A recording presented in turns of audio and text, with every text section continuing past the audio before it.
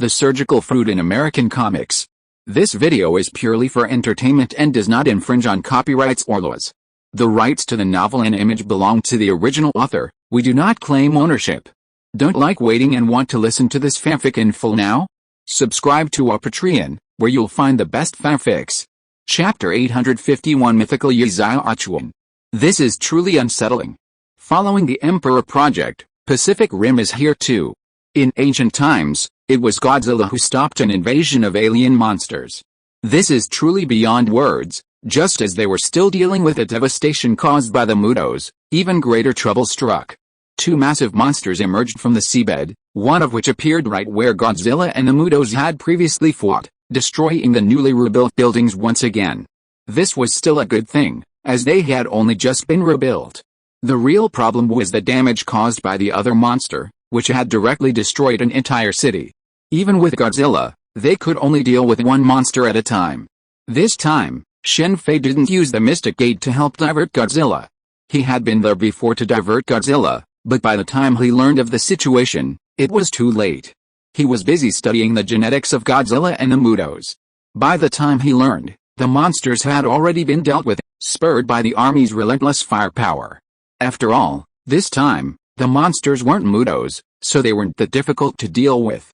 However, after the monster's death, the flow of its blood caused considerable trouble, as its blood was poisonous. Is this the breakthrough point?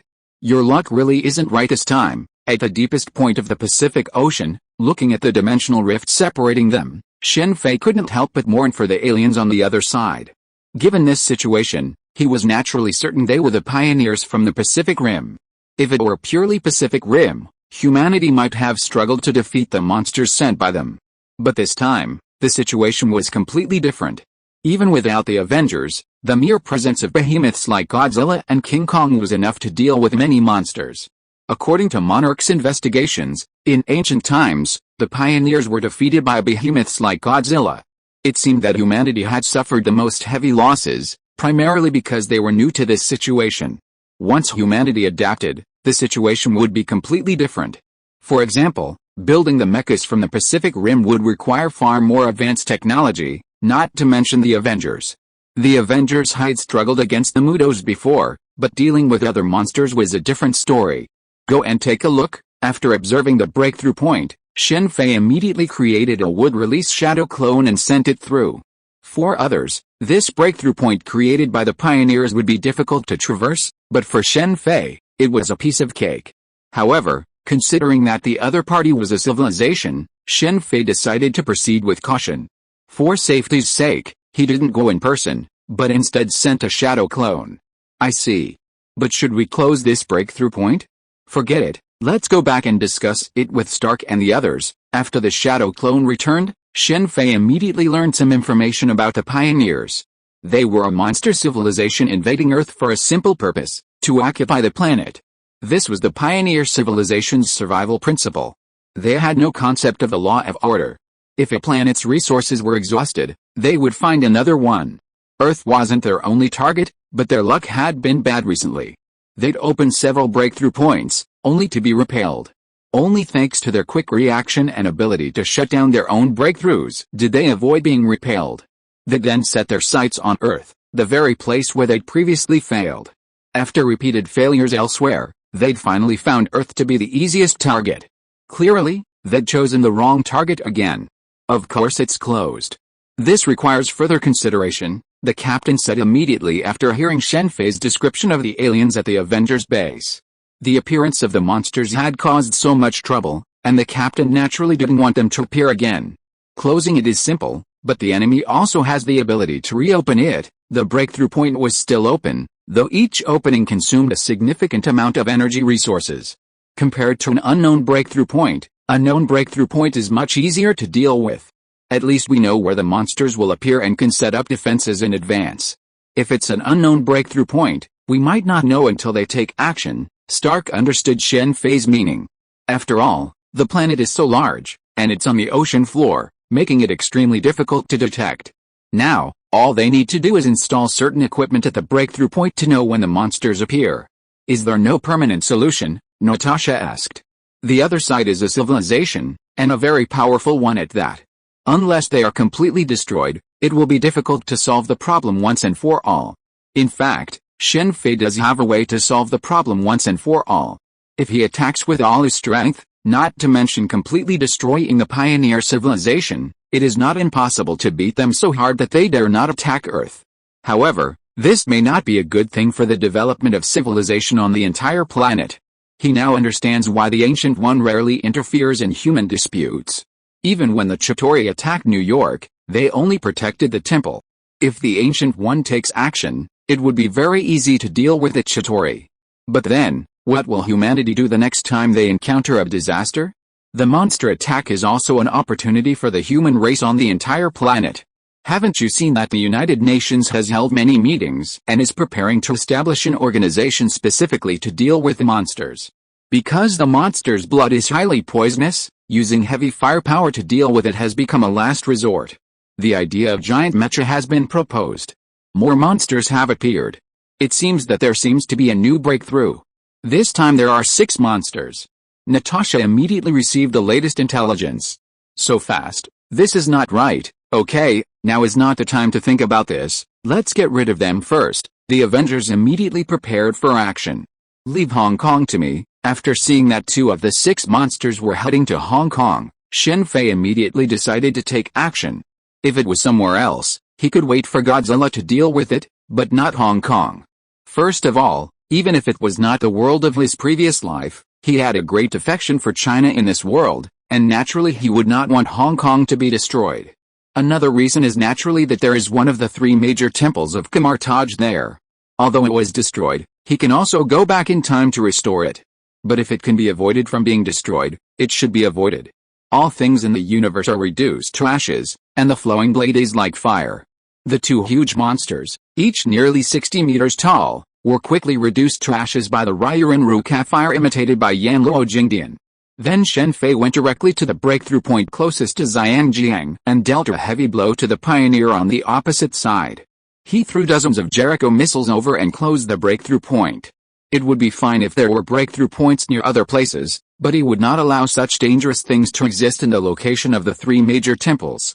You mean, someone helped the monsters open the breakthrough point? Yes, if nothing unexpected happens, it should be Aishido Roriko and the others. These guys are crazy. After dealing with the 6 monsters, Shen Fei got the latest news from Ryako's sister, and then he understood why the monsters appeared so quickly this time. It turned out that there was an internal thief. These people really don't want to close the breakthrough point, but this guy Fury really knows how to take advantage of the opportunity. He actually got it. It turns out Shen Fei wasn't the only one who didn't want to close the breakthrough point.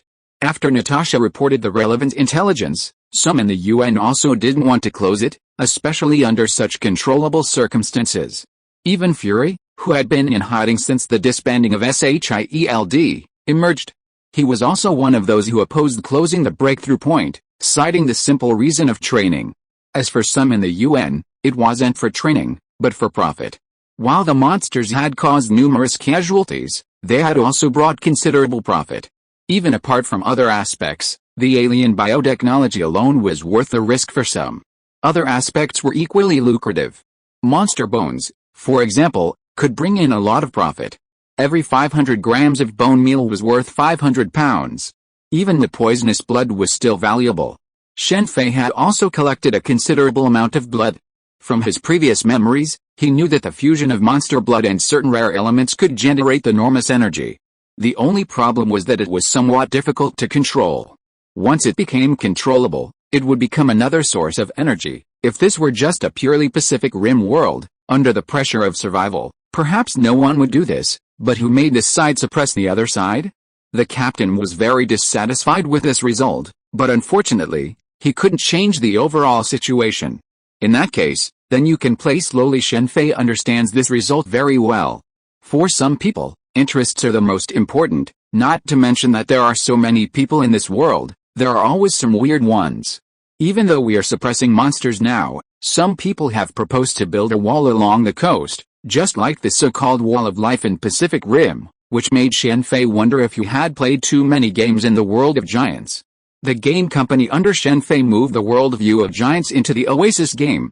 Even though he has obtained more advanced virtual reality games from Sword Art Online, He has not brought it to marvel. This may seem like a very ridiculous theory, but if you know the identity of the person who made such a proposal, you probably won't find it strange. Because the person who made this proposal is a federation of construction companies, so the purpose can be imagined, for profit. Think about it, if you really want to build a wall along the coast, the benefits involved will definitely make some people jealous and want to kill people. In addition to the isolation wall, because of the appearance of giant beasts and monsters, the giant beast sect and the monster sect that worship giant beasts and monsters have appeared one after another. Although the two sects are as hostile as water and fire, their philosophies are very similar, that is, giant beasts or monsters are the masters of this world, and humans should return the world to them. The appearance of these two sects made Shen Fei burst into laughter. If they really worshipped them so much, why didn't anyone go to worship them no matter when giant beasts or monsters appeared, but instead they fled desperately? If you really want to live a primitive life, there are still many places in the world where people can live this kind of life, but in the end, not many people are willing to go. When these people should take action, they keep hesitating and have to wait for them to make trouble. It really makes people speechless. Forget about a behemoth cult. After all, this world has no shortage of people who are extremely protective of the environment. But the monster cult, as expected, there must be monster traders such as S.H.I.E.L.D or Raccoon who are causing trouble, but in the end, no one has taken action against them. Shen Fei was very speechless about these so-called monster traders. The pioneers were the thinking of the Zerg hive. He didn't think they would accept the surrender of humans. Even if they did, they would be assimilated into the thinking. If it weren't for the fact that the pioneers were very different from the Zerg in terms of appearance and civilization, he would have thought they were Zerg. Forget it, just leave these people alone. I'd better continue to act. Shen Fei had no interest in the new industries formed by the emergence of monsters. Compared with Thanos' current annihilation of half of the life in the universe, these were small problems. Shenyang City, is it the Qin dynasty again? Shen Fei stood in front of an ancient city gate, looking at the Qin seal on the city wall in front of him, and couldn't help muttering in his heart, but he couldn't confirm the specific situation. After all, Shenyang City has existed for quite a long time. There are actually no people entering or leaving the city gate. It was noon at this time, and the city gates were wide open, but there were no soldiers guarding the gates. Instead, inside the city gates, there was a group of people in luxurious clothes, who were obviously dignitaries, gathered together, as if they were anxiously waiting for something. These people naturally saw Shen Fei, but did not react in any special way. Just as he was about to go over to ask Shen Fei, he suddenly heard a burst of violent horse hooves behind him. He turned his head and saw about 100 cavalrymen rushing towards him in the distance. The King of Han is here, why don't you kneel down to greet him? After these cavalrymen approached the city gates, they immediately slowed down. From their uniform movements, it can be seen that this is a well-trained cavalry. King of Han. Just when Shen Fei was wondering who the King of Han was, the group of people in luxurious clothes inside the city gate, led by a young man, hurried out and knelt on both sides of the city gate. How dare you disrespect the King of Han? After this group of people knelt down, Shen Fei, the only one who did not kneel, became unusually conspicuous. Immediately, one of the cavalrymen roared, drew his bow and shot an arrow at Shen Fei's throat. Such speed and power, it seems to be just an ordinary world. Using his right index finger and middle finger to pinch the arrow shot at him, Shen Fei probably guessed the situation in this world. After all, even such cavalry could only be at this level. Who is the King of Han? Shen Fei ignored the cavalryman in front of him, but looked at the young man kneeling in front and asked. King of Han Liu Ji is the king appointed by the Prince's Alliance, the young man replied immediately after a moment of silence. Who are you? Shen Fei casually asked about the young man's identity. I am Ying Ziying, the young man replied. Ying Ziying, King of Han Liu Ji, I see. The identity of the young man, as well as Liu Ji, the King of Han, made Shen Fei immediately guess what the current situation was. If nothing unexpected happened, it should be when Ying Ziying offered Shenyang City. At this time, the Qin dynasty was about to collapse and entered the final countdown. Chapter 852 Dragon Emperor. How dare you? You're courting death? Just as Shen Fei was lost in thought, the leader of the cavalry grew impatient. He took the bow and arrows hung from his horse, drew his bow, and aimed at Shen Fei. You're so annoying. Shen Fei, interrupted in his thoughts, turned cold. He casually flung the sharp arrow he had caught with his right hand. The arrow pierced the cavalry leader's neck directly, but did not stop. Instead, it continued to gallop forward, piercing through the cavalryman behind him. After flying over 100 meters, it fell powerlessly to the ground. Because of their high speed, it took a long time before, starting with the cavalry leader, 10 of them fell to the ground in unison. This sudden change immediately changed the expressions of the other cavalrymen. General Fan, the cavalrymen on both sides of the cavalry leader, saw their leader fall to the ground and immediately jumped off their horses to check on him. He killed General Fan. Upon discovering their leader's death, the cavalryman glared fiercely at Shen Fei before leaping onto his horse. The remaining cavalrymen immediately brandished their weapons, frightening Ying Xiang and the others who had fallen to their knees and sending them scurrying back in panic. General Fan Kui? My apologies for coming. Just as the cavalrymen were about to charge, a 6-barreled Gatling gun suddenly materialized in Shen Fei's hands. Although the brief time allowed him to unravel how to navigate this world, having arrived, he naturally needed to make changes. First and foremost, he had to preserve the Qin Empire. The Qin and Sui dynasties hadn't had any faults in their systems, their only fault was their impatience and lack of repression, which had backfired. But now that he had arrived, the so-called nobles of the 6 kingdoms could forget their hopes of regaining their former glory. Since this was an ordinary world, Shen Fei naturally had no such reservations. Amidst the flames of the Gatling gun, the cavalrymen preparing to charge were ripped apart by the rapidity of their limbs. In the blink of an eye, not a single man or horse remained standing before Shen Fei. The gap between the times meant that this well-trained and formidable cavalry was annihilated without a single resistance. Such a scene frightened Ying Xiang and the others to the side, leaving them pale and many vomiting. Some of them had seen dead bodies before, but this was their first time seeing such a scene. Especially after Shen Fei's gaze turned towards them, fearing the same thing would happen to them, many collapsed to the ground in fear, some even suffering from bruises on their lower bodies. Your name is Ying Xiang. Tell me about the current situation in the world. Shen Fei frowned slightly at the scene caused by the Gatling gun, but then dismissed it. He gently waved Ying Xiang over, signaling him to come. Xiang greets the immortal. With a single wave of his hand, he annihilated a squadron of elite cavalry, leading Ying Xiang to mistake Shen Fei for an immortal. Shen Fei offered no explanation. After all, explaining the matter clearly was extremely difficult, and even if he did, Ying Xiang might not understand. It would be easier to just let it go. The world is in turmoil again. Ying Xiang quickly outlined the current situation. His face was filled with grief. The once great Qin Empire had been utterly defeated by the second emperor in just a few years, leaving them unable to muster even a single troop. Otherwise, he wouldn't have considered surrendering to the King of Han. Please, immortal, save the Qin Empire. Ying Xiang knelt on the ground, begging Shen Fei for help. We'll talk about this later. You said you didn't kill Zhao Gao, my lord. Zhao Gao disappeared a long time ago. This Zhao Gao here seems quite clever. Alright, go back and stabilize the situation. Don't worry, with me here, Xiangyang will be safe. Shen Fei didn't respond directly to Ying Xiang's pleas. Even if he saved the Qin dynasty, it would no longer be the Qin dynasty of the Ying family. He saw the ambition in Ying Xiang's eyes clearly. Able to eliminate Hu Hai and Zhao Gao, Ying Xiang was certainly not as harmless as he appeared. He naturally had his own ambitions, but he probably didn't expect Xiang Yu to kill him in the end. From the perspective of his time, Ying Xiang was indeed a qualified emperor, but that was only for his time. If he really needed support, there were people on his side who would have done a better job than Xiang. That was the difference in time, and Ying Xiang's intelligence was no match. Ying Xiang was indeed quite capable and knew how to leverage situations. Word quickly spread throughout Shenyang that an immortal had appeared to aid the Qin Empire, temporarily stabilizing the already panicked city.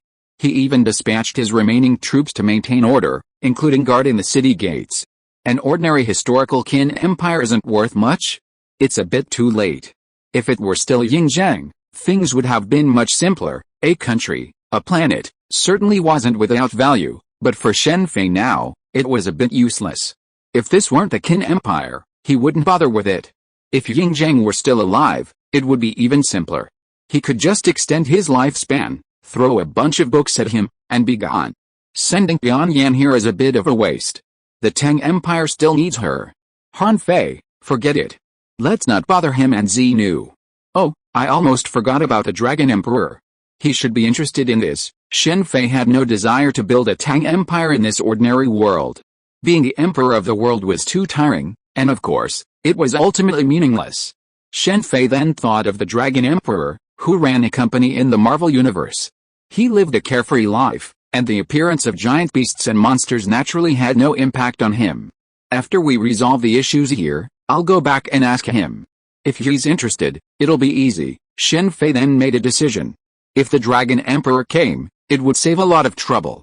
With his experience of modern society and his own strength, the Qin dynasty in this world could definitely plant a black dragon flag all over the planet.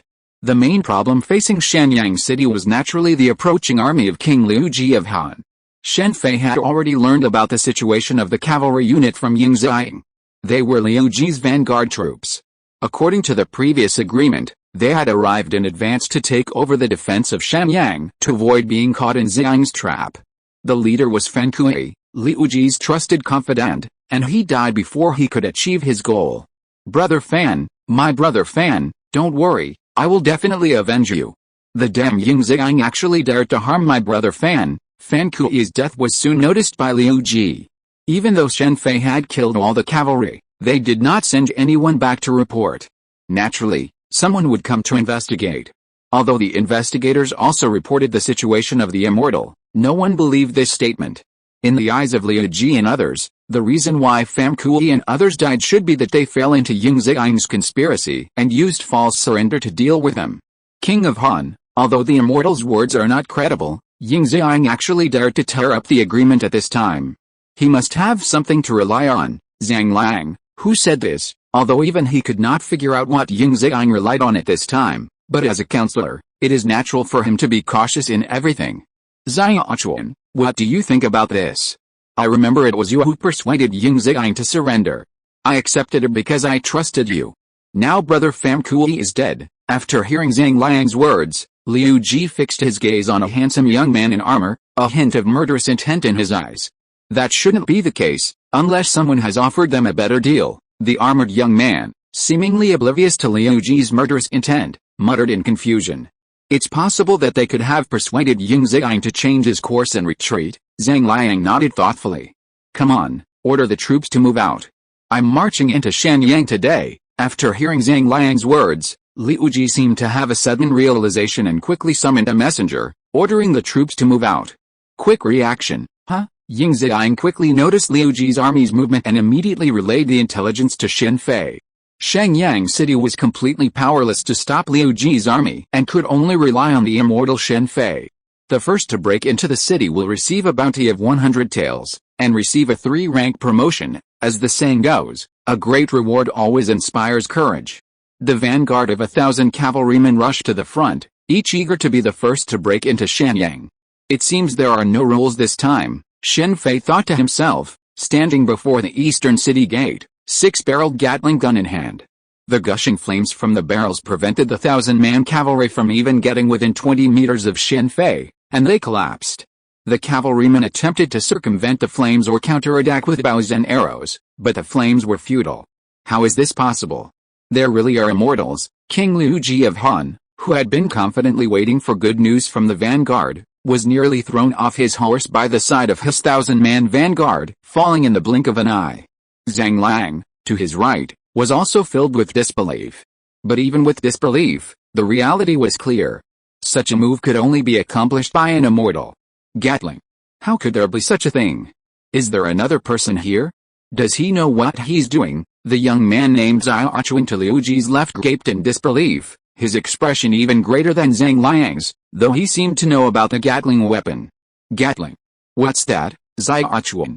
Are you hiding something from me at this very moment? Liu Ji demanded, immediately after hearing the young man's words. Just as the young man was about to say something, Liu Ji's body suddenly trembled, and a gaping hole appeared in his chest. Liu Ji only had time to glance down at the wound before he fell from his horse. Even the best armor he wore was useless. King of Han, Liu Ji's fall startled the generals around him. Their lives, wealth, and prosperity depended on Liu Ji, the king of Han. If he fell, their future would be in jeopardy. After all, the various feudal lords had almost been enfeoffed. It's a sniper rifle. Get down. The young man named Zhao reacted immediately, leaping from his horse and sprawling on the ground. The others stared at him in confusion, and several more men were met with gaping holes in their chests. Yi Zhao, what the hell is going on? Zhang Lang, one of the few men lying prone, roared angrily at the young man named Zhao after seeing the king of Han and many other generals fall inexplicably. I don't know either. Weapons like that shouldn't be around. Even as they spoke, the falling continued. With so many generals sniped and the news of the king of Han's death spread, panic erupted throughout the army. Soldiers began to flee in panic, fearing they would be killed by some unexplained attack. Some even cried out that it was a punishment from an immortal, further lowering morale and prompting even more soldiers to flee. It seems I'm a very qualified sniper. Shen Fei couldn't help but laugh as he watched the army in front of him being scattered by his sniper rifle. In fact, this was natural. With a scope that far surpassed ordinary telescopes and the aiming power of observation haki, if the aiming was still inaccurate, it was the people's fault. Now was the chaotic period of the late Qin dynasty, and the number of personnel had been greatly reduced. Shen Fei didn't want to kill more people, so he had to use a decapitation tactic. Since he didn't know who Liu Ji was, he naturally eliminated the group of people who were obviously the leader. Shout out, tell them to lay down their weapons, raise their hands, squat down and surrender, and the immortal will forgive them. It must be said that the title of immortal was very useful. Soon, a large number of people squatted on the ground with their hands raised and surrendered. Even though there were only a few people guarding them, no one dared to resist. That's almost done. Next, it's time to talk to the Dragon Emperor. Do you know what you've done? Do you know who you've killed? You're changing history. Just as Shen Fei was thinking about returning to the Dragon Emperor, a sudden, furious roar echoed from the side. A handsome young man in gleaming silver armor rushed over with a furious expression. His martial arts skills appeared impressive, and the guards around him were no match for him. Changing history? Who are you? The newcomer's words immediately piqued Shen Fei's curiosity. Someone who could claim to change history in this era could only possibly be from this era, not from this era. I'm Yi Zhao. Do you know the chaos you're causing, Yi Zhao? Ha ha ha ha ha. Upon hearing the newcomer's name, Shen Fei froze for a moment before bursting into uncontrollable laughter. He hadn't been sure what world this was, but now he was certain. Yi Zhao, the renowned double-faced person, the disgrace of time travelers. You, Just as Yi Zhao pointed his finger at Shen Fei and was about to continue, a cold light flashed, and Yi Zhao didn't say the next word. Instead, he hugged his right arm and cried out in pain. You change history. Who do you think you are? Shen Fei, wielding a long spear in his right hand, looked coldly at Yi Zhao, whose right forearm he had severed. Now that he had seen the real person, he naturally had to treat him well. You are very talkative, aren't you? Keep talking. As he spoke, Shen Fei swung the long spear in his hand again, this time piercing Yi Zhao's right eye directly. Few people could make Shen Fei so angry, but Yi Zhao before him was definitely one of them. Unfortunately, Yi Zhao had no way to answer his question now, and could only cry out in pain. Chapter 853 The Rabbit That Eats the Tiger, Part 1. I've never seen such a disgusting person. Shen Fei's eyes were unusually cold as he watched Yi Zhao roar in pain. He'd almost lost control and struck him dead earlier, but realizing that such a death would be too easy for him, he suppressed the murderous intent. Having traveled through many worlds, Shen Fei had seen his fair share of villains, including pure villains like Suneo to Canada. But he had never seen anyone as disgusting as Yi Zhao. What a time traveler wants varies from person to person. Some seek supremacy, some a crystal palace, some a place above everyone else. All of that is perfectly fine, it's their choice. But Yi Zhao was disgustingly disgusting. He had never seen anyone so hypocritical. The same thing, if done by others, would be changing history, but if he did it, it wouldn't be changing history. And there were some truly terrifying implications. So, during his 2,000 years of life, after consuming the elixir of immortality, had Yi Zhao proactively promoted events like the Five Barbarians Rebellion to preserve his so-called history? This was what Shen Fei found most disgusting about Yi Zhao. Just by watching him frantically lick Liu Ji, he could already imagine something. The mere thought of this possibility made him determined not to let Yi Zhao die so easily. Get a doctor to see him. Don't let him die so easily. Then, hang him on the city wall." Watching Yi Xiaochuan's blood pouring from his severed arm, Shen Fei immediately ordered the Shenyang officials nearby. With a flick of his right hand, he snatched the tiger-shaped pendant from Yi Xiaochuan's body. "Give it back to me." The tiger pendant seemed incredibly valuable to Yi Xiaochuan. He had been screaming in agony, but upon realizing it had been snatched away, he immediately tried to reclaim it. However, Shen Fei met his gaze with his long spear, which this time severed all 5 fingers of his left hand. "Behave yourself. How dare you disrespect an immortal?" At this point, the surrounding Qinjiao failures finally reacted, and 2 men quickly rushed out to subdue Yi Xiaochuan. Is this the treasure he used to travel through time? It looks like just an ordinary pendant. Is it because it's already been used? Shen Fei was intrigued by the treasure that could allow Yi Xiaochuan and Go Yao to travel through time for 2,000 years. He had originally thought that this world would hold no interest for him, but now it seemed there were still 1 or 2, such as the Xiangxing, the elixir of immortality. There's a special energy within their bodies. Is that what grants them immortality? Xiangxing, I'd go check it out. Through the power of the Operation Fruit, Shen Fei discovered a special energy within Yi Xiaochuan's blood. He likes Princess Yashu. Free love is truly disgusting. If he truly loved Princess Yashu, wouldn't it be simpler to overthrow the Qin dynasty and seize her? But what Yi Xiaochuan did? Thinking about Lu Su and Xianwei, his so-called love was somewhat ridiculous. Who was Princess Yashu? She was Qin Shi Huang's concubine, and he was just a third party. And he had the nerve to call it love. This guy actually showed up in front of me and revealed his true identity. It's truly speechless. Shen Fei couldn't fathom some of Yi Xiaochuan's actions. For example, he was clearly helping Liu Ji, yet he dared to appear before him openly. They were enemies. So how could he really expect to avoid being killed? In fact, if he had escaped, Shen Fei wouldn't have known who he was, and wouldn't even know what was happening in this world, because he was already planning to return and call the Dragon Emperor. It's no wonder Shen Fei couldn't understand. Yi Xiaochuan had never suffered a loss. In modern society, he'd be a wealthy second generation, and even in this era, through a series of coincidences, he'd never suffered any hardship, even becoming part of the Meng family and holding a high position. He was an extremely selfish and self-centered person, believing that the world should revolve around him and that kindness from others was his due, something he deserved.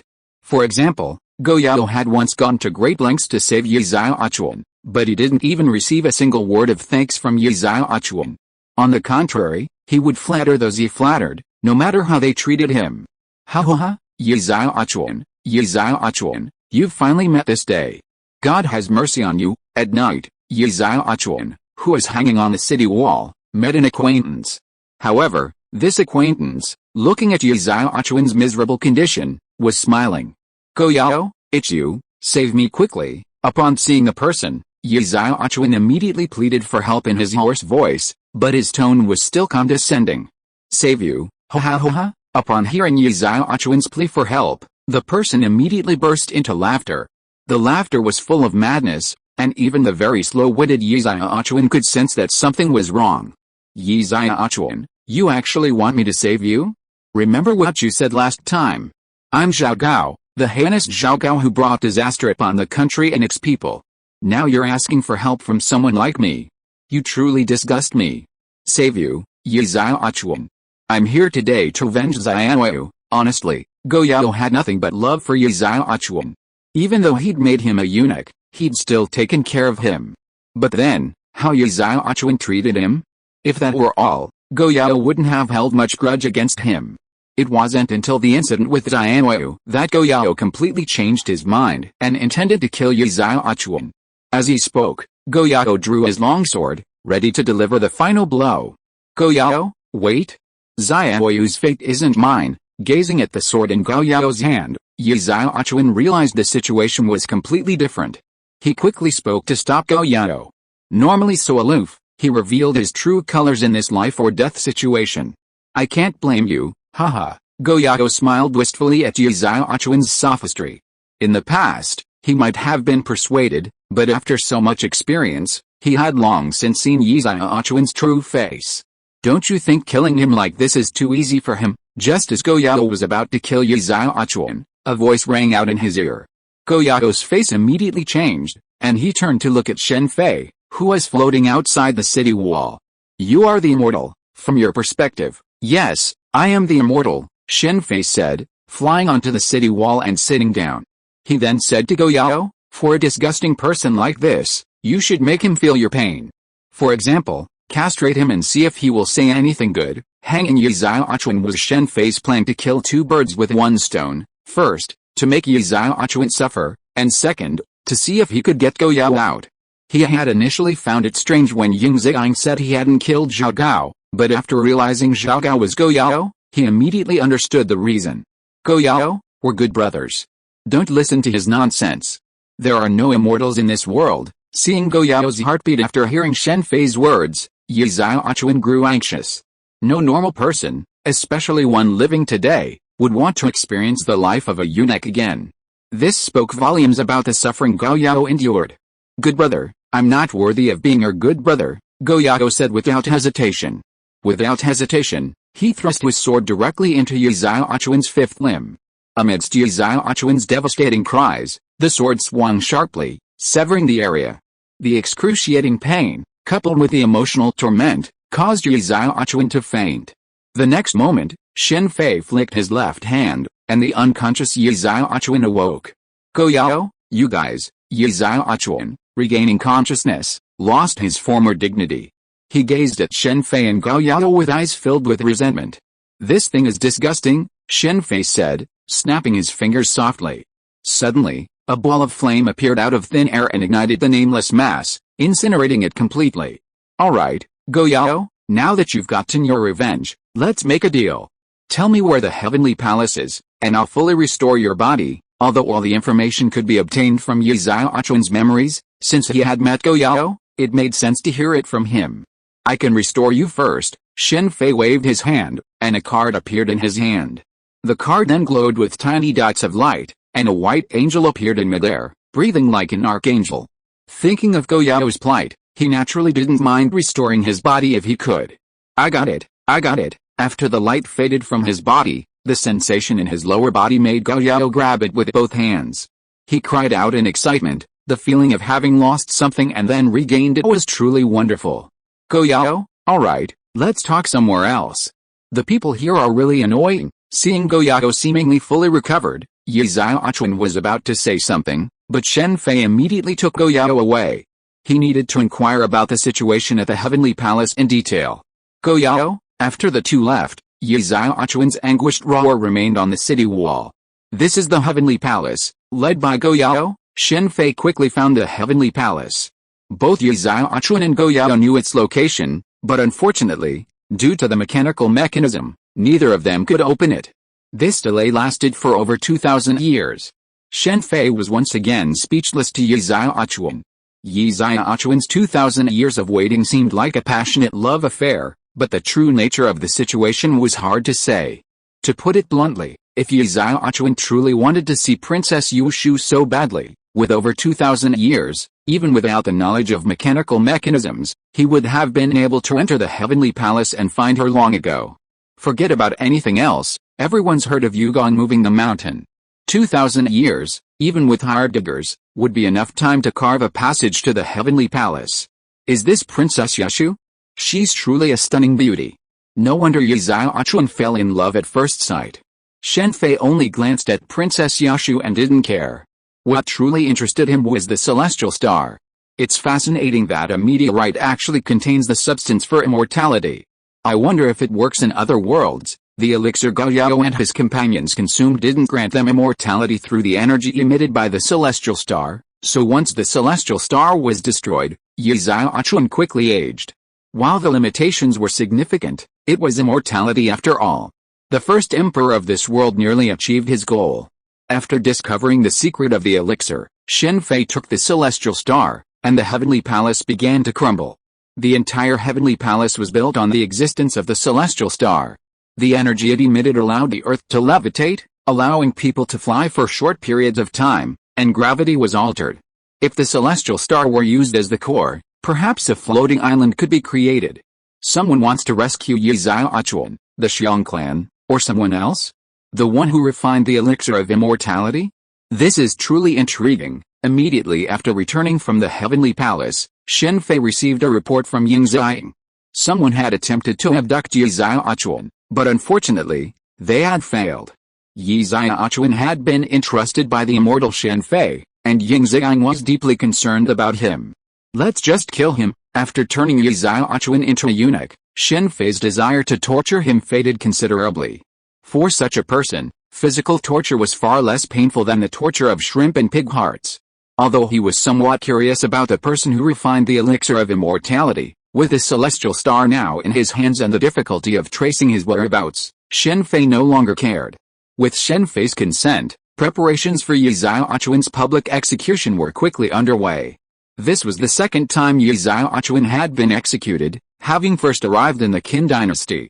Yi Xiaochuan, do you think anyone will come to save you this time? Go Yao was overseeing the execution. Yi Xiaochuan, perhaps realizing Go Yao was no longer the same, and now that he'd been castrated, didn't plead with him.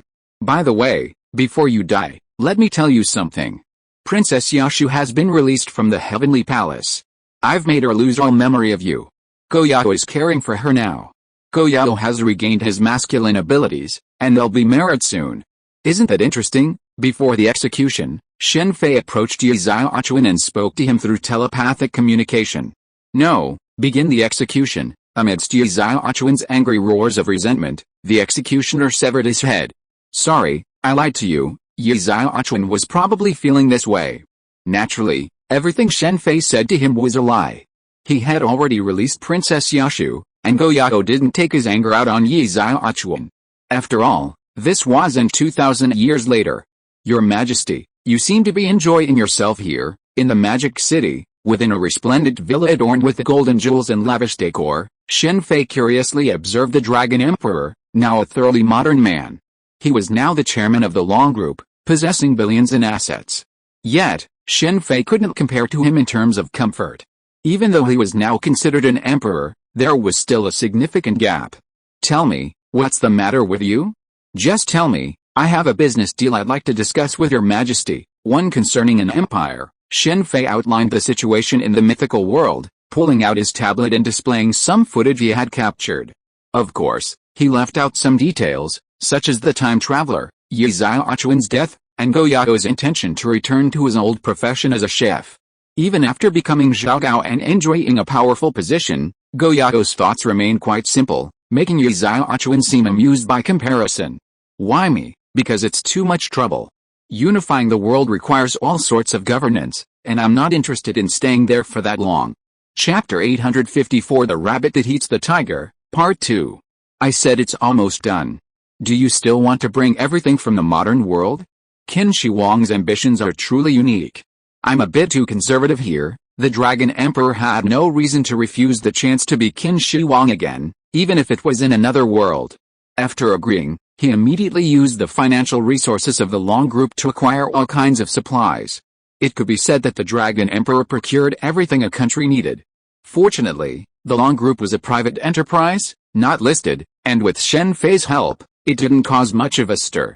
Comparing the Dragon Emperor's planned shipment to the Tang dynasty, Shen Fei realized that what he brought was nothing. With what he brought, the country could enter the industrial age in perhaps 10 or 20 years. Besides essential national supplies, food, seeds, books, and so on, the Dragon Emperor also brought a considerable number of production lines, including many modern weapons production lines. Even several simple satellites and the Dragon Group's supercomputer were taken. Combined with the weak AI they took, even a world 2,000 years old could have launched a satellite. Artificial intelligence isn't particularly rare in the Marvel Universe. Perhaps Stark's Jarvis and Shen Fei's Red Queen are rare, but less powerful AIs are a different story. Anyone with the money can create one, the difference being the level of capability. An immortal has resurrected the first emperor, Yingzhang. Rumors quickly spread throughout Shamyang. To justify the Dragon Emperor's appearance, Shen Fei and the Dragon Emperor staged a grand spectacle in Shamyang, using holographic projection to create the scene of an immortal resurrecting Yingzhang in midair, with a black dragon overlooking the city. While Shen Fei could have accomplished this himself, why would he resort to self-direction when technology could already do it? Just take your time and work your way through this world. After the drama ended, Shen Fei immediately left. The Dragon Emperor didn't need him telling him how to unify and rule the world. Where is this? The quantum realm has changed. Looking at the space he found himself in, Shen Fei was shocked. The events of the mythical world were just a sideshow for him. After bringing the Dragon Emperor there, he immediately began exploring the new world. However, what he didn't expect was that when he finally entered the new dimension, he found himself not in a new world, but still in the quantum realm. However, this quantum realm was vastly different from the one he had previously traversed. The biggest difference was the creatures within it. The quantum realm also had creatures. Previously, the creatures in the quantum realm were bizarre and varied, including some dangerous. But now, while the creatures in this quantum realm had a variety of forms, their overall appearance seemed to be different forms of the same creature. Then there was the environment. Previously, the quantum realm resembled a void, while now it seemed to be composed of the wreckage of countless buildings. 4 white thunders of the path of destruction. With a tentative thought, Shen Fei dispatched the nearest flying black monster with a single bolt of lightning. But then he regretted it, for the strike was like stirring up a hornet's nest. A swarm of various black monsters rushed towards him. This is too much? Path of Destruction, 99.5 Dragon Transformation. Shen Fei felt a little depressed as his vision was filled with black monsters. Then, with a wave of his right hand, 5 enormous dragons appeared before him, charging at the black monsters. While numerous, they were clearly weak, and the 5 dragon transformation quickly wiped them out. You're so ruthless. If you can't provoke me, why can't you just avoid me? Seeing more black monsters appear in the distance, including a significant number of those that were clearly different from the ordinary black monsters, Shen Fei immediately turned and fled. He had thought that with his current strength, he would no longer be afraid of the human wave, but now he had learned a lesson. His fearlessness of human waves also had its premise. There's no body after being killed. Is this a peculiar circumstance of this quantum realm? In previous quantum realms, Shen Fei had killed some creatures out of curiosity, but after a brief study, he gave up. These creatures could be brought out of the quantum realm, but once out, they were essentially just living creatures. The so-called dimensional invasions were actually many monsters emerging from the quantum sea. For example, the monsters the Guardians of the Galaxy were hired to fight by the Sovereign Empire were one of them. What a desolate place. After escaping the pursuit of the quantum realm monsters, Shen Fei continued onward. After an unknown amount of time, he finally found a world. Upon entering, he was surprised to find it seemingly uninhabited, surrounded by desolate land. Multiple shadow clone technique. To quickly determine the situation in this world, Shen Fei immediately created 4 shadow clones, sending them in 4 different directions to investigate the world's specifics. So there are humans. Soon, the shadow clones heading east received news that a human city had been discovered there. It was the only city he had discovered along the way, surrounded by a vast light curtain. The city is surrounded by a barrier, and it doesn't look dangerous outside. Receiving the memories transmitted by his shadow clone, Shen Fei was greatly surprised. Worlds like this, with only one city, were generally apocalyptic, like those in the Resident Evil movies. However, not only he, but even his shadow clone hadn't noticed any living creatures. Without knowing the situation here, I'd better not speculate. Let's go and take a look. Without knowing the world, Shen Fei put aside his speculation and immediately flew eastward. Such a large barrier. Is this world's technology advanced? Shen Fei had only seen a protective shield capable of covering a large city in Wakanda. As he spoke, Shen Fei walked to the edge of the barrier and began to test its strength, trying to find a way to enter without alerting those inside. As for directly destroying the barrier, without knowing the reason for its existence, that was naturally out of the question. Huh? This world isn't even a planet, and it has an edge. This is so strange. Just as Shen Fei was testing the golden barrier, his 3 other shadow clones began to relay their findings. They had been flying on their swords and had reached the edge of the world, a result that astonished Shen Fei. It's not a planet. What's with the sun? Never mind. Existence is the truth. After pondering it for a moment, Shen Fei immediately gave up on the cause and effect. What exactly was this world, and why did it exist?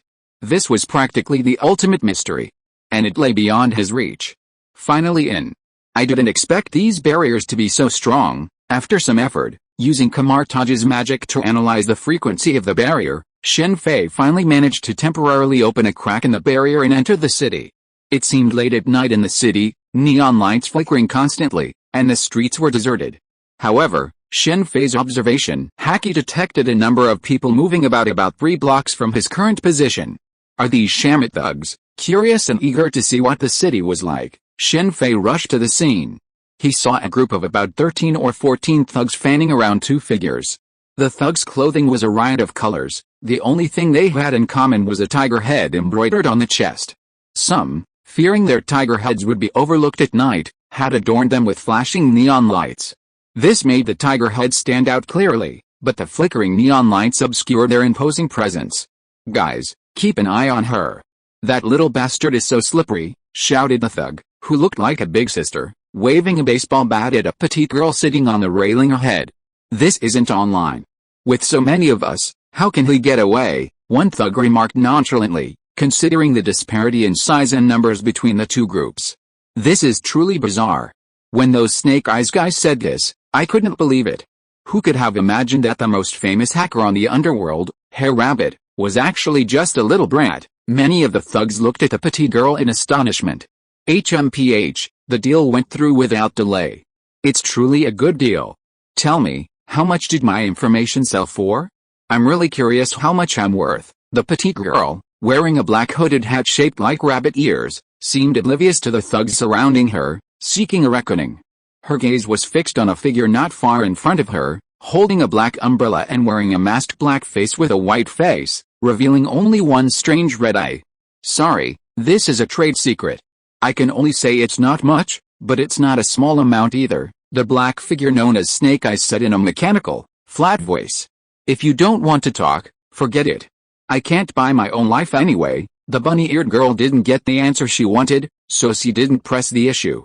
"Thank you for your understanding, Miss Brownie." HMPH, who understands you? "It's all because of the meat I've got today. You're all talking nonsense, aren't you? Snake Eyes, if you don't want to leave, then don't. Come on, I'll kill you all." The bunny-eared girl was interrupted before she could finish her words. At the voice of the leader, the thugs drew their weapons and prepared to attack. "I'm talking to you guys." The girl known as Brownie finally shifted her gaze from Snake Eyes to the thugs. "So, now you know you're wrong and want to beg for mercy? I'm telling you, it's too late." As Brownie spoke, the leader-like woman immediately waved her hand, signaling the thugs to stop. "That doesn't look like a plea for mercy at all. You're quite understanding, but this scene seems familiar." Shen Fei, watching from the sidelines, was speechless. Although the thugs were outnumbered, the attitude of the 2 opponents was enough to tell that they didn't take them seriously. "I told you guys to stop talking so loudly. It's hurting my ears," Brownie said, scratching his ear. Then he continued, "Tell me what you want from me. Talk nicely and slowly." "Got it, are you playing dumb?" one of the thugs shouted in dissatisfaction. "Did you, a little bastard, film that fight between our boss and the Texas sect and upload it to Vine?" The leader pointed at Brownie and shouted. "Oh, so it's you Tiger Head Gang members. But don't all the Tiger Head Gang members wear tigers embroidered on their bodies? How come you all turned into cats?" "I didn't recognize you," Brownie spoke calmly, but his tone almost made the thugs present jump. "You bastard," one of the thugs was dissatisfied and wanted to attack. "Hey, don't be angry, don't be angry." Looking at the gangster who was about to attack, Brownie waved his hand at him, and then continued, "Actually, I made that video for the good of the boss of your Tiger Head Gang. Understand, the teaching video of the Cyber Return to Truth Fist that your boss filmed before has been played for several months, and the number of views is only in the single digits. Look at the video I made for your boss. The number of views exceeded 100,000 in one night. Now your boss is famous. To be honest, shouldn't you settle my advertising fee first?" Brownie's words stunned the gangsters present. Without waiting for the gangsters to speak, Brownie continued, "Is your boss still in the hospital now? How is his health? Is he okay? Otherwise, I don't want the advertising fee. Use it as his medical expenses." "You are secretly filming, secretly shooting, maliciously editing, and spreading rumors," the leader of the gangsters shouted angrily after being stunned for a moment. This time, Brownie ignored the thugs. Instead, she turned her gaze to Snake Eyes in front of her and said, "You guys are having a great time watching the show? Haha, who knows? See you later, little bunny." "Bless you," Snake Eyes said, turning to leave. "Wait a minute, don't leave so quickly. Watch the show to the end," Brownie said, jumping down from the railing and walking straight towards the thugs. "Hey, big sister, is this okay? I heard she used to be in the Taksu sect." Seeing Brownie approach, some of the thugs seemed to be afraid. "What the hell? What's wrong with the Taksu sect? Besides, have you ever seen a tiger afraid of a rabbit? If you tell others about it, they'll laugh to death." The leader, however, was not afraid at all. "Haven't you seen a rabbit eat a tiger?" Brownie said, and a light began to flash from her hands. As the light shone, 2 automatic pistols appeared in her hands, which frightened the thugs present. However, Brownie had already launched his attack, firing rapidly from both guns. Instantly, several thugs fell, but they were not dead. The guns fired like electric currents, and the bodies of the fallen were constantly twitching. "Go, kill this little bastard." Seeing her men fall, the leading sister immediately led the charge towards Brownie. Judging from the speed she displayed, she really didn't look like an ordinary thug. She was worthy of being someone who dared to fight against a Taksu sect, Brownie, so this is the world. Chapter 855 The Rabbit That Eats the Tiger, and Brownie, Brownia, Collapse, World Bubble. The familiar face of the petite girl named Brownie, coupled with the familiar name of the Taksu sect, instantly confirmed to Shen Fei that this world was a collapsed one. It also made him understand why this world had an end, because strictly speaking, it wasn't a real world, just a world bubble. The power of the Herrscher of Reason? Even without the Herrscher core, Brownia possesses the power of the Herrscher of Reason. Knowing what kind of world this was, Shen Fei naturally knew what Brownie's abilities were. Even using grenades, these thugs are really pitiful. Although some of the thugs were significantly stronger than the average thug, facing Brownie's weapons that appeared out of thin air and her agile movements, they all fell to the ground, twitching, without even a scratch. Brownie used only electric shock weapons, including the grenade he had thrown earlier. Snake Eyes group is really fast. Forget it, time's almost up. After defeating the thugs, Brownie looked around and saw Snake Eyes had disappeared. He looked a little annoyed. He ignored the thugs and quickly moved to the side. Under the night sky, a blue figure flashed nimbly across the city. Then, in a secluded corner, it mounted a sleek blue motorcycle, transforming into a streak of blue light as it sped off into the distance. Sure enough, even ducks can't handle motorcycles. Watching Brownie on his motorcycle, Shen Fei immediately prepared to fly after him, but a voice from the side paused. Magical Girl Terrari Collaboration, the new generation of optical camouflage wings is now on sale. Magical Girl Terrari, Invisible, Take Off, and Get You. A commercial began playing on a large screen nearby. It featured Teresa, dressed in a magical girl costume, advertising a product. "If I bring this to Teresa at St. Freya's Academy, it'll surely be quite interesting." After enjoying the Magical Girl Terrari's performance, Shen Fei suddenly had this thought. Since he had come to this world of collapse, he must definitely visit the world of collapse and bump. This was just a bubble world, so he certainly wouldn't stay here for long.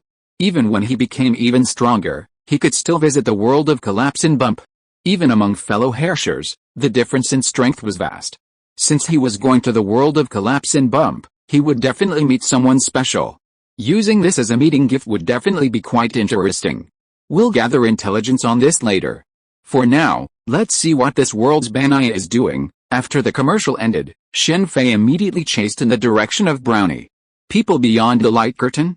It's fine if they don't show up, but now 2 of them have appeared. This is truly interesting. Unbeknownst to Shen Fei, as he flew after Brownie, a slender figure in a maid's outfit in a dimly lit room suddenly smiled meaningfully at the flying Shen Fei on the large screen in front of them. As she muttered to herself, the image on the screen suddenly split into 2, one showing Shen Fei flying on his sword, the other a figure clad in black armor, his body bathed in electric light. Although Shen Fei knew this city was technologically advanced, he clearly hadn't fully grasped its level of advancement. Even though he deliberately avoided some cameras, he still caught some people's attention. Shenzhen Science and Technology Industrial Park, despite being delayed by a commercial.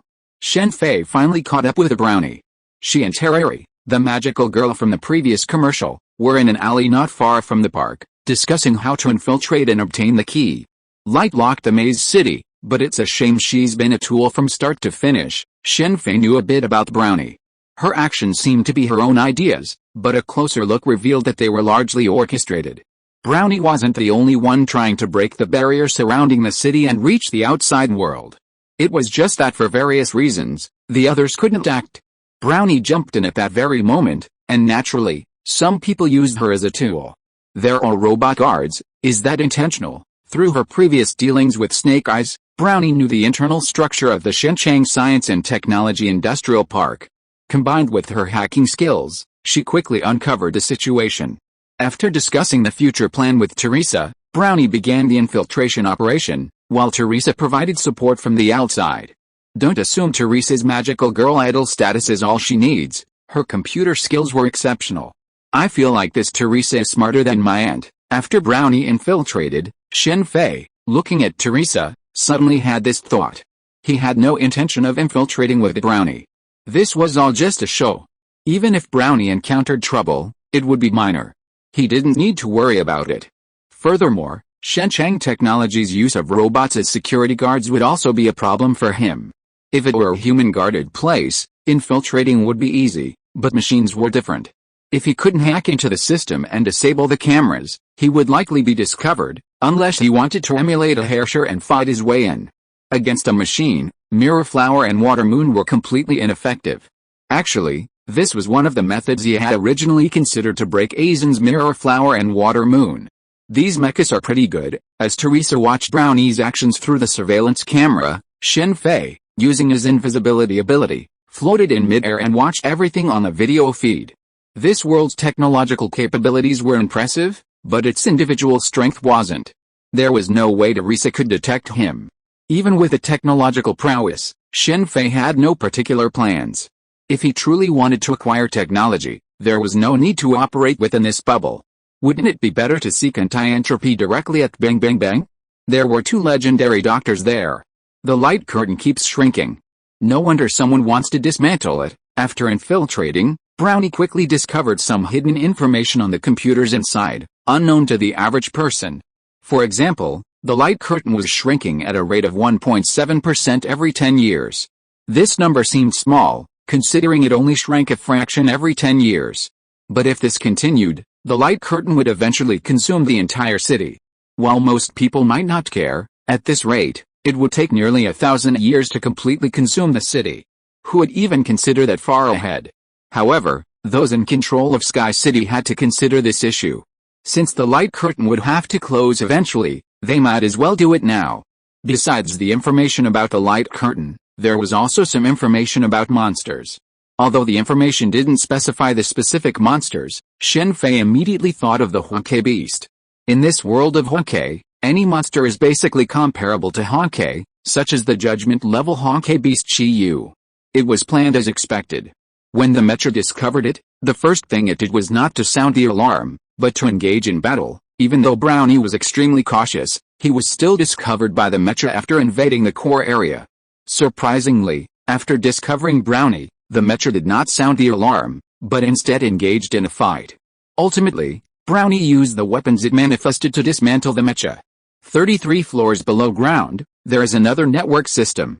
We can't provide support from here. Be careful. After Brownie finally discovered the hidden location of the key, Teresa immediately warned Brownie with concern. They should be about the same age, so why are you acting like a worried mother? This world's Teresa isn't an ant. While this world has Honkai beasts, it lacks destiny, meaning there's no first Herrscher. Naturally, Teresa isn't some synth or fusion warrior. After losing communication, Teresa stared anxiously at the computer in front of her, desperate to reconnect with Brownie. 10 minutes later, a sudden alarm blared throughout the Shenzhen Technology building. The patrolling mechas immediately went on alert, and the police department also swung into action. Brownie, seeing Shenzhen Technology under complete lockdown due to the alarm, Teresa repeatedly called out to Brownie into her headset. After a long moment, Brownie's voice finally reached her. Brownie, are you okay? This isn't the time to talk. I'll find you a safe route right away, Teresa said, preparing to control her computer, hoping to find a loophole within the now shocked Shenzhen Technology complex. No need. You'll be discovered if you keep going this way. Don't worry, I'm ready, Brownie said, about to disconnect, but just then, a strange voice suddenly interrupted the call. If you want to escape, I can help you. It was naturally Shen Fei who spoke. Even if he didn't intervene, Brownie would be fine, but since he had seen her and she was acting, he naturally didn't mind helping her this time. Who are you? Brownie's alarmed voice echoed through the headset. Ah, who are you? Teresa's scream echoed at the same time. Teresa, are you okay? If you dare to hurt Teresa, I won't let you go. Don't be so nervous, I just want to help you. Now, find a way to appear on the surface of Shen technology, anywhere, and I can naturally get you out. As for the rest, we can discuss it later. By the time he intervened, Shen Fei had already used the power of the Operation Fruit to cover the entire Shen Technology Industrial Park, but Brownie was probably somewhere underground, undetected. Okay, although Brownie had many questions and was worried about Teresa, she knew there was no point in saying anything now. The worst that could happen was handing over the key. Clearly, she considered Shen Fei someone who coveted the key. Don't be so nervous, Teresa. I'm here to help you. Look, I'm here. As Shen Fei spoke, a green leaf appeared in the palm of his right hand. He threw the leaf, and the next moment, Brownie appeared where the leaf had been. The sudden spatial shift made Brownie startled. Then, upon noticing Teresa, a submachine gun appeared in her hands, aiming at Shen Fei. Then, 2 drones appeared out of thin air behind Brownie. Hey, I'm helping you, Brownie. There's no need to be so nervous. Shen Fei spread his hands and took a few steps back, indicating that he would not approach the two. This is special teleportation. What's your relationship with that female ninja? Brownie continued to look at Shen Fei with a wary expression. Female ninja, I don't know her. Although Shen Fei had a rough idea of who Brownie was referring to, he didn't know her true identity, and that wasn't a lie. I think we should talk somewhere else. This place doesn't seem appropriate, with a large number of police officers arriving. Even though they were some distance from Shen Technology, there was no doubt they might be searching. Okay, Brownie thought for a moment before nodding in agreement. You're probably not from Sky City. If someone capable of teleportation were to appear in Sky City, I'd know. Are you from beyond the light curtain? Brownie asked immediately after they moved to another location. Brownie was incredibly intelligent, though of course, without intelligence, one wouldn't be a top hacker. Shen Fei's displayed abilities immediately led her to guess his origins. Of course, because they were so astonishing, Brownie, even though she was already certain, questioned him. Yes, I am from beyond the light curtain. There was no need to hide this, and Shen Fei nodded, confirming Brownie's suspicion. What's beyond the light curtain? Brownie demanded excitedly.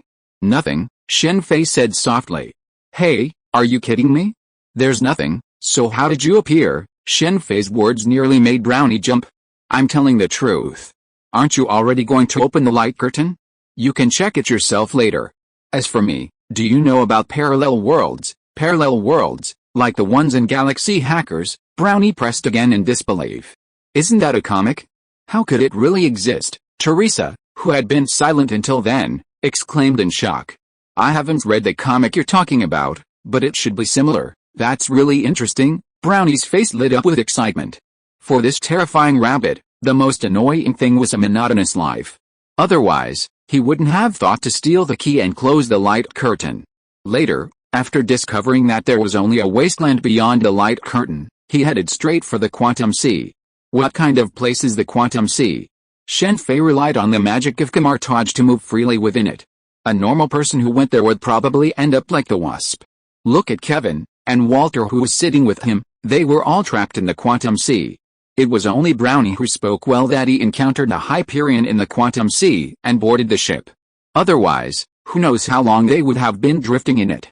It can only be said that they are worthy of being the rabbit that eats the tiger. They are so brave. If you're listening to this novel on a channel other than Fanfic World, it means they downloaded and uploaded it without effort. We cordially invite you to visit our channel, Mundo Fanfic Novelis.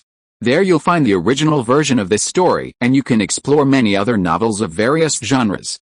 We're waiting for you to immerse yourself in a world of incredible novels. Chapter 856 Zitter, Part 1. Brownie, isn't it inappropriate to bring him here like this? At Brownie's house, as Shen Fei surveyed the surroundings, Teresa quietly pulled Brownie aside and whispered. Brownie had been very interested in the parallel world they'd mentioned earlier, but Teresa said it was too late and she had idle activities tomorrow, so she needed to go back and rest. Otherwise, it would be embarrassing to show up with dark circles under her eyes. Furthermore, Shen Fei lacked identification and money from this place, so Brownie suggested that he go back with her temporarily. She was living alone and had a spare room. After debuting in Sky City as the Hare Rabbit, Brownie moved out from Raven's place and lived with him. There were some things Brownie couldn't handle, especially since Raven didn't want Brownie involved in intelligence work, as most of Sky City's intelligence was monopolized by Snake Eyes. The remaining jobs were undoubtedly dangerous and unprofitable, but Brownie didn't care. She cared less about the money than the excitement, and what kind of excitement could compare to the parallel world? This world's technology is truly advanced. While Teresa pulled Brownie away for a quiet chat, Shen Fei entered Brownie's open-sided workroom. It was filled with a variety of machines and gadgets, with several monitors dotting the desks and walls. From the machines in the room, Shen Fei knew the technological level of this world was incredibly high, ostensibly even higher than that of the Marvel Universe. While the virtual screens Brownie and Teresa had used were owned by him, Stark, and S.H.I.E.L.D., who were they? Looking at Brownie and Teresa, while they weren't ordinary people, they weren't at the top of the world either. The fact that they possessed such technology meant that it was practically within reach of ordinary people. Galaxy Hacker, besides the machines, a cabinet on the other side held a variety of paper books and comics. At the very top of the pile was the book Galaxy Hacker that Brownie had mentioned earlier. The paper looked very old, but it was in excellent condition, showing how much Brownie treasured it. She looks a bit like Yae Kasumi. She was dressed in black armor, resembling the Yae Kasumi Shen Fei remembered, minus the fox ears, of course. I'm not a child. With Brownie's persuasion, Teresa finally let go of her worries and left. Before leaving, she still asked Brownie to contact her immediately if anything happened. Okay, now that no one's disturbing us, tell me about the parallel world. You're not resting? How can I sleep at this hour? Shen Fei's appearance made Brownie less concerned about one of the 3 keys she had so hard to obtain from Shen Chang technology. I really don't know what to say about this. How about this? Let me first explain to you what a parallel world is. There are roughly 2 types of parallel worlds. Since Brownie was so interested, Shen Fei thought for a moment and gave her some information, demonstrating it in the air with Kamar-Taj magic. So, I exist in other worlds, and you know me from other worlds. Not really, but I think I know you exist, and that Teresa, he knew about the world of collapse, of course, but that was all he knew. That's really interesting. How about a deal? Your goal is probably the same as that ninja's, the Sky City Light Barrier Core. I'll give it to you, and you'll take me to other worlds. Hearing that he existed in other worlds, and even different worlds, Brownie suddenly laughed. But his next word stunned Shen Fei. That's quite clever, but you're overthinking it a bit. It was impossible for Shen Fei to say he wasn't interested in Sky City's light barrier core. It could provide a city's protective shield, and it had lasted for hundreds of years. He even suspected that the light barrier might be the Herrscher core. But interest was one thing, not necessarily possession. He wasn't the type to grab every good thing he saw. Okay, although he didn't want the light barrier core, since Brownie wanted it that way, Shen Fei simply went along with her. It just so happened that he also wanted to meet Yae Kasumi, or the people behind her. It's a deal then. Upon hearing Shen Fei's agreement, Brownie excitedly pumped her fist. That's easy, but first, since you're in intelligence, give me an identity first. Also, some money. This shouldn't be too much of a challenge for a notorious hack rabbit like you. Even if Brownie were to obtain the light curtain core tomorrow, Shen Fei wouldn't leave immediately. He'd at least stay in this world and complete the communication space before leaving. No problem. Being a hack rabbit, Shen Fei quickly obtained an identity code and 100,000 in this world's currency. Even though the intelligence trading work performed by the hack rabbit was a low-paying job that Snake Eyes wouldn't do, it still made her a considerable amount of money. Take Su Sect, Shen Chang Technology, Snake Eyes, and Fu Hua are quite powerful in this world. The next day, after leaving Brownie, Shen Fei went to a coffee shop and looked at the power distribution map of Qiang City that Brownie had given him. Qiang City is ruled by 3 major factions, and beneath them lie dozens of gangs and organizations, large and small. Shen Fei naturally had no interest in these factions. He was only interested in Fu Hua of the Taixu sect. Even if she wasn't the red flying kite immortal in this world, he still wanted to meet her. Of course, if possible, bringing her to see Fu Hua would be incredibly interesting. Even if she wasn't particularly strong in this world, she would definitely thrive in the world of Bang Bang Bang. Even if Fu Hua in this world wasn't a fusion warrior, so what? The red flying kite immortal relied solely on the physical prowess of a fusion warrior. Did he even know what inch force opening heaven and take S.H.I.E.L.D were? Sir, your coffee. Just as Shen Fei was contemplating whether to go find Fu-Hui, a waiter arrived with his coffee. The unexpectedly pleasant voice caught his eye, and a surprising figure met his gaze. Rita, the person serving him the coffee, was none other than Rita, dressed in a maid outfit. Even in this world, she still wore a maid outfit. I didn't expect this gentleman to know me. This is a real honor for Rita. As she spoke, Rita sat down across from him in a very elegant manner. How could I not know the leader of Snake Eyes? The information provided by Brownie didn't mention the name of the leader of Snake Eyes, as she didn't know either, as this was a very secretive individual. However, considering that the leader of Shenchang Technology was Jackwall and that of Take-Su Sect was Fu-Hui, and adding his own memories, Shen Fei immediately confirmed that Rita was the leader of Snake Eyes. It would be very interesting if Kevin and Luchao knew that the S-rank Valkyrie of Destiny became the leader of the World Serpents. This thought suddenly popped up in Shen Fei's mind. Sir, you just arrived in Sky City, and you know Rita's identity. Your intelligence network really makes Rita admire you very much. Even after her identity was exposed, Rita still had an elegant smile on her face. I admire your intelligence network, too. And rightly so. After all, Snake Eyes has access to the entire city's intelligence. Rita's words made Shen Fei realize he'd been exposed, but he quickly let it go. Exposed, no big deal. I wonder what you think of Sky City, Rita whispered. I'll sit back and watch, Shen Fei said, his famous line. Without waiting for Rita to speak, he said, alright, there's no need for probing. Since you're the leader of Snake Eyes, how about a deal? What do you want? I'm interested in the city's technology. How about inking some information? For example, what lies beyond Sky City? Now that he'd met Rita, and she was the leader of this world's Snake Eyes, a deal was the perfect opportunity. He could gather this world's technology himself. While it wasn't impossible, it would be a bit cumbersome and might even lead to a fight. Brownie, with her skills, could do it, but Shen Fei didn't want her to do it. Rita, on the other hand, was different. Does this information also include information about your background? Rita asked softly. If you want to know, of course, his origins weren't difficult to explain. Then, what kind of technology do you need, sir? Whatever. I'm not very familiar with the state of this world, so you have the final say. He hadn't really paid much attention to Shen Fei, and it was only when he saw Rita that he thought of this. Then please enjoy your meal, sir, Rita said, standing up, bowing to Shen Fei, and leaving. Take-Su Sect, Ancient City Tower. This was the territory of Fu-Hui's Take-Su Sect. Of the three major factions, the Take-Su Sect was arguably both the strongest and the weakest, for the entire sect depended on Fu-Hui alone. The Take-Su Sect's primary members came from the lower classes of society, orphans, thugs, and the like. This showed that the Take-Su Sect wasn't particularly powerful, but it was still one of the three major factions in Xianqiang City, holding one of the three keys. This showed how powerful Fu-Hui was. Who is it? Someone, standing on the balcony of the ancient city tower, overlooking Fu-Hui below, suddenly turned and faced the right corridor. A figure appeared silently there. Greetings, Sect Master Fu-Hui. The visitor was naturally Shen Fei.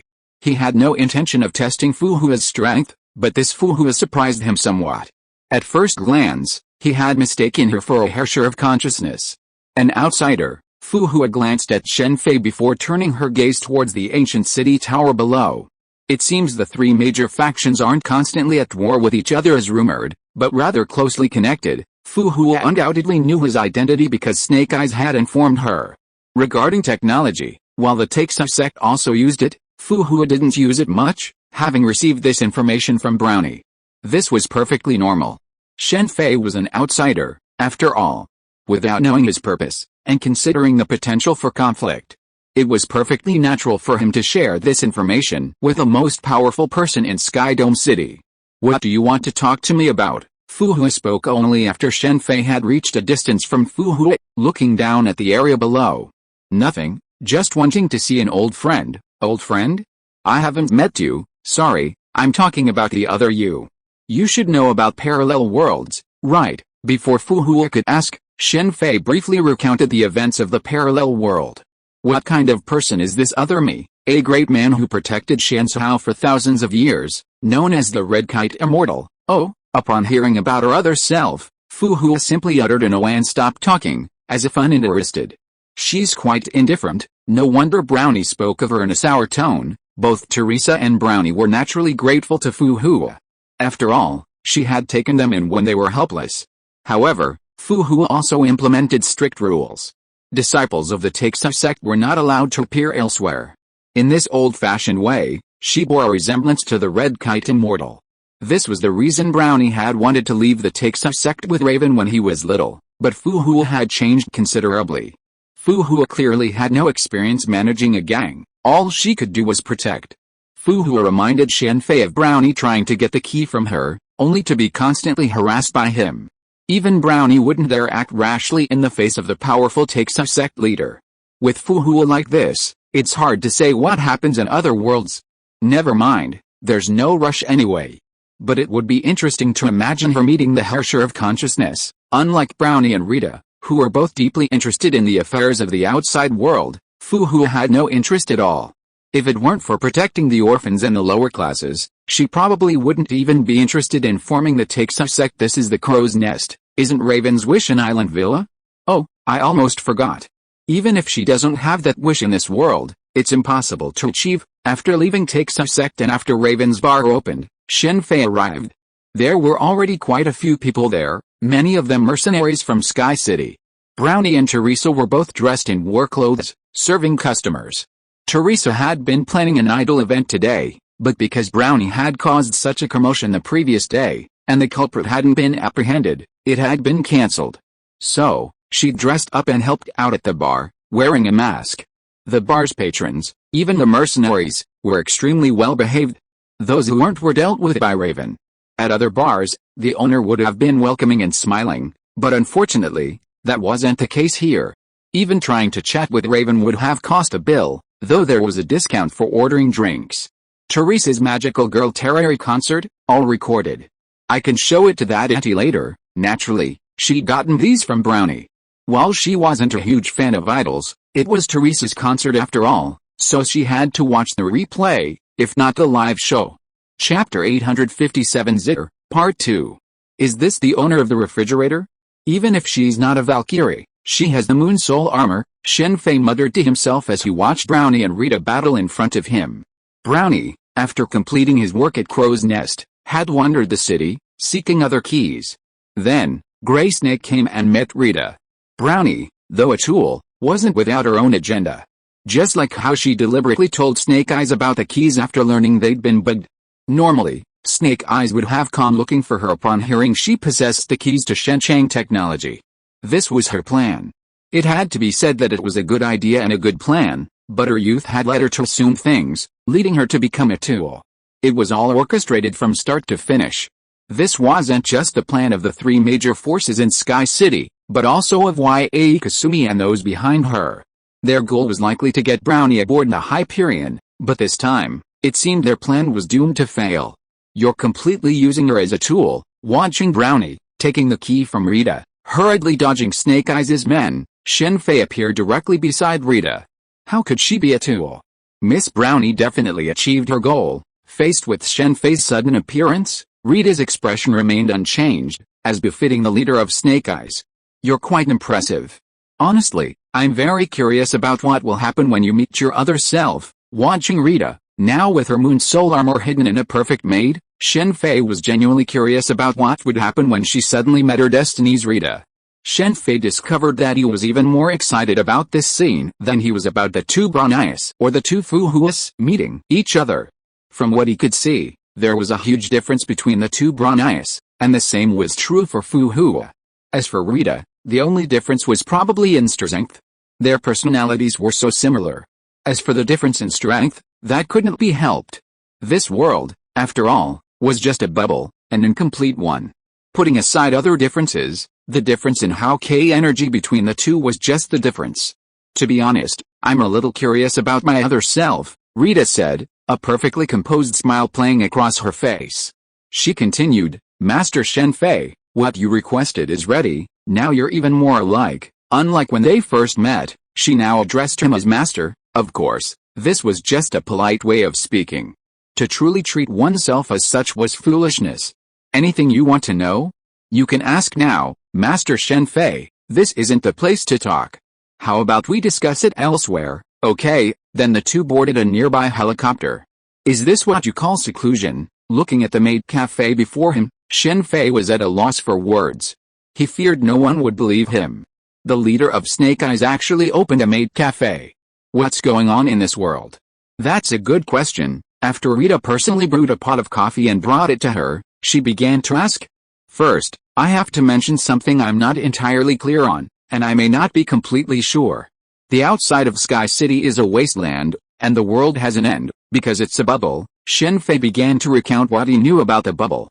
The bubble will disappear. Rita's brow furrowed at this, a first for her, but it was understandable. After all, this concerns the survival of this world. As a resident of this world, it's impossible not to be concerned, especially since she's the leader of Snake Eyes, one of the three major forces maintaining order in Sky City. I don't think you need to worry about this right now. While the bubble will disappear, unless there's a special reason, it'll take at least 1,000, or even 10,000 years. Your worry now is a bit unfounded. The demise of a world isn't so easy. What are the special circumstances? Even after Shen Fei's words, Rita remained concerned, considering he'd mentioned them earlier. Special circumstances refer to the involvement of Honkai.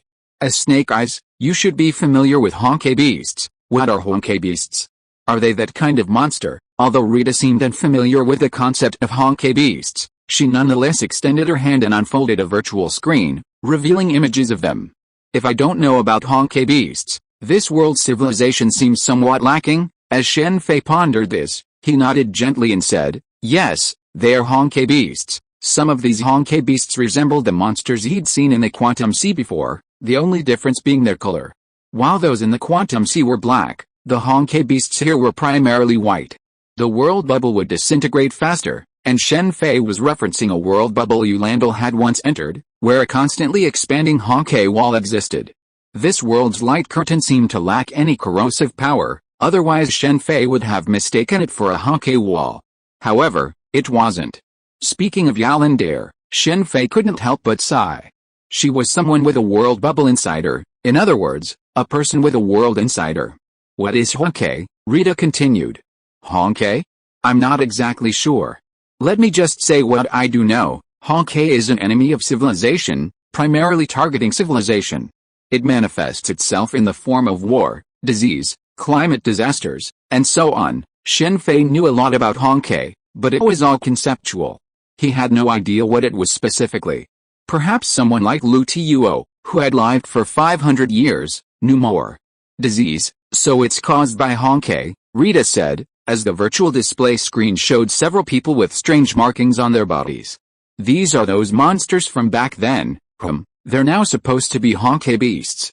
After they appeared, some people developed this condition, and in the end, no one survived. Back then, when monsters appeared within Sky City, the three major factions reacted quickly and eliminated them, preventing further panic.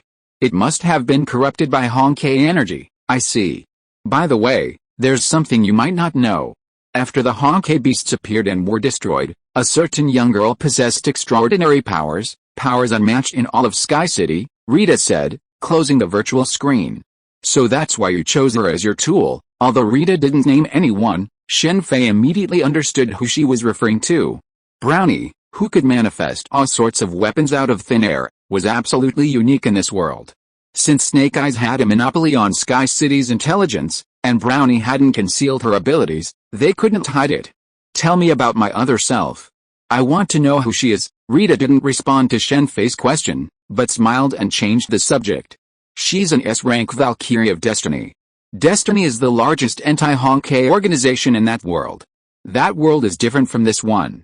Honkai is humanity's greatest enemy. Shen Fei briefly explained Rita and Destiny's situation. You can lead people out of the bubble. Yes, if you want, I can take you out of here, because I look a lot like that Rita. May I ask what your relationship is? No, to be precise, I know her, but she doesn't know me. Of course, I admit that I'm willing to take you out for this very reason. Thank you, Master Shen Fei. Here's what you asked for. Rita didn't directly answer whether she wanted to leave or not. Instead, she took out a hard drive and handed it to Shen Fei. You can take your time to think about it. After taking the hard drive, Shen Fei immediately stood up and left. The energy technology is good, but the most amazing thing is this quantum transmission. Rita didn't try to fool him. She gave him some simple technical information. The hard drive contained a lot of technologies that Shen Fei was very interested in, including energy, medicine, mecha, and other technologies. However, the one that most interested Shen Fei was quantum transmission. This technology is widely used in the world of collapse. Many of the Valkyrie's combat armor utilizes it. The Moon Soul armor that suddenly appeared during Rita's battle with Brownie also utilizes this technology. It's a technology that's no less advanced than nanotechnology, each possessing its own advantages. Next, the final key. After obtaining the key from Snake Eyes, Brownie immediately and eagerly set off for the Tyrants sect at dawn. Teresa was also pulled out, and Shen Fei, naturally curious, followed suit. As for researching quantum transmission technology, there was no need to rush. At the Tyrants sect's ancient tower, Brownie clashed with a Tyrants sect disciple, which incited Fu Hua. Previously fearless, even arguing with Raven, Brownie immediately calmed down upon seeing Fu Hua. Teresa also calmed down. While she may be an idol now, careful about her words and actions, in her early years, she was known as the little white devil within the Tyrants sect. She even taught Brownie hacking techniques. Sister Hua, have some tea. Brownie was about to state his purpose when Fu Hua immediately raised her hand and gestured for him to drink. Faced with Fu Hua's calm gaze, Brownie swallowed his words and began to drink. Fu Hua scolded him again for his improper drinking technique, and then he drank again. Okay, tea's done, you can go. This statement immediately infuriated Brownie, but before she could explode, Fu Hua calmed her down. I know what you're after. The key belongs to my Tyrants sect. Why would I give it to you? If you really want the key, there's only one way, and that's the deathmatch arena. Sister Hua, there's no need for that. Teresa, upon hearing about the deathmatch arena, immediately tried to stop him, but Brownie quickly grabbed her and agreed. Why would it be you? You were already prepared. In the arena in the square in front of the ancient city tower, Brownie's face immediately changed when she saw who her opponent was. It wasn't Fu Hua, but Raven, her adoptive mother. Brownie was no fool. Gazing at the fully armed Raven, she understood that none of her actions had been concealed from her. Otherwise, Raven wouldn't be here, much less fully equipped. Alright, Brownie, if you want a key, come up. Let me see how determined you are. Brownie, Teresa looked at Brownie worriedly, unsure what to say. I'll show you. After a moment's silence, Brownie leaped onto the ring. At this point, even if her opponent was Raven, she wouldn't give up.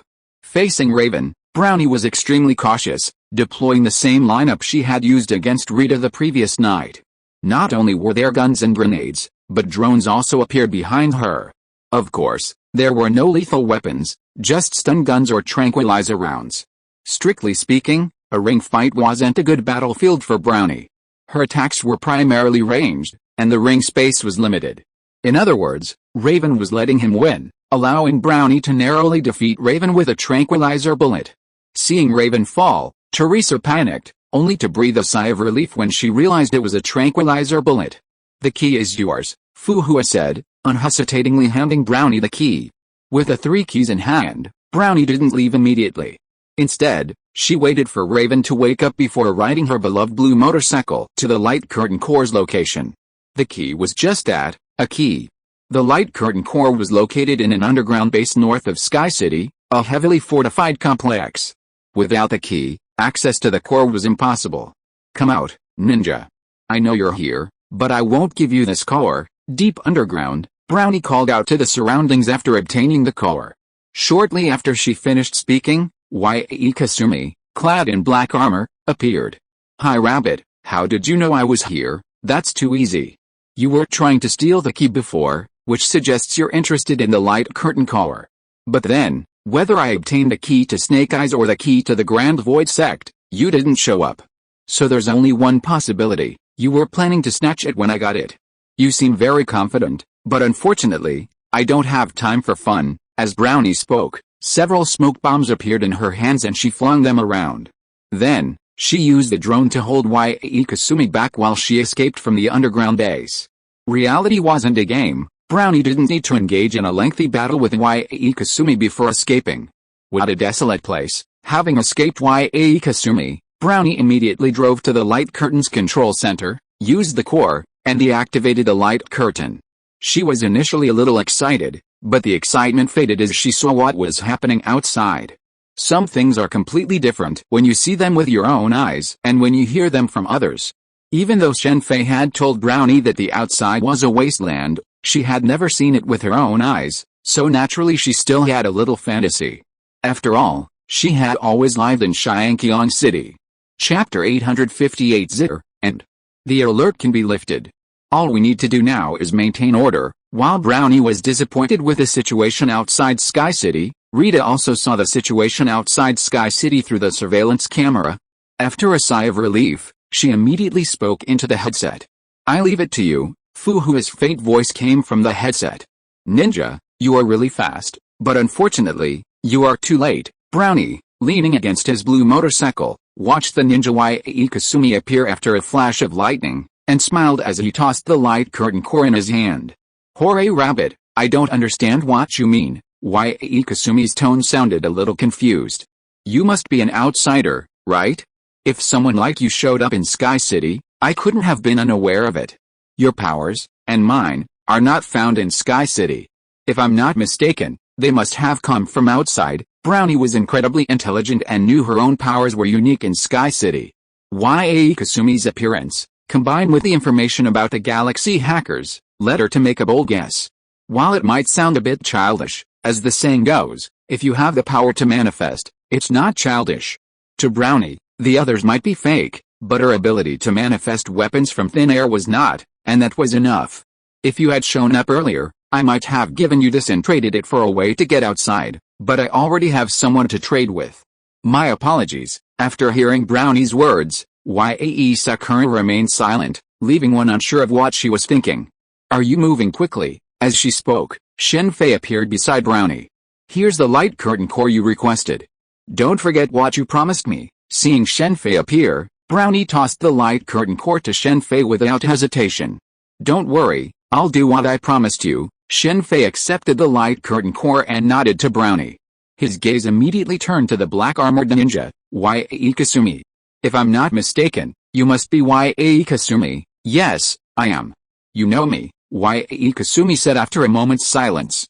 "No, but I know you and the person behind you. I know you can hear me. Is it okay to talk?" Yae Kasumi was merely carrying out a mission. She had her own advisors behind her. "What do you wish to discuss?" After a brief silence, a deep male voice echoed from Yae Kasumi's side. "I have a question for you, sir. Are you the captain of the Hyperion?" Shen Fei was still very curious about the ferryman's identity. "A ferryman? That depended on the ship. Yes and no." "Who are you, sir?" The answer was like a riddle. "To some extent, I, like you, am also the captain of the Hyperion." Although the answer was a riddle, Shen Fei had guessed a little and revealed his identity. This wasn't strictly a lie, but his captain was different from the average person's perception. He was just a janitor who could do splits in the air, with absolutely no screen time. But he was still a captain. The ferryman fell silent, probably unaware that Shen Fei also held such a position. "I have another question. Is this the Herrscher core?" Shen Fei said, holding up the light curtain core in his hand. After obtaining the light curtain core, he briefly tested it and knew it contained powerful energy, but he wasn't sure if it was a Herrscher core. He had previously considered the light curtain core carefully. Combined with some information from his past life, he suspected it might be a Herrscher core. If Brownie's abilities were added to the equation, perhaps this light curtain core could be the Herrscher of Reason. If it's true, then it's a huge win. The Herrscher of Reason possesses the power to construct everything. Yes and no, is it or not? Do you all like being Riddlers so much? The same answer as before left Shen Fei speechless. As expected, Riddlers are the most annoying. To be precise, this is a man-made Herrscher core. It lacks the abilities of a Herrscher and is a failure, the ferryman said, briefly explaining what a light curtain core is. Although it's a failure, it's been able to support the protective shield of such a large city for so many years. In some ways, it's quite impressive. Even if it can't be used as a Herrscher core, it can be used as a power source. Of course, this is just Shen Fei's idea. For the people of this world, dealing with the Hawkeye impact is the top priority. So, third question, this light curtain core is the ether singularity of this world bubble. If you take it away like this, Aren't you afraid that this world bubble will be destroyed? While theoretically, the destruction of world bubbles within the quantum sea is perfectly normal, it could even be said that world bubbles are being destroyed or created as they speak. That's only theoretical, and seeing it with your own eyes is completely different. Similarly, the destruction caused by one's own actions is also completely different. For example, the light curtain core is the core of reason and law, but it is also the ether singularity of this world. If Shen Fei were to take it away, this world bubble would be destroyed, and millions of people would perish with it. If that were the case, it's hard to say Shen Fei would risk everything to take the core of reason and law. Hey, this thing will cause the destruction of this world. Why didn't you tell me before? Brownie shouted before the ferryman could even speak. Previously, she hadn't cared about the light curtain core, thinking it was just a device that created a city light curtain. But now that this world was involved, it was different. For one thing, Raven, Teresa, Fu Hui, and other people she cared about were still living in this world. What would you have chosen if I told you before? Brownie fell silent as the question arose. No matter what, give it back to me. I won't make a deal, Brownie said, extending her hand to Shen Fei, wanting to take the light curtain core back. Although she desperately wanted to go outside, if the price was so high, she would rather give it up. Don't worry, there's no answer yet. I believe they will give me a reasonable explanation. If this were in the game, this wouldn't be a problem, but in the real world, it was a huge issue. Even if the world bubble's final fate was destruction, no one wanted their world to be destroyed prematurely. Shen Fei naturally believed the ferryman's explanation. Even without considering the personalities of the ferryman, Yae Kasumi, and the others, Brownie was originally going to board the Hyperion, meaning she would eventually learn about this matter. If the ferryman deliberately concealed it, the end result would only be a rift between them. Furthermore, if one possessed sufficient strength, the world bubble could be saved, perhaps by reconnecting it to the imaginary tree, much like the world bubble within your Landel. Of course, such an undertaking would be extremely difficult. Among other things, one would need at least a holy sword similar to Yolandel's to seal the world bubble within oneself. That was the starting point. Yolandel had been able to connect her world bubble to the imaginary tree with the help of various parties, including a green servant and some aliens. Because we don't need that now, the ferryman explained after a moment's silence. So there's so much to be aware of with the world bubble. The ferryman's explanation deepened Shen Fei's understanding of the world bubble. His previous understanding was somewhat one-sided. Not all world bubbles are real. Some exist in dream form.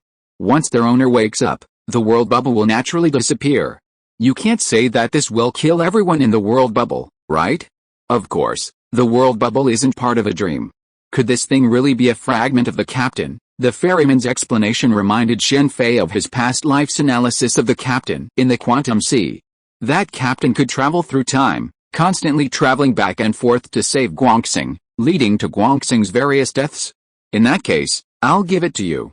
By the way, is this thing also essential to your plan? Since the light curtain core wasn't the principal core he'd imagined, Shen Fei immediately tossed it to Yae Kasumi.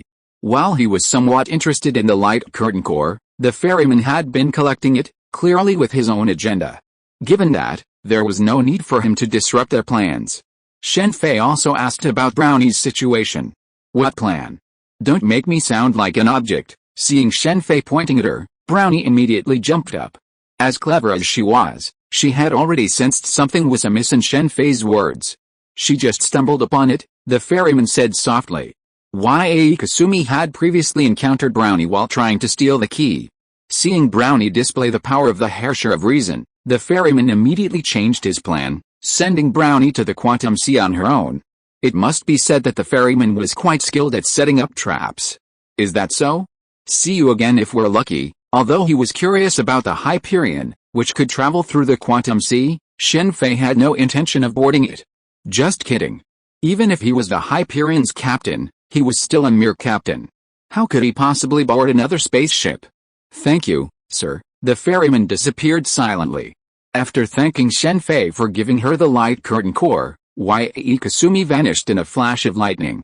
Hey, what did you mean by that? After Yuzakura disappeared, Brownie immediately questioned Shen Fei with an unhappy look on her face.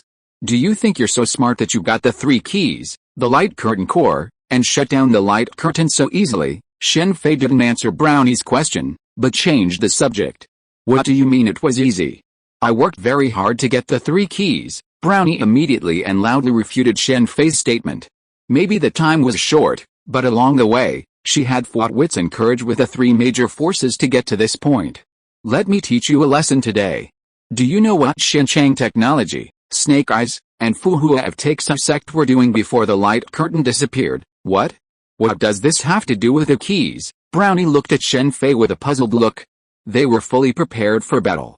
When you were about to close the light curtain, it was surrounded by armed mechas. As for what lies beyond the light curtain, as I'm sure you know, there are many theories. One theory is that there are a large number of monsters outside the light curtain, and the light curtain exists to protect them. Perhaps you don't care about this aspect, and you haven't considered what would happen if this theory were true. The moment the light curtain closed, a large number of monsters rushed in. You are not afraid of death because you have fulfilled your wish, but have you ever considered that your wish could also lead to the death of the entire Sky City? I can assure you that the truth I'm telling you is that you're lucky. If you were born 100 years ago, when the light curtain closed, you would probably face a battle with the Hawkeye Beast. I don't need to explain what the Hawkeye Beast is. Brownie's face changed immediately. She had never considered this question before, and cold sweats began to form on her forehead. As Shen Fei said, Brownie was not afraid of death, but if Raven, Teresa, and others were implicated, that would be a different story. Alright, don't blame yourself too much. You were able to shut down the light curtain because the 3 major factions had agreed to it. Otherwise, you wouldn't have gotten 3 keys, not even 1. Don't you realize how easy it was for you to get information about Xinjiang Technology from Snake Eyes? And since Snake Eyes was able to sell your information to the Tiger Hut gang, didn't you consider that they would also sell it to Xinjiang Technology? It was Shen Fei's intervention that saved Brownie from arrest. In the original novel, she was arrested and held at the police station for 2 days before being released after handing over the key. It was a key, something so important, stolen, and released so easily. And the key Brownie handed over was a fake. Even if Brownie could use her harsher powers to create an identical one, she didn't really think they wouldn't check it. For an ordinary person, such a valuable item was stolen and then kept without verification. But for a large organization, it was completely abnormal. You were discovered by the robots inside Xinjiang Technology, but they didn't immediately sound the alarm and instead engaged you. Don't you find that unusual? Snake Eyes Rita gave you the key, so you could say they had other motives. And Fu Hua gave it to you so easily, don't you find it strange? Well, Brownie hadn't thought her actions were wrong before, but now, after hearing Shen Fei's words, she thought carefully and realized there were so many problems. Why did they do this? Brownie asked after a long pause, her voice a little weak. Didn't you see the relevant information at Xinjiang Technology? The light is getting smaller year by year, and they're also discussing whether to close the light curtain. However, due to certain agreements, they can't take action on their own. That's when you jumped in. Don't be so disappointed. I'm not saying this to discourage you, but to let you know where you made a mistake. Shen Fei was wise in hindsight. He had a bird's eye view of the situation, and he knew all about it after combining the intelligence he'd received from Rita and the movements he'd previously discovered within Sky City. Chapter 859 Moonlight Throne, Part 1. Okay, don't be so disappointed. You've done very well. It's just that you're standing at a different height, seeing different things, and knowing more. Looking at the disappointed Brownie, Shen Fei smiled and comforted her. Neither Rita, Jackal, nor Fu Hua were fools. They wouldn't have just impulsively decided to close the light curtain like Brownie did. They had made the final decision after much discussion and research. The light curtain was gradually shrinking. Although the reduction was not significant, it would eventually reach its limit. An ordinary person might think that it was still far from destruction and there was no need to rush. However, for a smart and confident person, instead of leaving the matter to future generations, why not solve it themselves? Even if the outside world was truly full of monsters, they still needed to fight to know who'd win or lose. Now that your goal has been achieved, while there's still time, you can go out and take a good look. It's not like your acquaintances won't return once you leave, but it won't be easy for them to do so anytime soon. I'll remember this. Although Brownie was somewhat disappointed with the situation outside Sky City due to her higher goals, she still wanted to take a look after the light curtain had been opened. With that, she sped off on her beloved blue motorcycle. Meanwhile, many Sky City residents, Curious and nervous, headed out, but were quickly stopped by the mechas. Although some seemed displeased and wanted to make a scene, they were ultimately stopped in their tracks by the mechas. Inch Heart 6 Styles, Inch Power opens the sky. In a vast underground training base in S.H.I.E.L.D. City, with a soft shout, a mecha used for training shattered with a loud bang, scattering across a radius of nearly 10 meters. It's a shame that Fu-Hua in this world doesn't know the Takesa sword key. Shen Fei sighed softly as he gazed at the training mech destroyed in his hands. After the light curtain closed, a surge of interest in exploring the outside world swept through Raccoon City. However, for Shen Fei, there was naturally nothing to explore out there. Instead, he sought out Fu-Hua and engaged her in a duel. He then traded the 6 naval styles and the 3 colors of Haki for her 6 Kunshin styles. In terms of value, the 6 naval styles were more than enough to exchange for the 6 Kunshin styles, but since she was Fu-Hua, there was no need to be so calculating. Through their previous encounter, Shen Fei had come to understand Fu-Hua's strength and why she had single-handedly made the Takesa sect one of the 3 major factions in Raccoon City. While her strength was certainly far inferior to Shen Fei's, she was the undisputed leader in Raccoon City, and dismantling mechas was a piece of cake. In the many worlds Shen Fei had experienced, not many could achieve this. Only a handful of people in Sky Dome City can wield Haki energy. In this world, technological prowess reigns supreme. Just like when Yae Kasumi first appeared, Teresa and Brownie mistakenly misinterpreted her strength as the power of her armor or prosthetic limbs. After discussing martial arts with Fu-Hua, Shen Fei gained a general understanding of Haki energy. In other words, Haki energy is comparable to Ki or natural energy. Of course, there are differences, and they're significant ones. The corrosive nature of Haki energy is extremely potent. Those who aren't qualified shouldn't even consider wielding Haki energy, as it's a recipe for death, either succumbing to Haki disease or becoming immortal. Those who can resist the corrosive effects of Haki energy can use it as Ki. After witnessing the clash between Shen Fei and Fu-Hua, Brownie finally understood that Raven's ability to escape from the Takesa sect was entirely due to Fu-Hua's leniency. Otherwise, the price Raven would have paid would have been far more than a broken hand. It would have been a punch powerful enough to shatter an entire mecha. Raven's strength might be considered formidable in the underground mercenary world, but compared to Fu-Hua, it's nothing. Boom boom boom. After Shen Fei finished his experiments, the distant sound of explosions echoed from the other side. It was Brownie testing the effectiveness of her manifested missiles. While Shen Fei was training, he didn't forget Brownie, asking her to strengthen her abilities.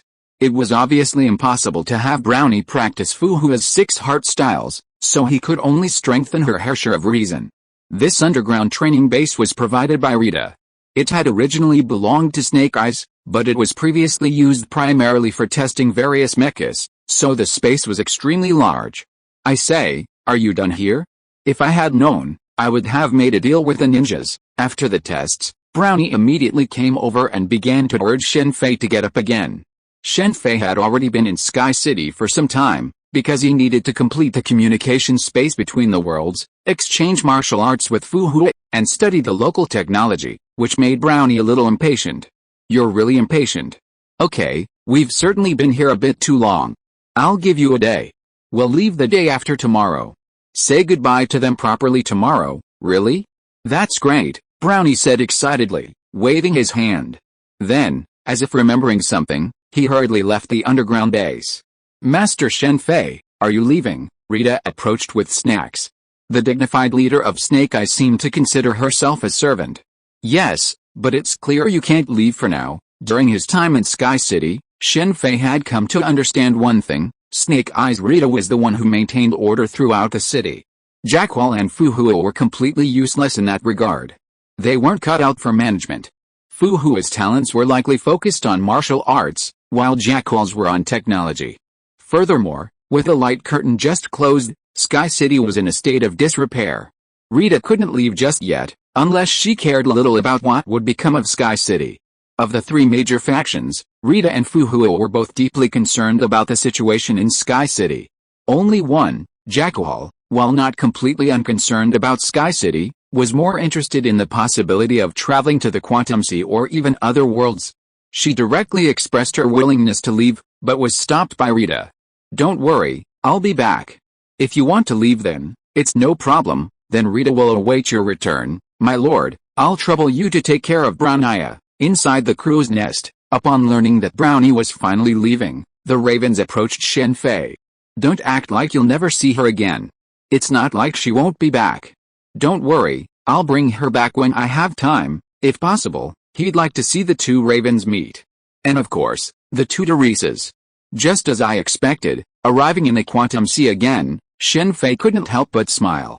This time, he entered the Quantum Sea directly through the arcane gate, rather than using PIM particles. With his soul-reaching demigod status, his mastery of Kamar-Taj's magic advanced. Furthermore, since this world was in the process of collapse, simply put, the universe itself, some things became much simpler. It was like, in the Marvel universe, he could easily travel to other parallel worlds, just like the mages of Kamar-Taj once did. Exploring parallel worlds wasn't a difficult task for a Kamar-Taj mage, and he wasn't the only one who could travel there. However, whether he could return alive was another question. He was well aware of the dangers of Marvel's parallel worlds. Many had caused the destruction of entire planets or universes, like Black Doctor Strange, Infinite Ultron, and the zombie virus. Even without these dangers, the X-Men were still extremely dangerous. If one wasn't strong enough, they could easily perish in other worlds. Not everyone was as cautious as him. Is this the Quantum Sea? There's nothing there. Brownie, arriving at the Quantum Sea for the first time, seemed excited. Didn't I tell you before? Okay, let's move on quickly. I hope there won't be any trouble. For Shen Fei, the monsters within the Quantum Sea, or quantum shadows, weren't a problem unless they appeared en masse. However, the situation was different for someone sealed within the Quantum Sea for over 1500 years. There's nothing here either. Inside a bubble, Brownie's expression had lost its previous excitement as he gazed at the deserted mountains. You're desperate, then? There are only a few bubbles. No one knew how many bubbles there were within the Quantum Sea. Shen Fei and Brownie had entered several bubbles along the way, but they were all small and devoid of life. In fact, this was normal within the Quantum Sea. Bubbles like Sky City were extremely rare. This is St. Freya's Academy. Entering another bubble, Shen Fei and Brownie appeared directly in front of the gates of a magnificent academy. Shen Fei immediately saw the name of the academy. Sister Brownie, Sister Brownie, are you here to see S.H.I.E.L.D? Just as Shen Fei and Brownie were looking around, a voice full of surprise suddenly rang out from the side, and then a blue figure was seen pounced on Brownie. Who are you? The unfamiliar figure was a very beautiful girl, but Brownie, also a girl, naturally didn't care about it and simply pushed the person away. S.H.I.E.L.D, I didn't expect to run into her. This is really lucky. Hearing the other person's self-proclaimed name, coupled with her appearance, Shen Fei immediately thought of who the other person was. He naturally knew that S.H.I.E.L.D was in the Quantum Sea, but the Quantum Sea is so vast, and he didn't know whether she had left the Quantum Sea, so Shen Fei naturally didn't think much about it. Sister Brownie, don't you recognize S.H.I.E.L.D? Brownie's actions clearly hurt S.H.I.E.L.D deeply, tears streaming down her pretty face. It was no wonder she finally saw her beloved sister, whom she'd missed so much, only to have her seem to have forgotten her. S.H.I.E.L.D was inherently kind, otherwise, the voice in her head might have instantly turned evil. The voice in S.H.I.E.L.'s head was, of course, the Dark S.H.I.E.L.D. Seeing that Brownie didn't seem to recognize her, she angrily threatened to swap bodies with S.H.I.E.L.D and give her a hard time. S.H.I.E.L.D, it's not that she doesn't recognize you, it's just that she's not your sister Brownie. You should know about the existence of world bubbles. This is Brownie from another world, and her name is Brownie. Brownie's name had also been Brownie, but she apparently disliked it and changed it to Brownie. Besides Raven, even Teresa always called her Brownie. Sister Brownie from another world. After hearing Shen Fei's explanation, S.H.I.E.L.'s tears finally stopped. She looked at Shen Fei and Brownie with a puzzled look. My name isn't Brownie, it's Brownie, I see. Sorry, my name is S.H.I.E.L.D. S.H.I.E.L.D began to introduce herself.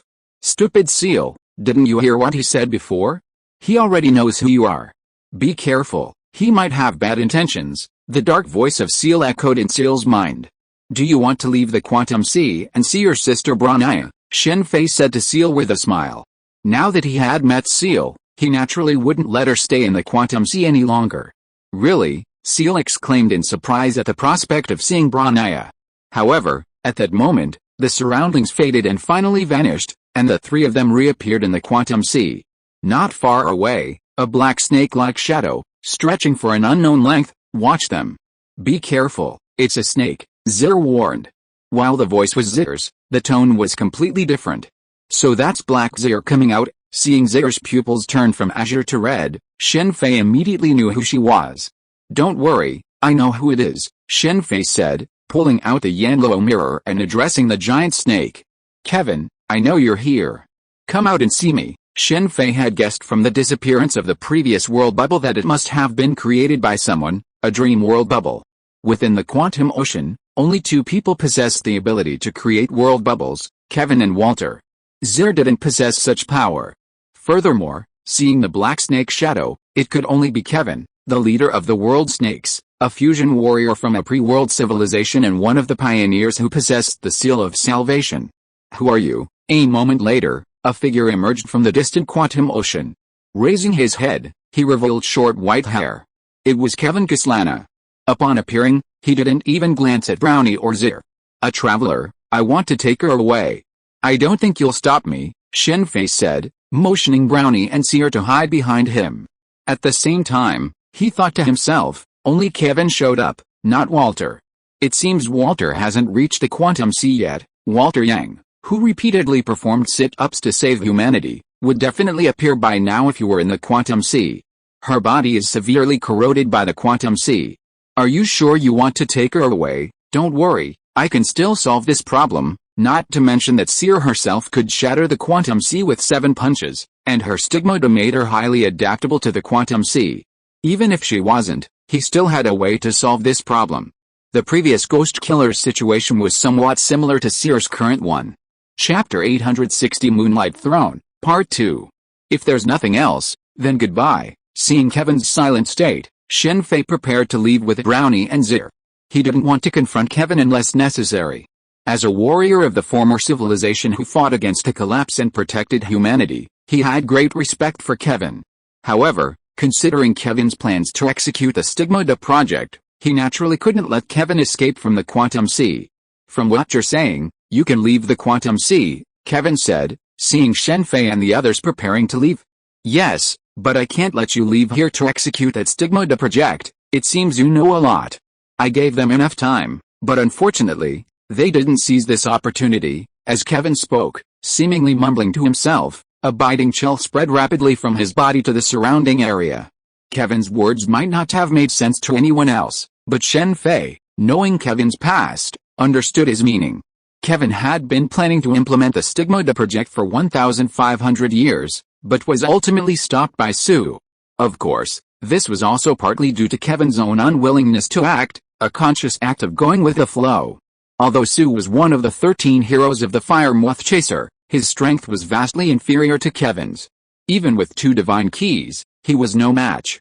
Ultimately, Kevin froze the Skyfire judgment himself and willingly allowed Su to exile him to the quantum sea. Now, 1,500 years later, seeing humanity's lack of progress against the Honkai Impact, a certain Green Guardian had never considered fighting the Honkai Impact his primary goal. Under these circumstances, Kevin naturally wanted to re-implement the Stigmata project, even though civilization was still far from annihilation. He needed to prepare for the end. Opportunity, huh? Let's go, Shen Fei snorted, looking at the chilly Kevin. He grabbed Brownie and Seer in each hand and rushed off. Convincing Kevin to abandon the Stigmata project was impossible. Of course, if Dr. May were resurrected, there might still be a chance, but unfortunately, he had died 50,000 years ago.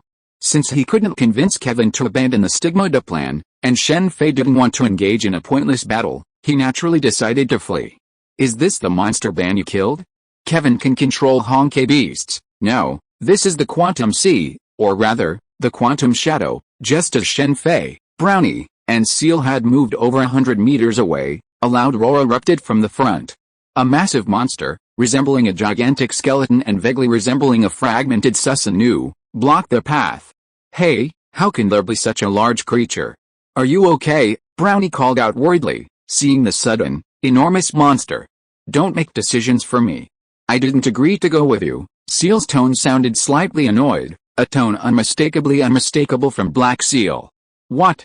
Don't you want to see Brownie? You should deal with the trouble ahead. Even though Black Seal didn't seem to care much about Brownie, White Seal was incredibly concerned. Don't worry, I want to leave, and Kevin can't stop me. He didn't want to fight Kevin, not because he was afraid of him, but because there was no need. Putting the stigmata plan aside, Kevin's own strength was a significant asset in the fight against the end.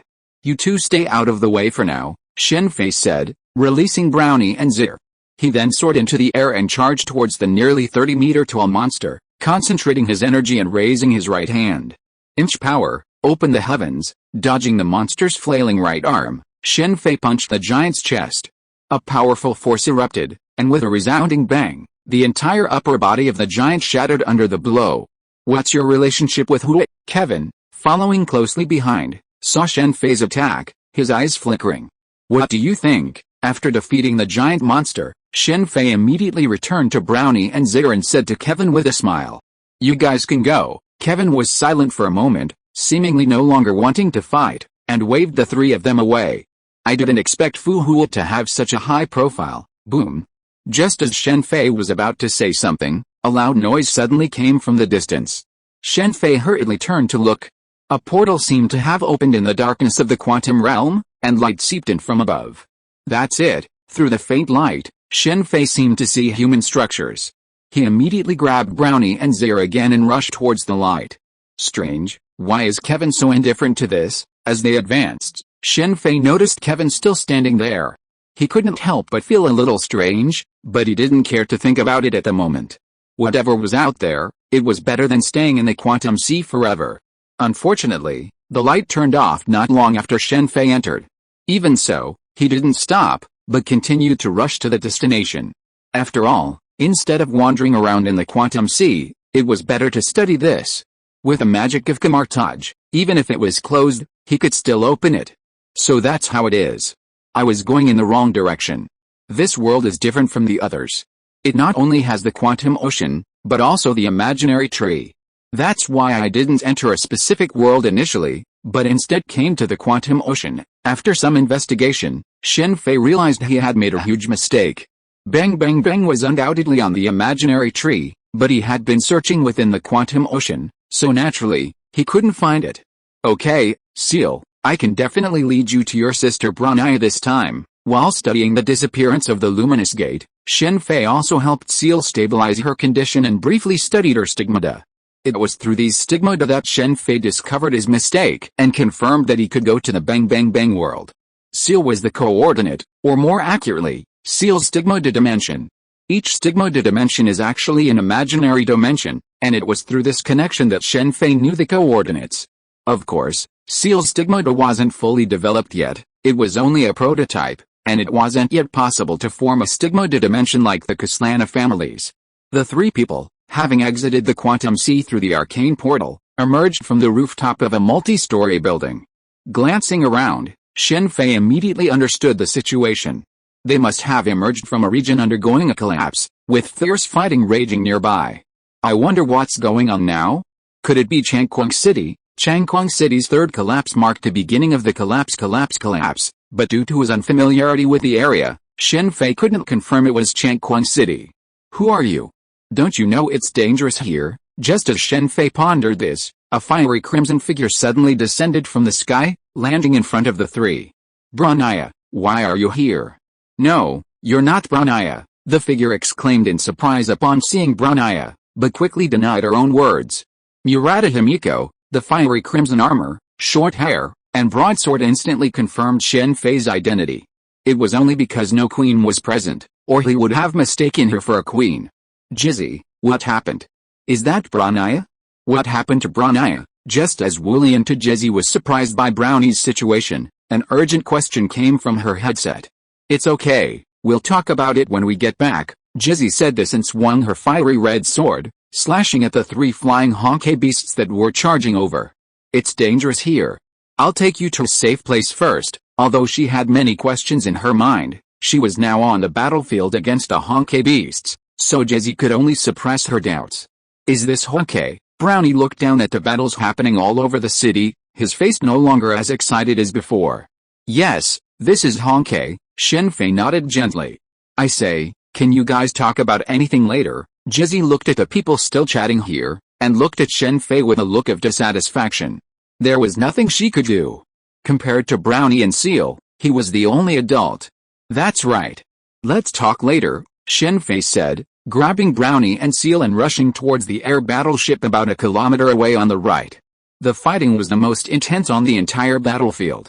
How is this possible? Jizzy was about to say something when she suddenly noticed that the three people seemed to be flying and was stunned. Jizzy, what happened? I don't know. Jizzy was at a loss for words for a moment. Furthermore, she was now on the battlefield, so she could only join the ranks of the Howke beasts with a puzzled look on her face. Looks like we're lucky.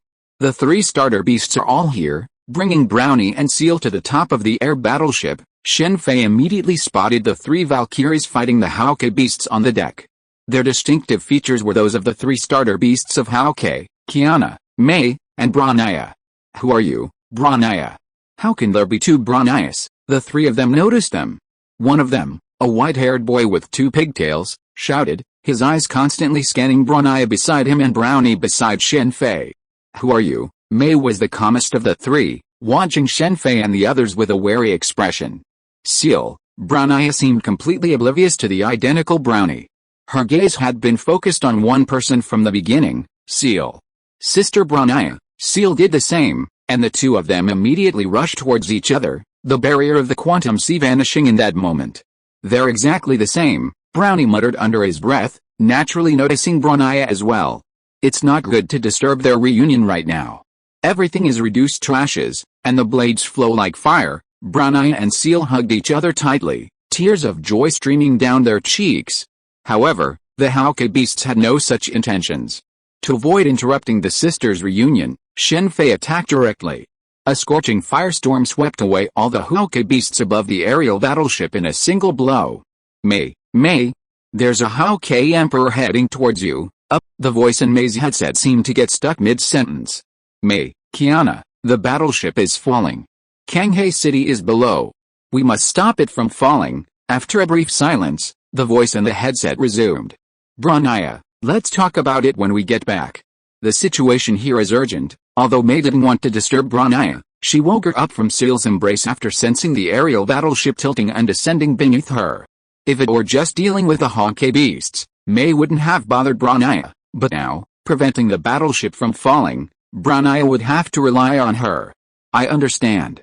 Thank you, Mei. Mei's reminder, coupled with the feeling of the battleship tilting beneath her, rekindled Brania's spirits, ready to resolve the current situation as quickly as possible so she could return to discuss it with S.H.I.E.L.D. Thanks to Shen Fei's earlier actions, which had wiped out all the Howke beasts, the group made their way to the battleship's control room without encountering any obstacles. Once there, Brania immediately used the heavy bunny to connect to the control room's main computer, preparing to crack the battleship's control program. Huh? That's strange. There's no password. The ease of logging into the control system made Brania feel something was amiss, and she immediately contacted Himiko via her headset. Be careful. There might be a trap, Himiko warned Brania through the headset. There's no Trojan horse. Who is this? Are they giving the battleship away for free? Just as Brania was about to check the control program for Trojan horses, Brownie had already finished. Then, the two Branias locked eyes, a subtle rivalry brewing between them. In terms of pure hacking skills, Brania was inferior to Brownie, and of course, in terms of strength, Brownie was inferior to Brania. Brownie had been exposed to hacking since childhood and possessed the power of the Herrscher of Reason. Brania, while clever, was originally a killer, known as the Ural Silver Wolf and even listed on the Karen register. It's fair to say that each had their own strengths. Here's a letter, addressed to Kiana. Brania then found a letter addressed to Kiana on the main control computer and, after obtaining her consent, immediately opened it.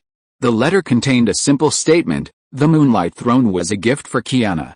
I don't know any rich man who can give me such a big battleship. With no clues, he could only choose to use Kiana's birthday to enter the navigation system and drive the battleship away first. But at this moment, something strange happened. For some reason, Brownie's expression suddenly became extremely cold, and the pupils of her eyes turned red. Although Brownie's original brain emotional center was destroyed due to the experiment, making her always expressionless, it was just expressionless, not indifference. Moreover, after meeting S.H.I.E.L.D, her demeanor had changed, but now it was completely different. The expression was as if she was looking at a stranger. Are you being controlled? Seeing Branaya was about to attack Mei, Shen Fei immediately appeared in front of her and knocked her out. Chapter 861 Moonlight Throne, and Branaya, turn off all the cameras here, Shen Fei said to Branaya immediately after knocking her unconscious, extending his hand to block Kiana's attack. Mei and S.H.I.E.L.D were stunned upon seeing Shen Fei's stunning blow. Only she reacted the fastest, charging forward and punching him. Is this the Kaslana family's uncanny strength? It's quite impressive, Shen Fei muttered to himself, feeling the force of Kiana's punch. What do you want to do to Branaya? Kiana, whose fist was blocked, said, kicking Shen Fei. Don't get so excited. She was being controlled and was about to attack you. I just knocked her unconscious. Let her talk to you when she wakes up, Shen Fei said, dodging Kiana's kick. Kiana, wait a moment. At this moment, Mei's voice chimed in, finally dissuading Kiana from continuing the attack. The cameras are all off. Someone used a Trojan horse to take control of them. Brownie had just resolved the issue with the control room cameras. The Moonlight Throne was clearly given to Saint Freya, and the two doctors didn't even think of that. Shen Fei, familiar with the plot, naturally understood why the Moonlight Throne was there. It was a collaboration between Anti-Entropy and Teresa. Of course, what kind of collaboration, he didn't know. Asshole, damn it, the moment the cameras turned off, in a room with large screens in front of it, a woman with waist-length golden hair angrily slammed the table in front of her. S.H.I.E.L.D's okay, that's great, but then she smiled a little happily, muttering S.H.I.E.L.'s name. Sister Branaya, are you okay? S.H.I.E.L.'s constant calls soon brought Branaya to life. Perhaps Kekolia, realizing the cameras were off and unable to control the scene, had relinquished control of Branaya. Upon waking, Branaya's face was pale, having been forced to activate her brain chip.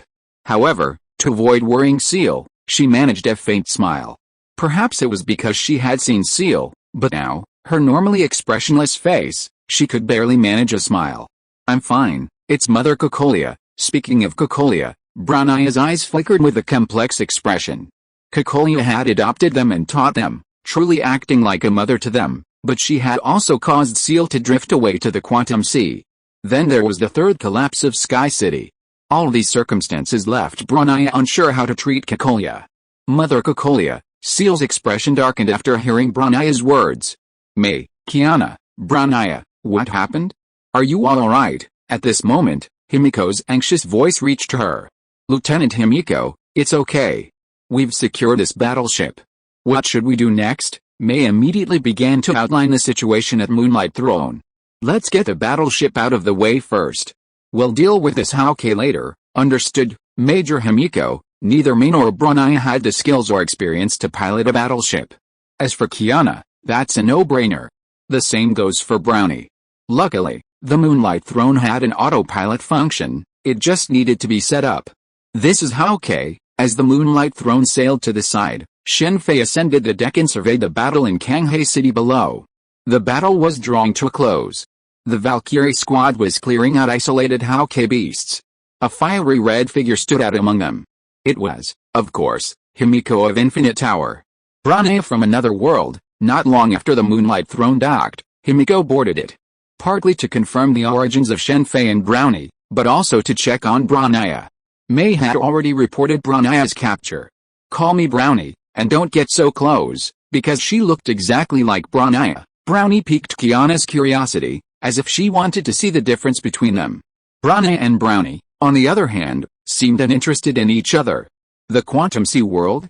I thought we were aliens. Upon hearing that Shen Fei and Brownie were from the Quantum Sea, Jizzy looked a little disappointed. In some ways, we are indeed aliens. Jizzy had been extremely curious about aliens during her student days and was an avid researcher of extraterrestrial civilizations. She would almost always check out any rumors of aliens. It wasn't until her father's death that she unexpectedly joined Skyrim and became a Valkyrie, seeking the truth behind his father's death. That's true. We still have some matters to resolve here. You should return to St. Freya's Academy, Jizzy briefly explained to Kiana, Mei, and Branaya, then contacted Teresa. Then, she told Moonlight Throne to take the group away, as she had some work to finish. At Jizzy's command, the injured Valkyries were quickly transported to the battleship. They needed to be taken to the hospital at St. Freya's Academy for treatment as soon as possible.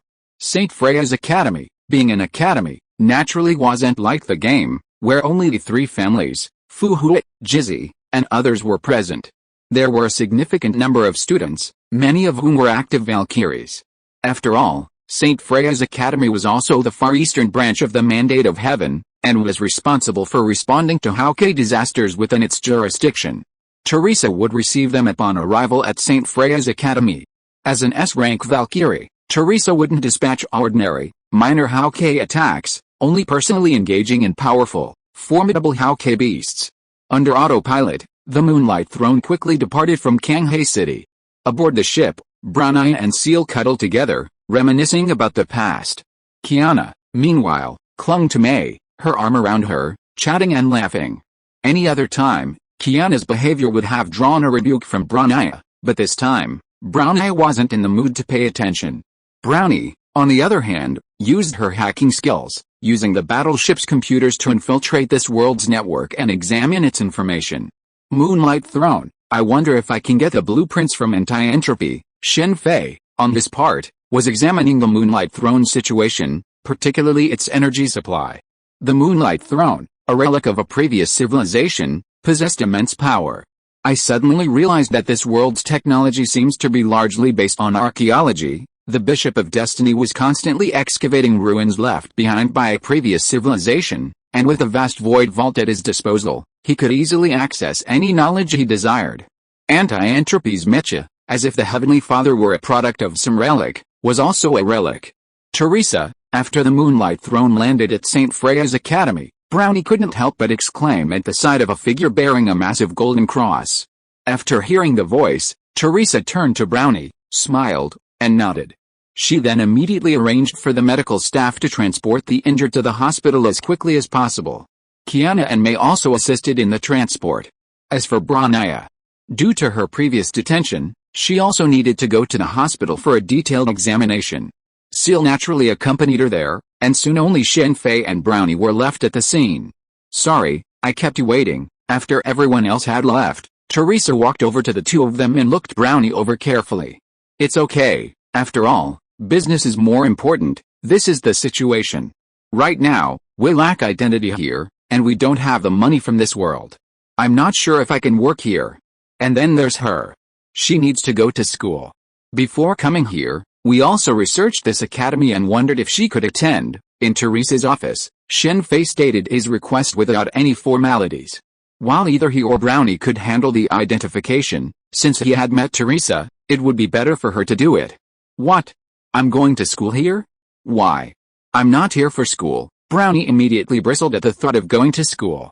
As a child, she spent time at the Taixu sect, and later, when she was a little older, she lived with the Raven Zyra. She'd never been to school before. Of course, even without going, she was still learning what she needed to learn, otherwise, she wouldn't have become a top hacker. This is to help you better understand this world. While you should have a general understanding of it through your abilities, reading about it online is completely different from experiencing it firsthand. Okay, although somewhat dissatisfied, Brownie ultimately agreed. Of course, there's no problem with her attending school here. As for the job, I need to see. Teresa warmly welcomed Brownie's decision to attend St. Freia's, but she was a bit hesitant about finding a job for Shen Fei. Let me introduce myself first. I'm a doctor, a very good one. This was something Shen Fei had already planned. Staying at St. Freia's Academy was simple enough, but getting exposed to secrets right from the start was more difficult. Becoming a doctor would be just as easy. In this world, the Valkyries primarily rely on stigmata to fight, and doctors are the profession most likely to be exposed to them.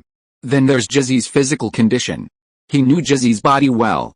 She wasn't born with any stigmata, but had artificial ones implanted, which came with numerous drawbacks. Constant fighting had already significantly shortened her lifespan. This final lesson was the final ray of hope. However, since he had arrived in this world, he naturally wouldn't let Jizzy's life come to an end. If he wanted Jizzy to recover as quickly as possible, a doctor was undoubtedly the best profession. If the dean doesn't believe me, you can test my skills now, Shen Fei said, seeing Teresa still hesitate. Okay, Teresa, a man of action, took Shen Fei and Brownie to the hospital affiliated with St. Freia's Academy. St. Freia's Academy is called an academy, but strictly speaking, It's a small town with a complete range of facilities, including a hospital, a shopping mall, a supermarket, and so on. Apart from anything else, the equipment is incredibly advanced. As a hospital primarily dedicated to treating Valkyries, the equipment is top-notch. After all, Teresa is Otto's granddaughter, and Otto is quite fond of her, so naturally, he takes extra care of her. Honestly, without Otto's care, with Teresa's skills, it would have been difficult to keep St. Freya's Academy running. The funds required are far beyond Teresa's ability to raise, and even if there were funding, it would largely rely on her status as the granddaughter of the Archbishop of Destiny. This world's Valkyrie. Upon arriving at the hospital, Shen Fei didn't immediately treat the patient, but first familiarized himself with the world's conditions, which left him sighing deeply. With advanced medical equipment, most minor injuries, short of missing limbs or body parts, can be healed. However, this isn't the root cause of the Valkyrie's injuries. The underlying cause is the invasion of Honkai energy, the intrusion of artificial stigmata, and the erosion of Honkai energy suffered during battles against them. It's fair to say that most Valkyries risk their lives fighting Honkai beasts. Based solely on the information he's seen, most Valkyries on the front lines rarely live past the age of 30, assuming they survive on the battlefield. Of course, this applies to those with artificial stigmata implanted. Those with intact stigmata don't have this problem. I never thought that in this day and age, there's still no cure for Honkai disease. Shen Fei learned about Honkai disease from the trial Su gave Yalandare. He initially thought it was a given, but now it seems to be the reality. It takes 1,000 people to extract the medicine needed to treat one. But then Shen Fei remembered the characteristics of Honkai energy and understood the lack of a cure. After all, this isn't a normal disease. Shen Fei could certainly treat a Honkai disease, but that would involve his abilities, not medicine. How many people could he save with his powers alone? Just like Wu Lian to Jizzy's condition, even without Shen Fei's presence, it wasn't impossible to cure her. For example, the Divine Key, the Black Abyss White Flower, could have cured Jizzy, but Jizzy didn't see the point in asking Otto to do so. Of course, while there's no cure for Honkai erosion, there are medications to alleviate and block it. I'm sorry, but it seems I can only alleviate their pain. Shen Fei admitted that he had no effective solution for the Honkai erosion. Of course, he wasn't completely inactive. He had rescued several severely injured and dying Valkyries, the oldest of whom was only in their 20s. It would have been fine if he hadn't encountered them, but now that he had, he certainly wouldn't let them die in his presence. You've done well. From today on, you're officially employed. Teresa seemed excited as she watched the Valkyries recover. She had been prepared for their sacrifice. Every time the Honkai arrives, it's accompanied by the sacrifice of the Valkyrie. So far, no victory has been achieved without injury. Sister Brania, Shen Fei walked into the single-person ward on the top floor of St. Freya's hospital. He happened to see S.H.I.E.L.D feeding Brania, who lay in bed, an orange. Brania seemed to be enjoying the feeling, the orange-tinged feeling. Similarly, Kiana and Mei were also enjoying the orange-tinged feeling. Chapter 862 What? Part 1. Brother Shen Fei. Seeing Shen Fei and the others enter, S.H.I.E.L.'s face flushed slightly, as if she'd been discovered. Kiana, on the other hand, didn't seem to mind, but Mei was different. The chip in your brain is a destabilizing factor. It can be remotely controlled at any time. Do you need it removed? Shen Fei nodded to S.H.I.E.L.D, then addressed Brania, who lay in the hospital bed. Regarding Brania, S.H.I.E.L.D, and the other's adoptive mother, Kekolia, Shen Fei was unsure what to say. To say she didn't care about Brania, S.H.I.E.L.D, and the others would be a lie. Kekolia deeply cared about the orphans she adopted, and many of the things she did were motivated by the desire to better their lives. However, she also exploited them unscrupulously. S.H.I.E.L.'s fall into the Quantum Sea and Brania's brain damage were all due to her experiments. Fortunately, S.H.I.E.L.D had intact stigmata and seemed to have some connection to the Herrscher of Death's core, which saved her from harm. Anyone else would have died long ago. The same goes for Brania. Speaking of which, Kekolia was also a person with a heart for justice. She was a soldier herself. She discovered someone within the army reselling military supplies and reported them, ultimately landing herself in prison. The resellers were high-ranking military brass. If it weren't for the second Honkai, Kekolia's fate would likely have been far from bleak. She'd either become complicit or die in an accident, perhaps from suicide, shot dozens of times. But one can't help but admire Kekolia's luck. Look at the orphan she adopted, an heir to the Herrscher of Reason, a person with a complete set of stigmata, and even 2 perfect fusion warriors. Fusion warriors are a product of the previous civilization. The 13 heroes of the Fire Moth were all fusion warriors. Even in that civilization, the success rate for a fusion warriors was very low. But look at the Rosalia sisters, who instantly became fusion warriors. Once they matured, they were at least S-rank Valkyries, destined for destiny. Of course, this refers to normal S-rank Valkyries. Cases like Yolanda were exceptions. With such a lineup, it's safe to say that Kekolia's potential power easily surpasses anti-entropy. Just look at anti-entropy, such a large organization, and yet it can only defeat a single Herrscher of Reason. Kekolia Mom, speaking of the brain chip, Branaya fell silent, muttering Kekolia's name. Then, as if resolved, she spoke, "Take it out." Branaya doesn't want to hurt her companions anymore. Branaya was naturally aware of her control. Kekolia controlled her to attack Raiden Mei instead of Akiana, obviously because she was the Herrscher of Lightning. Kekolia's actions were truly foolish. Wasn't she afraid of summoning the real Herrscher of Lightning and killing Branaya? By the way, do you want to treat the injuries to your legs as well? During the experiment, Branaya damaged her emotional center in her legs. Now, she relied on an exoskeleton to walk, but in combat, she used the heavily armored bunny to float. Brother Shen Fei, can Branaya's injuries really be cured? Upon hearing that Branaya's legs could be healed, S.H.I.E.L.D rushed to Shen Fei's side, her face filled with excitement. 2 days earlier, Branaya had told her everything that had happened since she disappeared, and upon learning of the condition of Branaya's legs, S.H.I.E.L.D had burst into tears. Of course, for me, this is easy. All it takes is a minor surgery, Shen Fei said, gently patting S.H.I.E.L.'s head with his right hand. This was a living S.H.I.E.L.D. I'll have someone prepare the operating room. Upon hearing this, Teresa immediately prepared to notify the hospital staff. No need. It's just a minor surgery. Room, scan. Shen Fei stopped Teresa, then waved his left hand, activating the power of the operation fruit. He quickly located the chip in Branaya's head. With a flick of his right hand, Branaya's head instantly detached from her neck and flew away. Sister Branaya, everyone in the ward froze as Branaya's head flew off. S.H.I.E.L.D then let out a heartbreaking roar, her eyes instantly turning red. A white light emanated from her chest, and a massive, dark red scythe, emitting a strange aura, suddenly appeared in her hand. What did you do? Teresa reacted, but just as she was about to swing her weapon, she realized she hadn't brought out the Oath of Judas. Branaya, Kiana and Mei Raiden also shouted. S.H.I.E.L.D, calm down. Seeing S.H.I.E.L.'s sudden change, Shen Fei realized he'd gone too far. He'd only meant it as a joke. Without waiting for S.H.I.E.L.D to strike, Shen Fei immediately suppressed the scythe. If S.H.I.E.L.D hadn't struck with such fury, the entire hospital would have been destroyed. S.H.I.E.L.D, just as S.H.I.E.L.D was about to unleash even more powerful Hao-Kei energy, Branaya's voice echoed through the air. Instantly, S.H.I.E.L.'s pupils returned to their original aquamarine color, and the black and red sickle in her hand vanished without a trace. Sister Branaya, are you okay? S.H.I.E.L.D nervously stared at Branaya's floating head. At that moment, Teresa, Kiana, and Mei also realized that Branaya was still alive. I think it should be okay. Her head flew off, an unprecedented experience for Branaya, and for a moment she was unsure how to explain the situation. Sorry, I was just trying to play a joke, but it seems I went a little too far. Seeing the group regain their composure, Shen Fei immediately apologized. What the hell is this? That's amazing, Kiana said, leaping up and grabbing Branaya's head in her hands.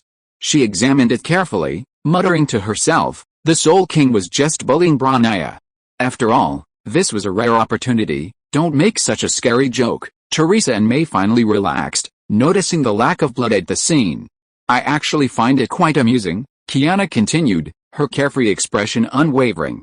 If anyone from outside had seen the scene inside the ward, it would have been horrifying, a young woman, clutching a severed head and grinning foolishly. Alright, Kiana, let Branaya go. Mei, standing nearby, couldn't stand Kiana's playful mischief with Branaya's head. Alright, give me the head. I need surgery, Shen Fei said with a wave of his hand. He then slashed open Branaya's head, removed the chip, and immediately replaced it with Branaya's body. Sister Branaya, how are you? S.H.I.E.L.D asked, a concerned look on her face as Branaya's head returned to her body. Branaya, how are you feeling now? Teresa and Mei also expressed concern. Nothing's wrong. Brown-Eye casually moved her head, finding nothing amiss. Don't worry, I won't do anything I'm unsure of. Now, my legs. At that moment, Shen Fei realized that the Operation Fruit might be quite effective in frightening people. Brother Shen Fei, it won't be the same this time, will it? S.H.I.E.L.D asked. No need this time, it's very simple, Shen Fei said, grabbing Brown-Eye's legs with both hands and beginning to use his hands to restore them. The girl's legs fell into a man's hands. Even though she knew he was being treated, Brown-Eye's face still flushed slightly. Shen Fei naturally didn't notice this. He was clearing the nerves in Brown-Eye's legs. Speaking of Brown-Eye's legs, even if he didn't treat them, they would heal after she became the Herrscher of Reason. With the power of the Herrscher of Reason, the creator of all things, restoring a pair of legs is quite simple. Not just legs, but even the body itself. Didn't you see Walter Yang doing sit-ups? Okay, you can move freely now, Sister Brown-Eye, that's great. Thank you, Brother Shen Fei. Seeing Brown-Eye able to walk without the help of an exoskeleton, S.H.I.E.L.D burst into tears of joy. Kiana, May, and Teresa were also very happy. May even said that they wanted to celebrate tonight and welcome Shen Fei and Brown-Eye. Brown-Eye wants Kiana to try the same thing just now. After comforting S.H.I.E.L.D, Brown-Eye immediately set her sights on Kiana. It was clear that she didn't have what Kiana had just done to her head. May, I'm hungry. Although Kiana was somewhat interested in the idea of her head flying out, she kept it to herself in front of Brown-Eye and immediately changed the subject. Okay, I'll go back and cook right away. Seeing Kiana's hunger, May immediately said that she would go back and prepare dinner. By the way, don't tell anyone about the ability I just displayed, Shen Fei warned May and Kiana as they were about to leave. Although in this world, he didn't care about the power of the opera fruit being leaked, otherwise he wouldn't have used it directly in front of them. After all, no one in this world truly knew about the opera fruit, but he still gave them a warning. I know, May, and I will keep it a secret. Kiana was a little impatient when it came to eating.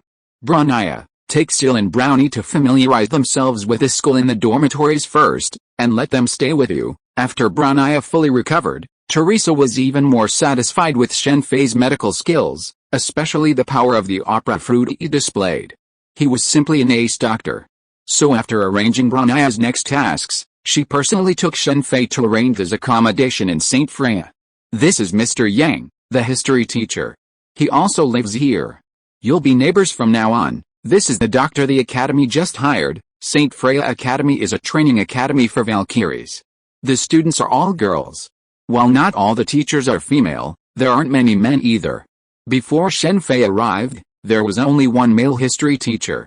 Hello, Mr. Yang. Seeing the figure before him, wearing black-framed glasses and exuding an academic air, Shen Fei couldn't help but smile.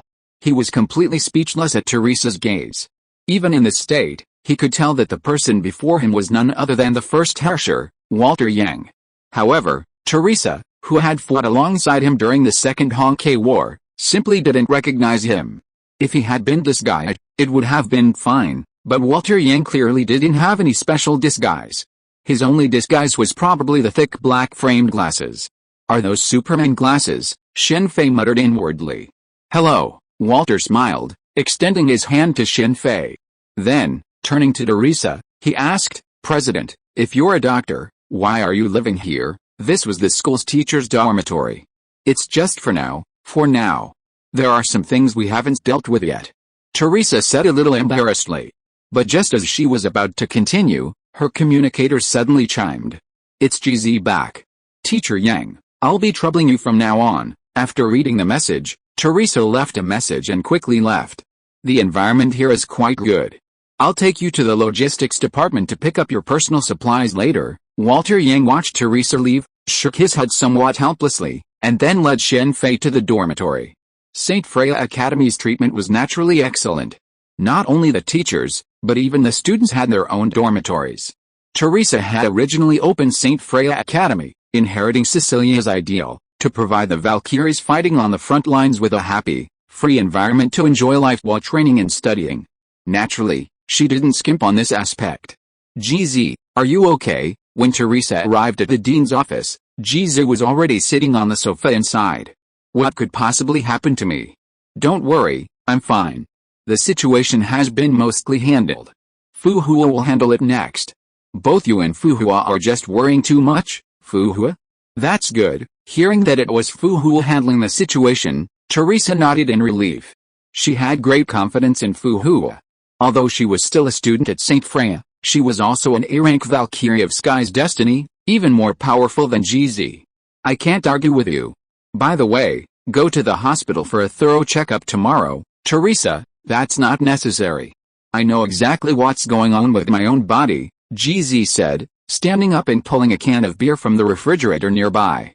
If you really want to know, you should just stay at school and be a teacher. GZ taught practical combat at St. Freya's Academy. This wasn't Teresa's arrangement. She had originally assigned GZ to a more relaxed role, but GZ insisted on it. She would also lead the team in actual combat. Under her leadership, St. Freya's Academy suffered the lowest casualties among all the major branches of Sky's destiny. This time is different. Maybe I can cure you, Teresa said as she gave a brief account of Shen Fei's condition. So, it seems I'm lucky. The relationship between these two seems to have improved. Is this a shared hobby? That night, in May's dormitory, Shen Fei happened to see Brownie and Brania playing games together. Both of them seemed to be computer experts. Together, they were killing a lot of people, and they remained unscathed all the way. If you're listening to this novel on a channel other than Fanfic World, it means they downloaded and uploaded it without effort. We cordially invite you to visit our channel, Mundo Fanfic Novelis. There you'll find the original version of this story and you can explore many other novels of various genres. We're waiting for you to immerse yourself in a world of incredible novels. Chapter 863 What? Part 2. You really like Homunculus. Come to think of it, it seems like Brania in the future is playing games. With a hint of curiosity, Shen Fei approached Brania and Brony, watching them play Homunculus Adventure. They were playing in two-player mode, and today was a rare day for Brania to get a killing spree. She had never been this excited playing two-player mode before. Brania's gaming skills were naturally extremely high, but unfortunately, her teammates couldn't keep up. Kiana could play games, but compared to her, she was a world apart, like a king and a bronze. But Brony was now at the equivalent of two kings. Brania, stop eating, May shouted angrily from the kitchen, and then she was seen pushing Kiana out. The dormitory where Kiana and the others were staying had been renovated, creating a large room with 5 private rooms. Including teacher Himiko, all 4 of them lived there. Furthermore, this dormitory was located in a remote area within St. Freya's Academy, bordered by a grove of trees, offering a truly picturesque setting. However, Shen Fei understood that the reason for living in such a remote location was simply to be on the safe side. May, after all, was a third Herrscher. Even with a bomb planted in her heart, there was no guarantee she wouldn't suffer any harm. Therefore, living away from the others was crucial, so that even if something did happen, it wouldn't affect anyone else. However, what Teresa and Jizzy hadn't anticipated was that they weren't facing just one third Herrscher. The first and second Herrschers were also present. If you included Fu-Hua's future 8th Herrscher, the Herrscher of Consciousness, St. Freya's Academy could, in a sense, be considered a Herrscher Academy. Want a drink? As Shen Fei watched the two play games, Jizzy approached and handed him a can of beer. This left Shen Fei speechless. She'd clearly asked for a drink, but she hadn't even waited for his response. Thank you, Shen Fei reluctantly accepted the beer. Quantum Sea, what's your world like? GZ seemed quite interested in the world of the Quantum Sea. She sat down next to Shen Fei and asked. It's a small bubble, with only Sky City. The rest is barren. Shen Fei briefly described the light-locked city.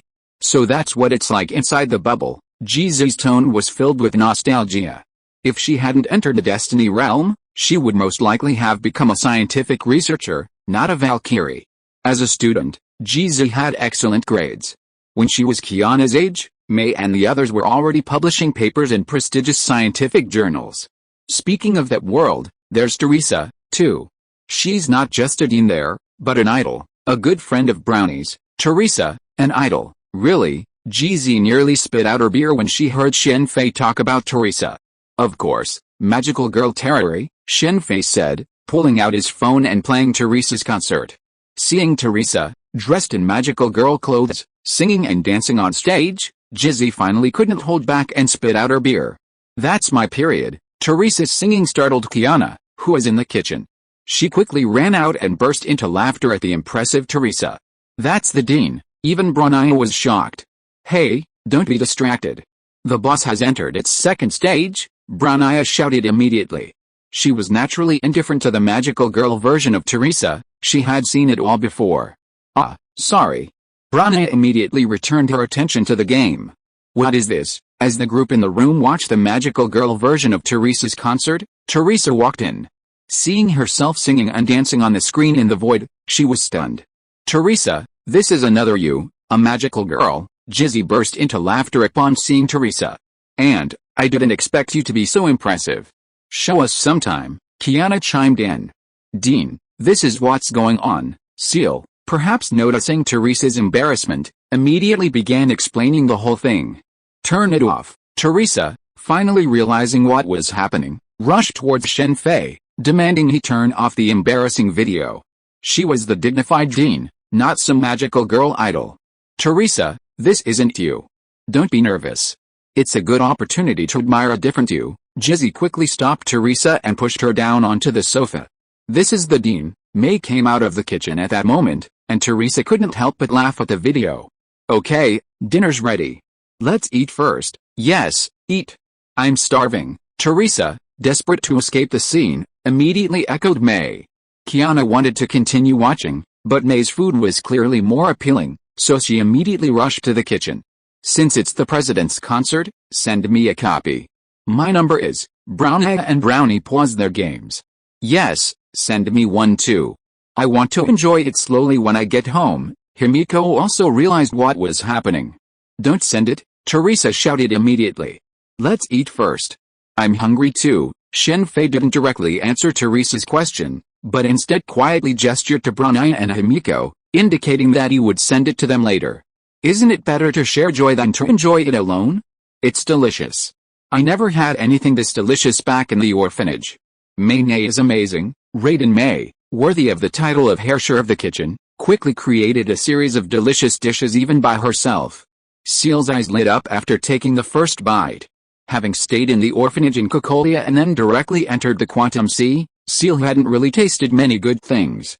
S.H.I.E.L.D, try this. Seeing S.H.I.E.L.'s reaction, Brown Eye wanted to bring all the dishes to S.H.I.E.L.D. This time, Kiana didn't fight with Brown Eye for the food. In the past, every mealtime would be a battle for these two. It's delicious, so eat more, May smiled modestly. May is really amazing, having honed her cooking skills for Kiana to be on par with a 5-star hotel chef. If she is truly a Herrscher of the kitchen, she should be able to fully unleash her power. The group enjoyed the dinner very happily, and S.H.I.E.L.D was no longer so shy. The erosion is really severe? The next day, at the hospital, after seeing the latest medical report of Jizzy, Shen Fei couldn't help but frown. He had never expected her body to be so severely eroded. No wonder she often drank heavily, probably to forget the pain of the Hong-K energy. The erosion of Hong-K energy caused Jizzy's body to be in constant pain. How is it? Can it be cured? Teresa asked nervously, looking at the frowning Shen Fei. There's no problem curing her body, Shen Fei said, setting the medical report aside. Then why do you still look so grim? Teresa's expression immediately relaxed upon hearing that it could be cured. There's another reason, Shen Fei explained. Teresa fell silent. As an S-rank Valkyrie of Destiny, Teresa was naturally aware of this situation, but there was nothing she could do about it. Hong-K always requires someone to fight against it. Headmaster, regarding the artificial stigmata, I'd like to review further information to see if there's a solution, or any other issues related to it. While St. Freya Academy had a lot of information on artificial stigmata, more detailed information wasn't available here. It was at Destiny headquarters. No problem, Teresa agreed immediately. If a solution could be found, even if it only alleviated the pain caused by the artificial stigmata, it would be a great deed for the Valkyries fighting on the front lines. Then I'll begin the treatment. Archangel Sai, Shen Fei had many methods for treating Jizzy, but after reviewing the medical reports, he didn't want her to suffer any further, so he chose the quickest method. It's an angel. Teresa and Jizzy stared in amazement at the angel, a white light with long golden hair. It's just an ability. How do you feel now? It's better than ever. I haven't felt this way in a long time. Jizzy immediately stood up and stretched her body. Her Hong-K resistance was very low. According to the rules of Destiny, such resistance would not allow her to become a Valkyrie. Destiny has certain standards for selecting Valkyries, and not everyone can become a Valkyrie. Possessing a certain level of Honkai resistance will significantly reduce the side effects of implanting artificial stigmata. Once Honkai resistance reaches a certain level, the side effects of artificial stigmata can be ignored, or even eliminated. After all, in theory, everyone in this era has stigmata, but with each generation, the information contained in the stigmata begins to be lost, becoming incomplete. Only a few people's stigmata are passed down intact, like the Kaslana family, whose stigmata remain intact through every generation. Stigmata are essentially a database containing vast amounts of genetic information. Dr. May of the previous civilization was truly remarkable, but there's also a surprising twist: they appear only on women, not men. As a result, there are only female Valkyries, not male ones. People like Siegfried and the two Walters are exceptions. The stigmata seem to have disappeared. After a moment's activity, Himiko, perhaps attempting to invoke the power of the stigmata, discovered they were gone, with no stigmata appearing on her right arm. That ability healed all wounds, but it's probably because the stigmata were the cause of the pain, so they were exorcised. The placement of artificial stigmata differs significantly from that in games. They aren't on the chest or back, but are primarily inscribed on the limbs based on each individual's characteristics or preferences. Only natural stigmata appear on the chest or back. Then it seems I need to reimplant the stigmata. For Jizzy, fighting was impossible without her stigmata, so naturally, she couldn't do without them. Jizzy, I know I can't persuade you, but you have to promise me to take good care of yourself. Teresa wanted to talk Jizzy out of it, but as a good friend, she understood her intentions and ultimately held back. Don't worry, Teresa, I'll pay attention. Since Teresa didn't try to dissuade Jizzy from giving up, Shen Fei didn't say anything either. However, he did take a look before he went to get the artificial stigmata implanted. Someone from the world of the Quantum Sea? That's quite interesting. At the Sky Mandate headquarters, the blonde Otto, holding a glass of red wine in each hand, gazed with interest at two files on the large screen before him. The files contained the details of Shen Fei and Brownie. The files were incredibly detailed, documenting nearly everything Shen Fei and Brownie had done at St. Freya's Academy, some of which Shiv and Teresa didn't know. After learning of Shen Fei and Brownie's identities, Teresa immediately reported this to the Skyward headquarters. While Teresa was displeased with Otto, their relationship wasn't particularly strained. It wasn't until Otto attacked Kiana that Teresa formally rebelled against him. Your Excellency, Lady Teresa just downloaded all the data on artificial stigmata. At this moment, a woman with short white hair and gold goggles behind Otto reported. Artificial stigmata, it seems Teresa has lucked out. Amber has had people keep an eye on him. As long as he doesn't interfere with my plans, nothing else matters. As Otto spoke, the screen immediately shifted to Kiana's records from St. Freya's Academy. For Otto, the presence of someone from the Quantum Sea bubble, while unusual, didn't concern him too much. Yolanda had another bubble within her, and Otto wasn't tempted. Otto was similarly unconcerned with Brownie's supposed hairshare of reasonability. Firstly, he possessed the Void Myriad treasures himself. Secondly, if he truly desired the power of the hairshare of reason, he'd rather seek the real one than a pseudo. Of course, if Brownie's supposed hairshare of void power was a different matter. For Otto, the hairshare of void's power was paramount. It was the key to his ultimate plan, and he wouldn't let anyone thwart it. S.H.I.E.L.D, have you been spending a lot of time with Brownie lately? Yes, what's wrong, brother Shen Fei? I don't mean to blame you. I just wanted to remind you that when you're with Brownie, don't forget your other friend. Another friend? S.H.I.E.L.D looked puzzled, clearly unsure who Shen Fei was referring to. I'm talking about your other self, Black S.H.I.E.L.D. She's always been one person. Shen Fei was very fond of both Black and White S.H.I.E.L.D. The other me, brother Shen Fei, you know her. Of course I know her. She's very fond of you, but that's also why if you ignore her, she might think you've been snatched away, and she's probably sulking right now. Nonsense. Who's sulking? I don't care. Hazer, watching outside through the small TV, heard Shen Fei's words and immediately crushed the chair under her in anger. P.S. Happy Year of the Tiger everyone. Chapter 864 What, and another me. Just as Hazer was crushing the chair, Shen Fei's reminder finally dawned on her. She'd been so excited to see Brownie these past few days, spending so much time with her, even sleeping, that she'd forgotten about her other self. She'd immediately entered her own consciousness, and unexpectedly witnessed this scene. This scene, however, perfectly confirmed Shen Fei's words. S.H.I.E.L.D had initially assumed S.H.I.E.L D didn't care about her. After all, S.H.I.E.L D's tone was so innocent and gentle that it was impossible for S.H.I.E.L D, with her innocent and gentle personality, to detect any hidden meaning. "What are you doing here?" S.H.I.E.L D, already furious, immediately turned his scowl upon seeing S.H.I.E.L D enter. With a cold snort, he feigned indifference as he put the chair back in its original position, sat down, and looked at S.H.I.E.L D calmly. "Another me, I'm sorry. I ignored you for a few days. I promise I won't do it again," S.H.I.E.L D apologized hastily. "Don't listen to his nonsense. I don't care. What are you doing? On the contrary, without you bothering me, I feel a rare sense of peace and quiet here." S.H.I.E.L D waved his hand, feigning indifference. Of course, this was only on the surface. In fact, after hearing S.H.I.E.L D's words, S.H.I.E.L D was actually very happy. "Another me, okay, if there's nothing else, just go out. I want to be alone and quiet." Just as S.H.I.E.L D was about to say something, S.H.I.E.L D immediately interrupted her and waved her away. Seeing that S.H.I.E.L D had no intention of speaking to her, S.H.I.E.L D was silent for a moment and then left the consciousness space.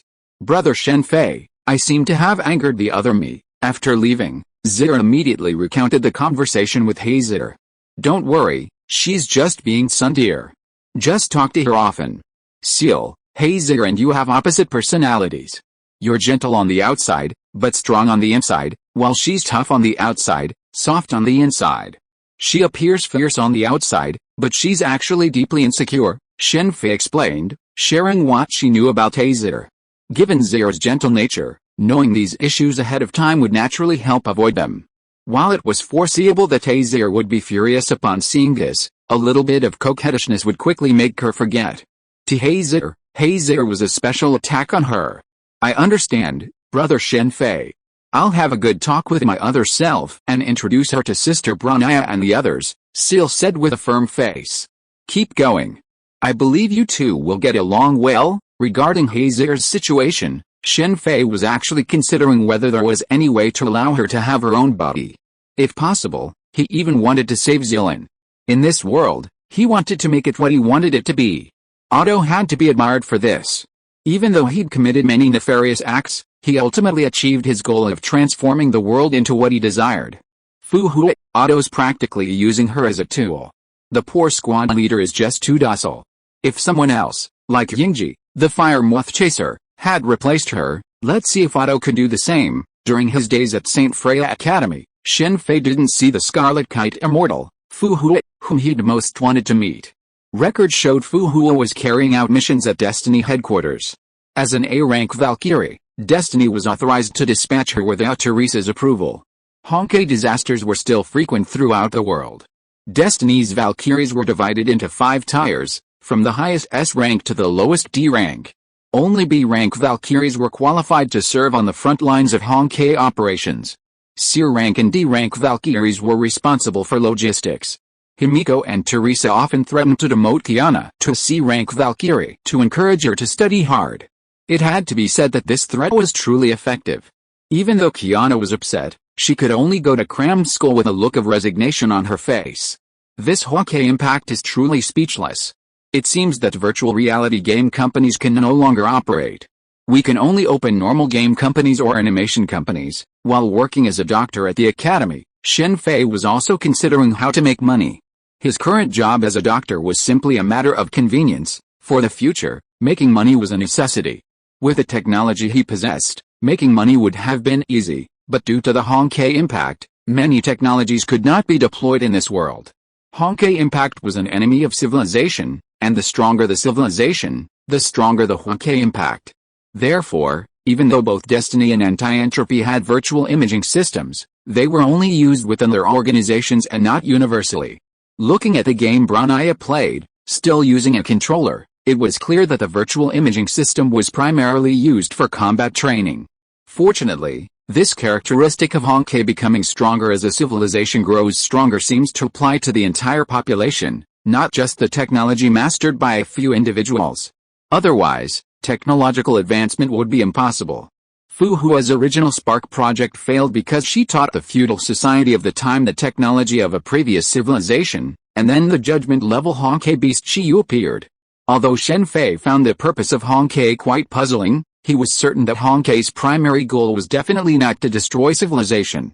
Otherwise, there would be no need for Herrschers to appear one by one, simply ending things with the end. Even more puzzling, of course, were the Herrschers of this civilization.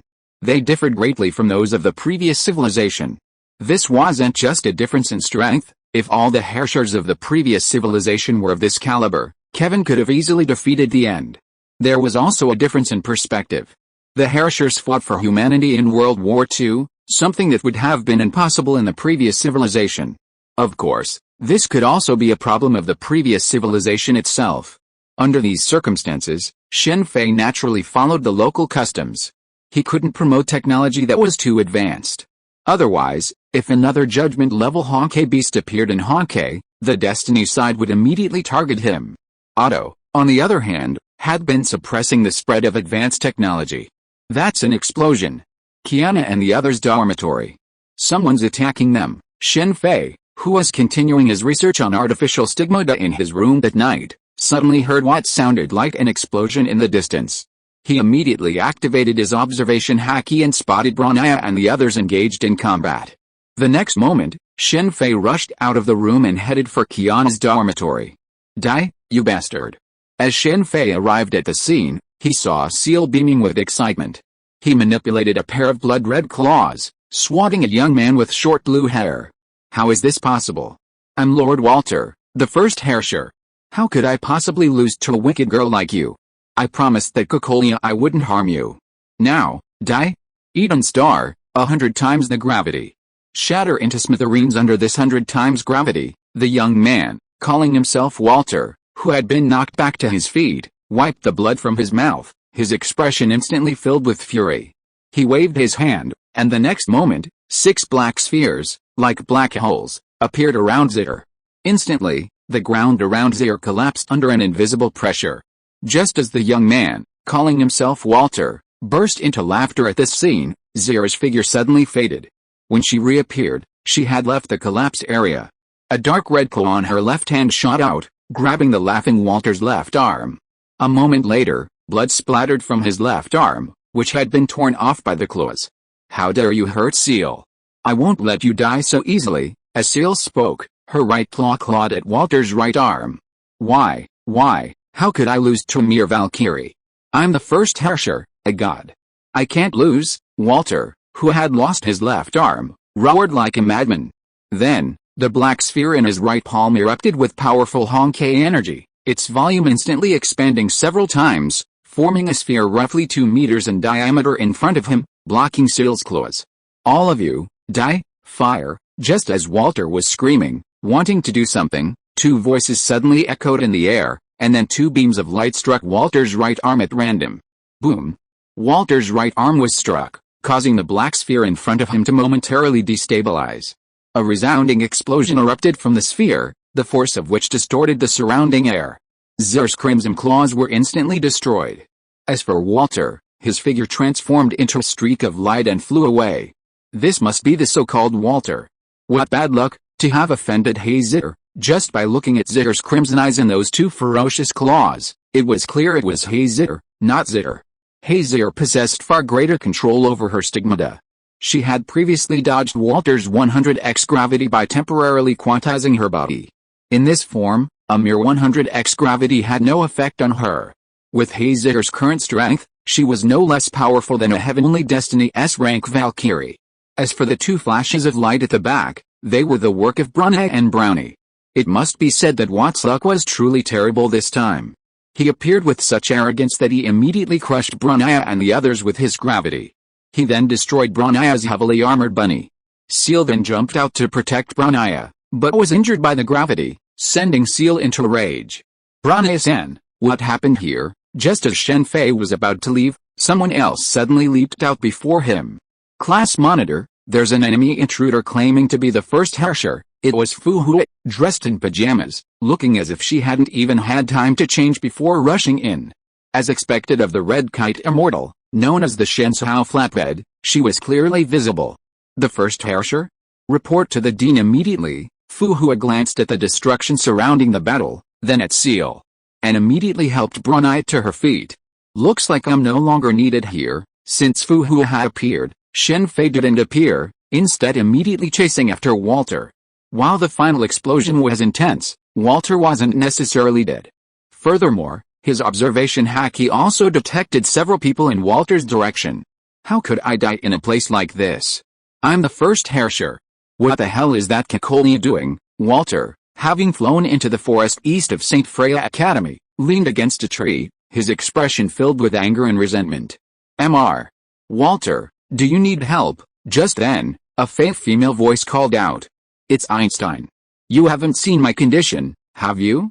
Come and take me back to anti-entropy, Walter roared upon seeing the approaching person. What are you waiting for? Come quickly. Seeing the approaching person show no reaction, Walter urged him. Sorry, he's calling me. Just then, a deep voice echoed beside Walter, and then Walter felt a hand on his right shoulder.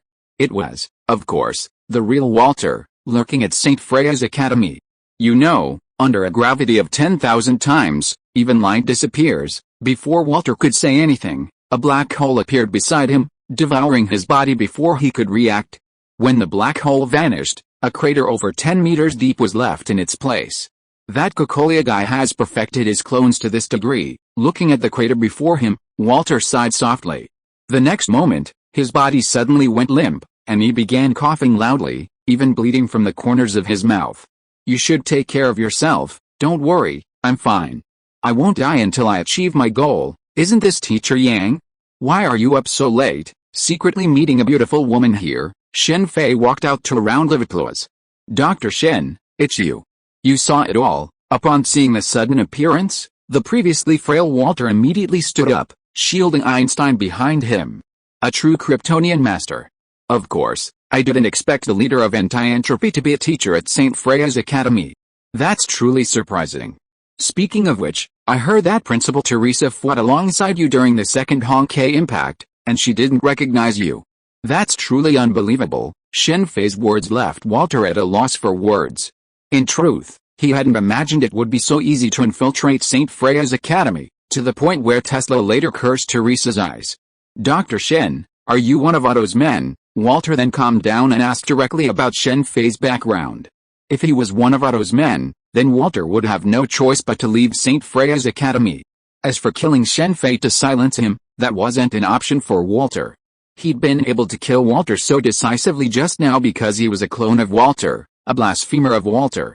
Of course, this Walter was referring to the real Walter, the first Herrscher of Reason. The current Walter inherited the name, and he was the second Herrscher of Reason. No, Otto isn't qualified to command me yet. As for my origins, it's okay to tell you. I'm a traveler, from the world bubble of the quantum sea. I think you've probably guessed this, Mr. Walter. Is Brownie really from the world bubble? The appearance of the two Brownias, while publicly promoting Brownie as Brownia's sister, was intended for those unfamiliar with Brownia's background. As the leader of anti-entropy, Walter naturally knew Brownia's true origins, an orphan adopted by Kekolia. Chapter 865 Gem of Silence, Part 1. Dr. Shen, can we pretend we haven't met today? Walter breathed a sigh of relief after confirming Shen Fei wasn't Otto's man. Even if his identity was exposed, the worst that could happen was that he could leave St. Freya's Academy, but that would mean his mission wouldn't continue. Are you teaching here to monitor Kiana? No, more accurately, K-423, or the Herrscher of the Void. There was only one reason Walter, the leader of the Anti-Entropy Alliance, would come to teach at St. Freya's Academy. Even though Kiana didn't appear to be in any danger right now, she was the Herrscher of the Void after all. If she awakened, she could potentially cause a repeat of the second collapse. As a precaution, Walter naturally wanted to stay by her side, ready to intervene if anything happened. Of course, Walter also had his own plan, perhaps using the second Herrscher, like the first Herrscher had done, to win her over to the human side. Siegfried lost an arm when Kiana's younger Herrscher energy awakened, and he left her. It wasn't as if he'd abandoned her. Siegfried didn't know how to face Kiana at that time, so he simply walked away. While Shen Fei found it perplexing to give her the real Kiana's name and then walk away, it's understandable given Siegfried's circumstances at the time. However, Kiana was the Herrscher of the Void, and even if Siegfried was heartless, neither Destiny nor Anti-Entropy could abandon her. Destiny Otto sought to leverage the power of the Herrscher of the Void to fulfill his plans, while Anti-Entropy feared Kiana's transformation into Herrscher once again. If Siegfried hadn't desperately tried to stop her, even using the judgment of heavenly fire, at least a city would have been destroyed. Who are you, and why do you know all this? Walter Yang's guard was once again on edge, even summoning the Star of Eden and sending Einstein away. It's no wonder he was so nervous. After all, Kiana's affairs were top secret, even within Anti-Entropy. Only Walter, Einstein, Tesla, and Siegfried knew the truth. Even Raiden Ryoma and Kokolia didn't know Kiana was actually the Herrscher of the Void. If Kokolia knew, she might target both Raiden Mei and Kiana. There's no need to send Dr. Einstein away. I have no intention of taking action. I know so much because I've observed similar worlds. I assume you two are aware of the second divine key, the Thousand Worlds one. You can assume I possess similar abilities, observing parallel worlds? That's quite possible. What's your purpose? I want to borrow the Herrscher of Reason core for research, Shen Fei stated without reservation. You truly know a lot. Einstein gave Shen Fei a deep look. This told her that Shen Fei knew the Herrscher of Reason could be passed down, a crucial secret of Anti-Entropy. Don't worry, I just want to research it. I have no interest in becoming a Herrscher. In return, I can tell you about the future. While my presence might create a butterfly effect, overall, the benefits outweigh the risks. Walter and Einstein fell silent. Honestly, they naturally didn't want to entrust the Herrscher of Reason's core to Shen Fei, whom they had just met, for research. But the situation was complicated.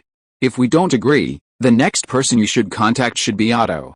I remember he has the Void Myriad treasures, Einstein said bluntly, staring at Shen Fei after a brief silence. Walter's face immediately changed when he heard Einstein's words. He hadn't considered this. If Shen Fei went to Otto, it wouldn't be good news for Anti-Entropy. Anti-Entropy was already much weaker than Destiny. If Otto knew the future, how could Anti-Entropy still exist? As expected of Dr. Einstein, yes, the Void treasures he possesses are indeed what I desire. But don't worry, I won't go along with him. I'm not the type to resort to any means necessary to achieve my goals. Then what is your purpose in researching the Herrscher core? Einstein remained non-committal, then asked again. My purpose is simple. I want the power of the Herrscher of Reason. I know that as long as I possess the Herrscher core, under certain conditions, even if I lose it, I can still use it. That's my goal. This was Shen Fei's best of both worlds solution, one he deduced from Walter and Otto. Even after Walter passed the Herrscher core to Brania, he still possessed the power of a single point.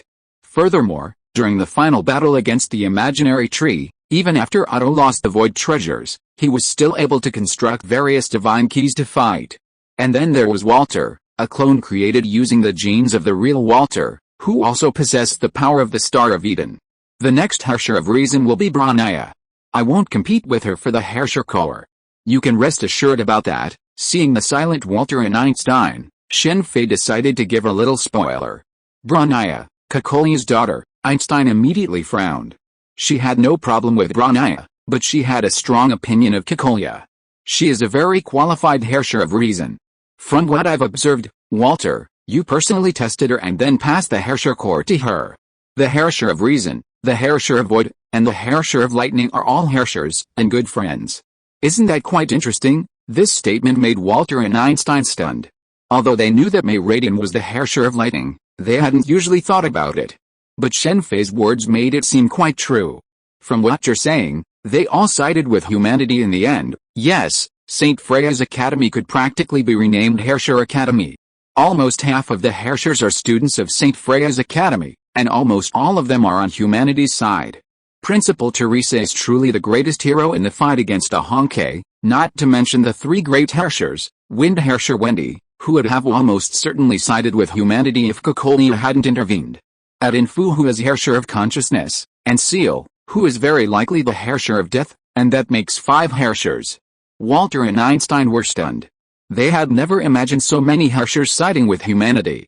If true, it would be a great blessing for humanity, greatly reducing the number of casualties. The birth of every Herrscher costs at least a city, including the first Herrscher of Reason. Well, leaving aside Wind Herrscher Wendy for now. Strictly speaking, every Herrscher who sided with humanity, even if they didn't fight for them, simply refraining from attacking them, was already a great blessing. If that's the case, then Principal Teresa deserves the credit. Walter's mouth twitched as he spoke. He had never imagined Teresa would fight the Hon-K in this way. She was completely unlike the principal who'd slack off in her office reading homunculus comics. What's Otto's true purpose? Einstein continued after a brief silence. Einstein's question piqued Walter's curiosity. Skyward had always been the foremost organization fighting the Hon-K. Even Walter had to admit that without Skyward's Valkyries, human society wouldn't be as peaceful as it is today. Relying solely on anti-entropy mechas might maintain peace in some areas, but global peace wouldn't be possible. However, Otto's actions during the first and second Hon-K didn't seem like a response to the Hon-K. In fact, without Otto's interference, the second Hon-K wouldn't have caused such devastation. Walter had nearly killed Siren, but because of Otto, Siren escaped and returned to upgrade, becoming a 6-core Herrscher. Such behavior wasn't about fighting the Hon-K at all. The key question was why Otto was doing this. That was the most important thing, and even Einstein and Tesla couldn't fathom it. He certainly has his motives, but I've already said enough. Please consider my earlier proposal carefully. With that, Shen Fei vanished from the side of Walter and Einstein. The Herrscher's core was at stake, and asking them to make an immediate decision was a bit unreasonable. Ein, go back and talk to Tesla first. You still want to stay here? What he said might not be true, don't worry. If I want to leave, even if Otto comes in person, I can still get away. If what he said is true, perhaps we can find a way to deal with the Hon-K. Alright, don't agree to him yet. Let's talk to Tesla first. With that, Walter and Einstein departed in their respective directions. As Shen Fei returned to Kiana and the others' dormitory, Teresa, carrying the Oath of Judas, arrived, along with Himiko. After her body returned to normal, Himiko's drinking habits changed. While she didn't completely quit, she no longer drank as often as before, and she also stopped hooking up with handsome men in bars. She had originally planned to have a passionate love affair before her death, but unfortunately, due to her profession, habits, and strength, she never succeeded. Those who approached her because of her beauty fled in fear upon discovering she could break steel bars with her bare hands. A Valkyrie capable of using Hon-K energy is far more powerful than an ordinary person. Anti-entropy attacked May. Cocolia is too much. Teresa knew it was Cocolia's doing because she had met her before arriving here, and even fought her online. Cocolia was playing a trick, waiting for the Oriole to come. What was her pawn? Success was better, but failure was nothing. Teresa, be careful, Himiko whispered to Teresa, gesturing with her eyes in the direction of Brunaya and S.H.I.E.L.D, both of whom looked somewhat downcast. Brunaya, S.H.I.E.L.D, this has nothing to do with you. We can't live here today. You should move in with me and wait for someone to fix the dorm tomorrow. The dorm was a shambles from Wood's attack. Doors and furniture were shattered, and the floor was pitted by gravity. Brunaya suffered the most damage, naturally. Her entire computer system and games were destroyed. This was only because S.H.I.E.L.D acted in time to knock Wood away, otherwise the entire dorm would have been destroyed. Everyone, pack your things, Himiko said, sending the others packing their clothes. Then, looking at Teresa, she said somewhat sheepishly, Teresa, it's all my fault I wasn't here. Himiko, it's not your fault. You never expected them to come. Phew, go back and rest. We'll talk tomorrow if anything's needed. After all, Teresa was the academy president, so of course she lived in a single-family villa. Initially, Teresa had wanted Kiana to move in with her, but Kiana declined, saying she wanted to be with May. Brunaya also wanted to be with May, so the three of them ended up sharing a dormitory. Cocolia attacked Raiden May and St. Freya's database, just as Teresa had settled Kiana and the others. Otto at Skyward Sword's headquarters had already received the intelligence. The speed was astonishing. That Cocolia woman is quite ambitious. How's Dr. Maki doing? Otto spoke, a glass of red wine in his right hand, a smile of complete control on his face. We've contacted Cocolia of Anti-Entropy. They should be taking action in the next few days, Amber whispered from behind Otto. Hasn't he made up his mind yet? Tell him to deliver the Serenity Gem to headquarters in 2 days. Understood. The Oath of Judah is truly a terrifying divine key. No wonder so many fusion warriors perished when the former civilization fought against a law constraints. In magical terms, this is practically forbidden magic. Leveraging his relationship with Teresa, Shen Fei borrowed Teresa's Judah. She had originally been reluctant to borrow it. While the divine key was immensely powerful, Its use required stringent conditions, not just anyone could wield it. To wield it, 2 conditions were required. 1 possessed significant Hong-Kai energy. Each divine key required sufficient Hong-Kai energy to unleash its power, and the second condition was resistance to Hong-Kai's erosion. However, after Shen Fei demonstrated his strength and his fearlessness of Hong-Kai energy, Teresa immediately agreed to lend him Judas for research. She also explained some of Judas's uses. There's a saying, yes, you never know how many uses Judas has. However, the most powerful use is undoubtedly the divine grace barrier of zero-rated power, which can create a radius of 100 kilometers, or 200 kilometers in diameter. Within this barrier, Hong-Kai energy is completely negated, and other energy attributes are also significantly weakened. The previous civilization had so many fusion warriors, a conservative estimate would be around 3 digits. However, only 13 perished in the fight against the binding lawgiver, earning them the nickname the 13 Heroes of the Fire-Chasing Moth. Paradise of the past. Once things are settled here, why don't you talk to Kevin about letting me in to meet the 13 heroes? Thinking of the fire-chasing moth reminded Shen Fei of the past.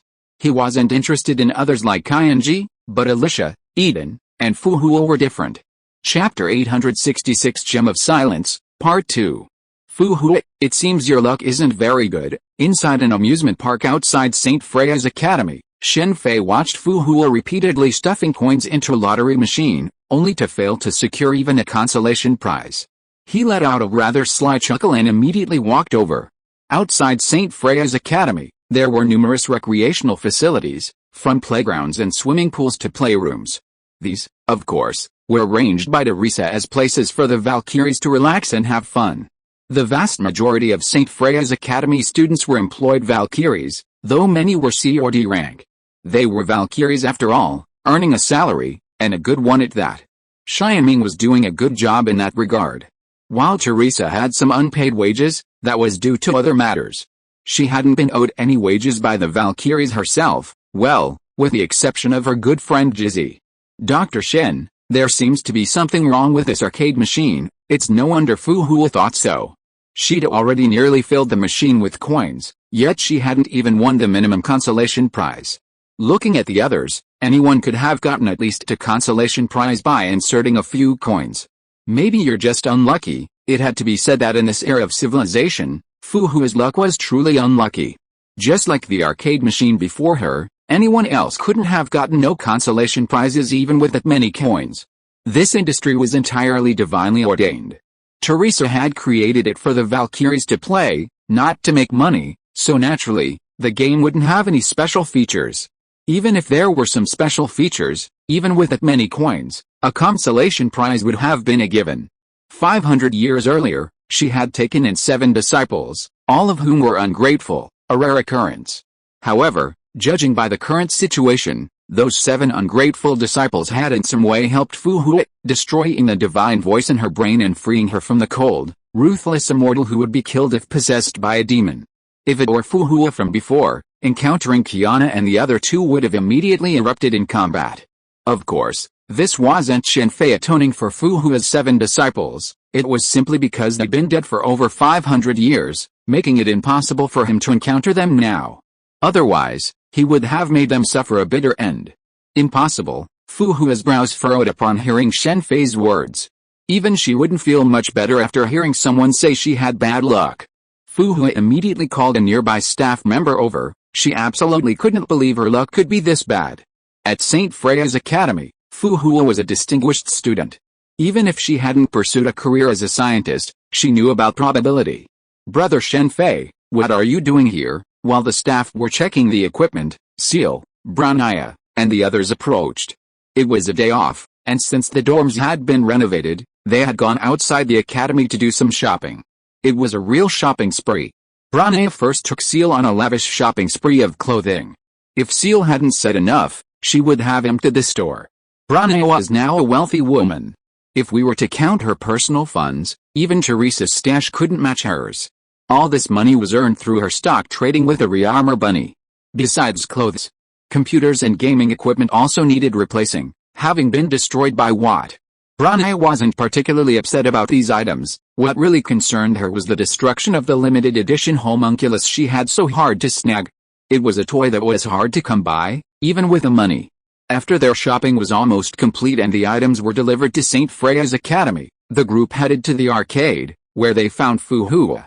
Fu Hua, now a frequent visitor to the arcade to relax and play, happened to run into Shen Fei. Class monitor, Kiana's smile froze upon seeing Fu Hua. In all of St. Freia's Academy, the person Kiana feared most wasn't Teresa or Himiko, but Fu Hua. With Teresa and Himiko, if Kiana got in trouble, she could just act coquettishly and neither would punish her too harshly. But Fu Hua was different. Her tactics had no effect on her. Under Fu Hua's pressure, even if Kiana was upset, she had no choice but to complete her homework on time.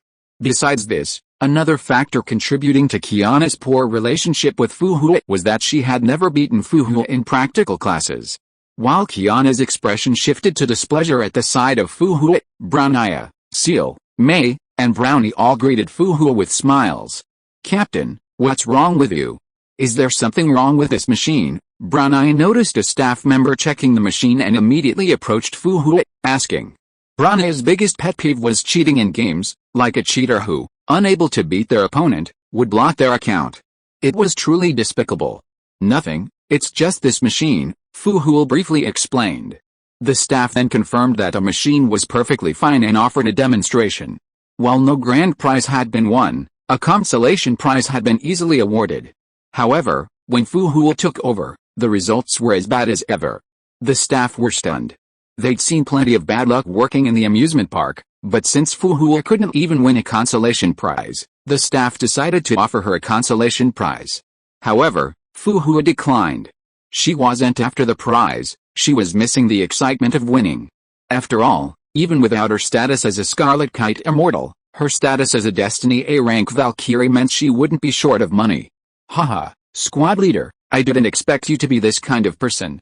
This is hilarious." After leaving the arcade, Kiana continued to laugh heartily. In fact, she wasn't the only one.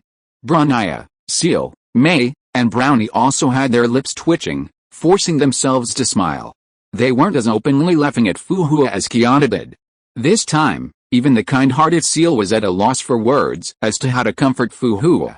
"You're laughing so happily, it's because you don't know where you're putting your luck." Seeing Kiana's joyful laughter, Shen Fei couldn't help but look away. In fact, he was laughing too, just like Brownia and the others. After all, this was Fu Hua's famous scene. But he also understood why Fu Hua was so upset. It was because she was using all her luck to save her life. In the previous civilization, Fu Hua had experienced many situations that others thought would be fatal, but she survived in the end, earning her the nickname Witch. From the beginning of the Honkai, to the Fusion Warriors, to the Divine Sound Project, which she alone succeeded in, and even the 12th hair corroding experiment conducted by Mebius within her. She had survived.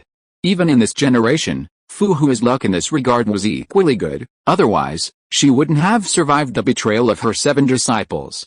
Strictly speaking, if Fu Hua had wanted to, she could have killed them even if they had been ambushed.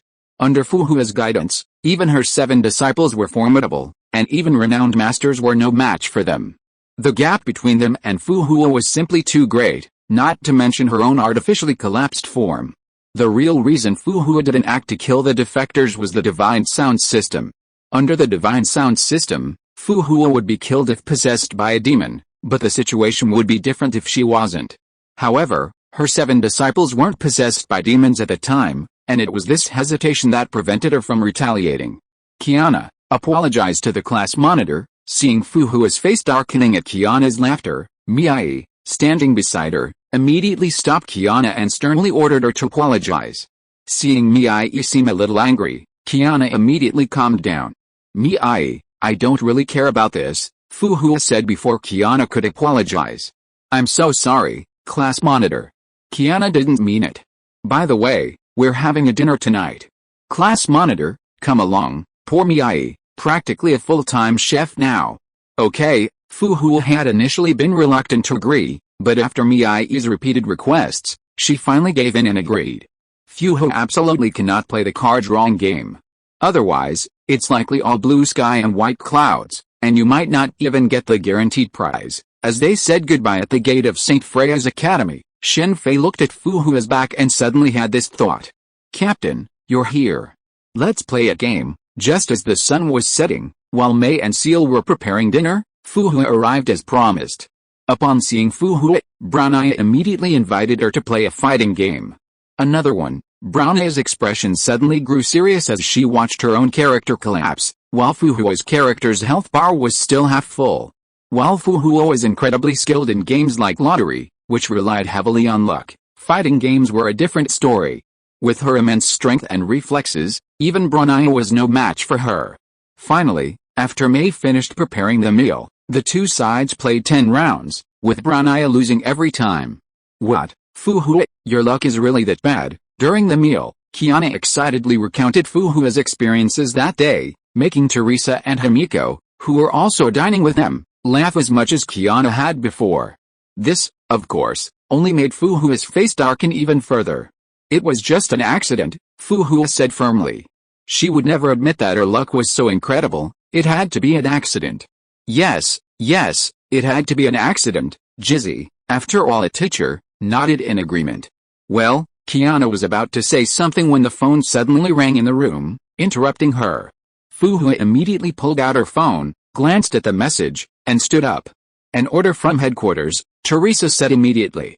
Yes, a new mission. Fu-Hua nodded, turned, and headed for the door. This is really unfortunate. Although she felt a little disappointed, it was a mission from Destiny headquarters after all, and for Fu-Hua, an A-rank Valkyrie, to be deployed, it must be no small task. Naturally, Teresa and Jizzy wouldn't stop her. Squad leader. Take these chicken legs with you on the way. Mei immediately carried the chicken legs from the table to the resurrection point. Mei, those are mine, Kiana exclaimed, somewhat dissatisfied. By the way, this mission requires the assistance of a B-rank Valkyrie. Kiana, it's you, Fu-Hua offered Kiana a seemingly benign smile. Even Fu-Hua, constantly mocked for her bad luck, would have chafed. I'm not going. I want to eat Mei's food. Squad leader, please find someone else. At any other time, Kiana would have been thrilled to accept the Valkyrie mission, but with Mei's delicious food right in front of her, and with Fu-Hua as her team, Kiana immediately declined. I'm sorry, Kiana.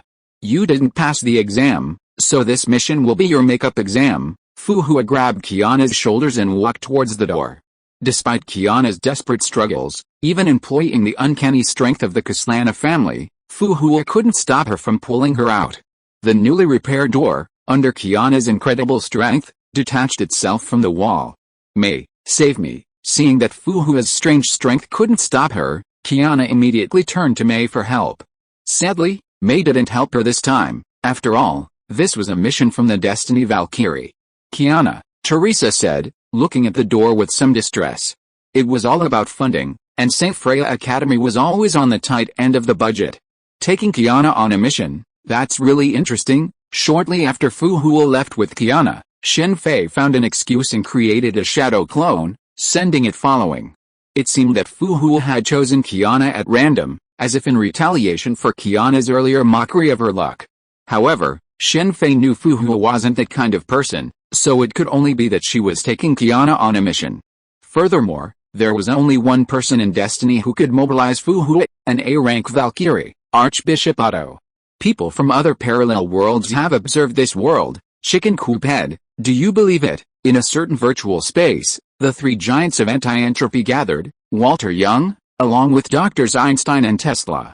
Theoretically, it's possible, Einstein nodded gently. Even if it's possible, we can't trade it for the Herrscher Core, Dr. Tesla, I've already said that the other party's goal is only to borrow the Herrscher Core for a period of time, not to exchange it. Chicken Coop Head, how can you guarantee that what he said is true? What if he wants to steal the Herrscher Core? If we refuse, he'll probably make a deal with Otto. That's a problem we must avoid. I think we can agree to his terms. If several Herrschers can side with humanity in the future, many sacrifices can be avoided. Chapter 867 Gem of Silence, Part 2. Since you've made your decision, Walter, then agree to his terms. Dr. Tesla, what's Kokolia doing lately? After Walter agreed, Einstein and Tesla stopped talking. After all, Walter was the true leader of anti-entropy.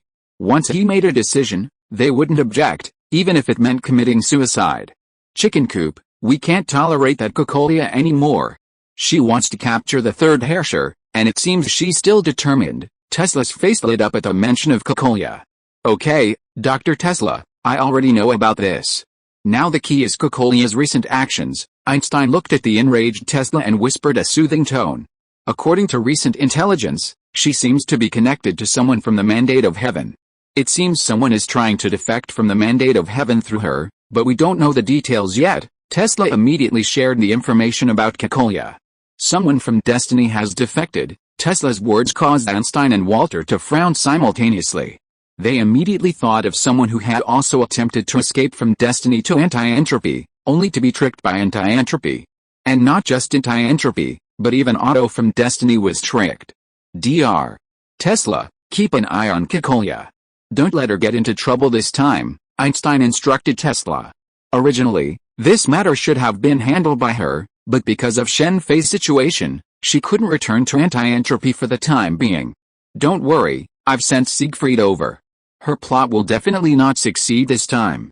By the way, wait for me over there, I'll be there soon, Tesla said, waving his right hand vigorously, looking very satisfied with his decision. You need to come over, Einstein couldn't help but frown.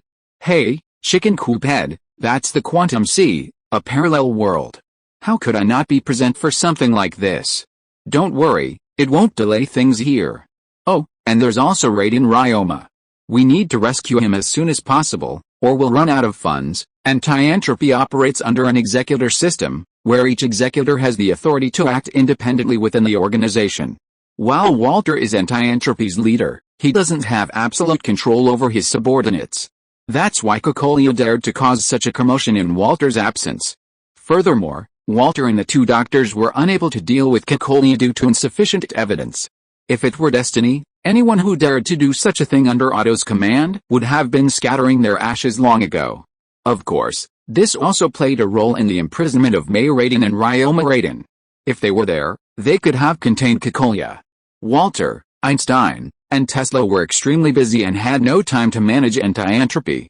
Normally, anti-entropy's operations were managed by Raiden Ryoma, who also provided the funding. This was similar to Shinming. Otto usually didn't care about Shinming's daily affairs, leaving Amber primarily responsible for them. I see, you're really not forgetting to eat even when you're there. Fuhua isn't so rigid during missions, though. At first glance, it's easy to mistake her for a man. In Lion City, after the Shadow Clone accompanied Fuhua and Kiana to the city, Shen Fei swapped roles with the Shadow Clone, leaving him on duty at St. Freia's College while the main character arrived in person. Fuhua, now dressed in a smart black suit, stood beside Kiana, adorned in a gorgeous, luxurious dress. She was instantly mistaken for a butler accompanying a young lady on a date, the kind of professional butler you'd only see on TV. After disembarking from Shinming's airborne battleship, the two headed straight for Lion City's most luxurious hotel, the Queen's, and booked a presidential suite. It wasn't that they were using Shinming's public funds to enjoy themselves, but rather that their goal was to stay at the hotel. This is Walter. No, it should be Walter, Dr. Maki, the Serenity Stone, so that's how it is. Poor Kekolia, she's been pushed to the front as a pawn. While Fuhua and Kiana were still trying to find a way to approach the enemy, Shen Fei had already almost completely investigated the whole story. Dr. Maki, dissatisfied with Otto's experiments on the Herrscher Stone, contacted anti-entropy and successfully escaped with a Herrscher Stone and his own research. Walter was there to pick him up. But poor him had no idea that he had contacted the wrong person when he contacted anti-entropy. If he had contacted the two doctors or Thunder Ryoma, there would have been no problem. But he contacted Kekolia, and just as he had escaped from the tiger's mouth, he fell into the wolf's den. Kekolia had already prepared equipment in Lion City, as well as a large amount of Honkai energy crystals. After obtaining the Serenity Stone, she immediately began to activate it. Finding a suitable host for the Herrscher gem is incredibly difficult. Skyward Sword has been conducting experiments for years, but the desired gem only settled within Wendy after sacrificing numerous Valkyries. As for Serenity, a suitable host has yet to be found. Otto is truly remarkable.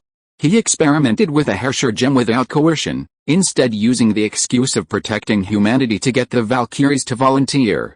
Dr. Maki, the director of the research institute responsible for Serenity, initially dismissed a Valkyrie's sacrifice until his granddaughter became a test subject. He regretted this and, after her death, harbored thoughts of rebellion. Little did he know that this was all part of Otto's plan. From the start of the experiment to Dr. Maki's acquisitiveness, he orchestrated everything. The Herrscher experiments were conducted to save S.H.I.E.L.D. Now that they know S.H.I.E.L.D. has appeared, they're still continuing the experiments. So what's their excuse this time? In the basement of the Queen Hotel, Shen Fei scoffed at the Serenity Gem surrounded by a vast expanse of Hong-Kai energy crystals. He then shattered the tempered glass in front with a punch and seized the Herrscher core within. It's indeed different from ordinary Hong-Kai energy. Feeling the Hong-Kai energy emanating from the Herrscher core infiltrating his body, Shen Fei chuckled softly and, with a flick of his hand, retracted the Herrscher core. Even the Herrscher core couldn't erode his body if Hong-Kai energy tried to do so. While researching artificial stigmata, Shen Fei had begun researching Hong-Kai energy and absorbing it. If one disregards the Hong-Kai will, Hong-Kai energy can actually be considered a form of natural energy, capable of cultivation. Cultivators in Shen's Hao, whose key cultivation reaches a certain level, the Xiantian realm, can also absorb Hong-Kai energy. As long as they can control the flow of energy, they are generally immune to Hong-Kai energy, or, in other words, possessed. The Red Kite Sage's demons must be killed is roughly what this means. While Hong-Kai energy possesses consciousness, not everyone is worthy of its allure. To be frank, unless you reach a certain level, even if you attempt to hear its allure, the other party might not even bother to respond. Interestingly, during the Red Kite Sage's active era, many experts in the martial arts world mistook the consciousness of Hong-Kai energy for the voice of an immortal, believing themselves worthy of entering the immortal realm and becoming immortals, and thus fell under its spell. This time, I'm going to face Otto. Wouldn't it be best if I use the disguise? After packing up the Herrscher core, the Hong-Kai crystal, and the equipment installed by Kokolia, Shen Fei fell silent. Frankly, he didn't want to confront Otto right away. As for Otto's wish to resurrect Colin, if it didn't require such a high price, he wouldn't mind fulfilling it. Otto, having remained steadfast to his original aspirations for 500 years, is in some ways admirable. From another parallel world, the world bubble alias already exists. How about a different one? Kevin, one of the 13 heroes of the Fire Moth, thinking of someone currently within the quantum ocean, Shen Fei suddenly had a thought. Damn it! What's going on?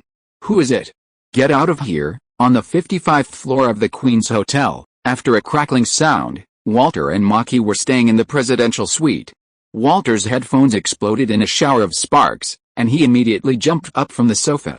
As Walter glanced around the room, Shen Fei appeared beside him, grabbed him by the neck, and pinned him against the wall. Asshole! How dare you sneak attack me, Walter? Although only a clone, it was still a replica of the first Herrscher, and still possessed some strength. In the excruciating pain, he immediately attempted to use the Star of Eden, but a punch from Shen Fei shattered the star he had condensed.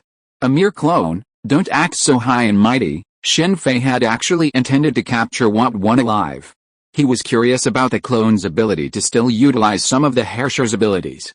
However, after all, the real Walter had completely crushed him and sucked him into a black hole. So, he could only capture two. This is how lightning is used. The future Herrscher of Thunder, the power of the third Herrscher of Thunder, if properly harnessed, could unleash immense devastation in modern society. The biggest difference between modern and ancient societies lies in the use of electricity. In ancient times, prosperous cities with populations exceeding 1 million were rare. But in modern times, populations exceeding 1 million are common, and even tens of millions are not uncommon. If such cities lose power, they would be instantly paralyzed. Just look at what happened in the Marvel Universe before. Just a few electromagnetic pulse devices caused such devastation. With a Herrscher of Thunder's abilities, achieving such a feat would be a piece of cake. He had just taken into account the technological advancements of anti-entropy and directly destroyed the room's electrical system, as well as Walter's means of communication. His strike was swift, precise, and ruthless, leaving Walter no time to call for backup. This world was technologically advanced. While Shen Fei might appear to be unarmed with any mechas, quantum teleportation technology could instantly summon them to his side. While Shen Fei wasn't afraid of them, there was no need to create unnecessary complications. Besides, if the situation got too fussy, Fu Hua and Kiana might burst in. Who are you? A member of Destiny? Dr. Maki, drinking in the inner room of the presidential suite, saw Walter being kicked in the hand by Shen Fei, his expression instantly changing. This was because Shen Fei was a man. If he were a woman, the other party would likely mistake him for a Destiny Valkyrie. I'm not from Destiny or anti-entropy. I'm just an outsider who wants to speak with you, Dr. Maki, Shen Fei said, tossing the unconscious Walter aside. What do you want to discuss? Dr. Maki didn't show any fear. Rightly so, he completely disregarded life and death. If someone didn't even care about death, then there would be very few things that could threaten them. Talk about this, Shen Fei said as he took out the Herrscher core. What do you want to do with this? Dr. Maki's face immediately changed when he saw the Herrscher core. To be precise, it's not me who wants to use the Herrscher core, but Kekolia who wants to use it. Dr. Maki, take a look at this first, Shen Fei said as he took out his phone and showed Dr. Maki a photo. It was a full view of the underground floor. From the photo, one could clearly see the Herrscher core amidst a pile of Honkai energy crystals. Kekolia isn't a good person. For her, conducting experiments one by one to find a suitable candidate for the Serenity Gem is too slow. Even without Shen Fei saying anything, Dr. Maki understood the rest of the story. After all, he had been researching the Serenity Gem for a long time. Since one experiment at a time was too slow, why not use an entire city as a testing ground and sacrifice 1 million people? Perhaps they could easily find a suitable candidate. Kekolia, this is impossible. Is she crazy? The photo's contents made Dr. Maki tremble uncontrollably. She's a lunatic to begin with. You know about the third collapse of Quinjet City, right? She was responsible. After the death of the Herrscher of the Void, the 4 Herrscher gems were split. Destiny received 3, and Anti-Entropy received 1. That was the Conquest gem. What the hell am I doing? Dr. Maki seemed to be on the verge of collapse. He had intended to atone for his sins with his own life, but he had nearly caused an even greater disaster. Calm down, Dr. Maki. Kekolia's plan has been thwarted. I need that Honkai neutralization serum in your hand. Dr. Maki, a genius himself, developed HSNB-46, a serum that mitigates and eliminates Honkai energy within the Valkyries. While it depletes their powers, it's a lifesaver for ordinary people afflicted with Honkai. Later, Himiko was able to save Kiana, who had become the Herrscher of the Void, thanks to this Honkai neutralization serum, combined with Cecilia's holy blood to create the god-slaying spear. Unfortunately, with Dr. Maki's death, only a single tube of this serum remained. Since he had encountered her here, he naturally wouldn't let it disappear. Here, take it, said a disheartened Dr. Maki, pulling a box from a nearby drawer and placing it on the table. Sorry, Dr. Shen Fei, who had been about to continue dissuading Dr. Maki, sensed Fu Hua approaching from outside and immediately knocked her unconscious. Although he has the serum, it is not impossible for him to copy it if he spends time. Otherwise, since he is here, why should he spend time to slowly study and copy it?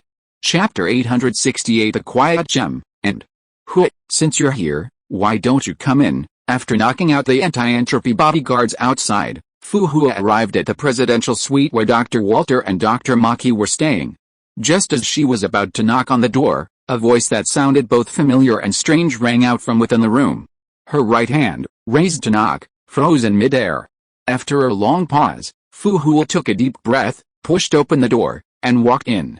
Upon catching sight of the familiar figure sitting on the sofa, her expression instantly darkened. It was a beautiful young woman with long green hair and a gentle smile. Yet, this very presence made Fu Hua feel as if she were facing a formidable enemy. Hua, it's been so long since we've met. You don't seem to be doing well, the figure on the sofa said, smiling and waving at Fu Hua. Dr. Mobius. After a brief, silent pause, Fu Hua's composure finally cleared slightly. Hua, old friend, it's been so long since we last met. Have you missed me? Look at you, why are you still standing? Sit down. Mobius, a girl with long green hair, smiled and pointed to a nearby sofa. Mobius, as Fu Hua and Mobius met, Otto, who had been watching the whole thing with a leisurely demeanor from far away at the Mandate headquarters, suddenly froze. For Otto, the ultimate goal of this incident was simple, to give the Serenity Gem to the current Kiana, preparing for her next awakening. Whether Lion City would be destroyed by the Honkai impact during this process due to Kekolia's plan was of no concern to him. Everything had been under control, But Mobius's appearance was far beyond his expectations, especially since she appeared in the room that had previously belonged to Walter and Dr. Maki. The 13 heroes of the Fire Moth might not be well known to others, but Mandate was different. Over the years, Mandate had unearthed the remains of a previous civilization. Based on the information found in these ruins, Otto knew most of the 13 heroes of the previous civilization. It was precisely because of this that Otto's expression was so grim. It could be said that for Otto, the sudden appearance of any of the 13 heroes of the previous civilization, besides Mobius, wouldn't have caused him such a grimace. Otto had actually been prepared for the 13 heroes of the previous civilization. He had ways to deal with kind people, and he also had ways to deal with those who would stop at nothing to destroy the world. Just like how Otto quickly reached an agreement with Kevin after he escaped from the quantum ocean. But Mobius was different. He was the only person Otto wasn't sure he could convince. Amber, have you Landel take the Undying Blade and go to Lion City immediately. Otto made his decision after a brief silence. Although he was deeply wary of Mobius, no one, not even the god of Hokage, could disrupt his plan. Mobius's name is truly impressive. He actually frightened Fu Hua like this. Does that count as bullying an honest person? I'm really embarrassed. Shen Fei couldn't help but laugh as he watched Fu Hua's reaction to Mobius through the video. This Mobius wasn't the real Mobius, but a holographic creation borrowed from the scene where Snake Eyes leader Rita met Brownie. However, this only worked against Fu Hua. It was a completely different story with the other 13 heroes. Ultimately, Fu Hua was just too honest. Whether in the previous civilization or now, Fu Hua hadn't changed much. Otherwise she wouldn't have been constantly bullied. In the previous civilization, Dr. May had repeatedly put Fu Hua in near-fatal situations.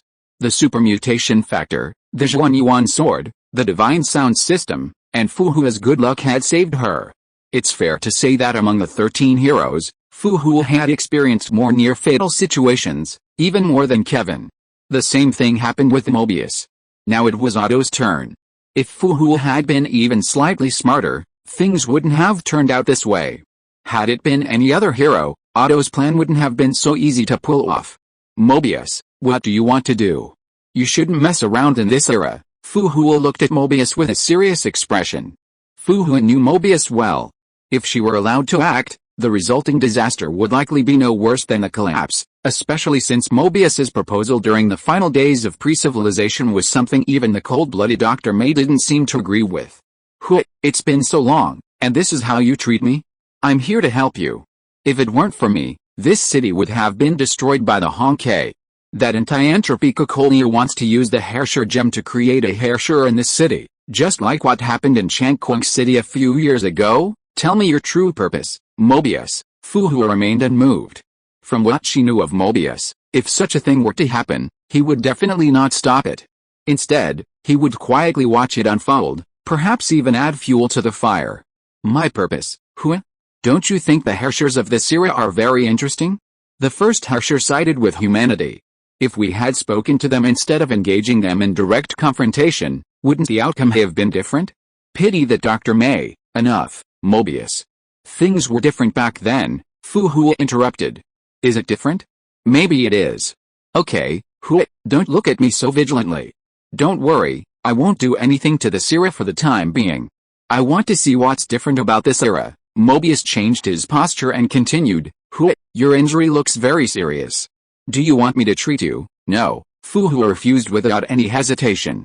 Mobius would not let her go on the operating table unless it was necessary. Although Fu Hua was honest, she was not a fool.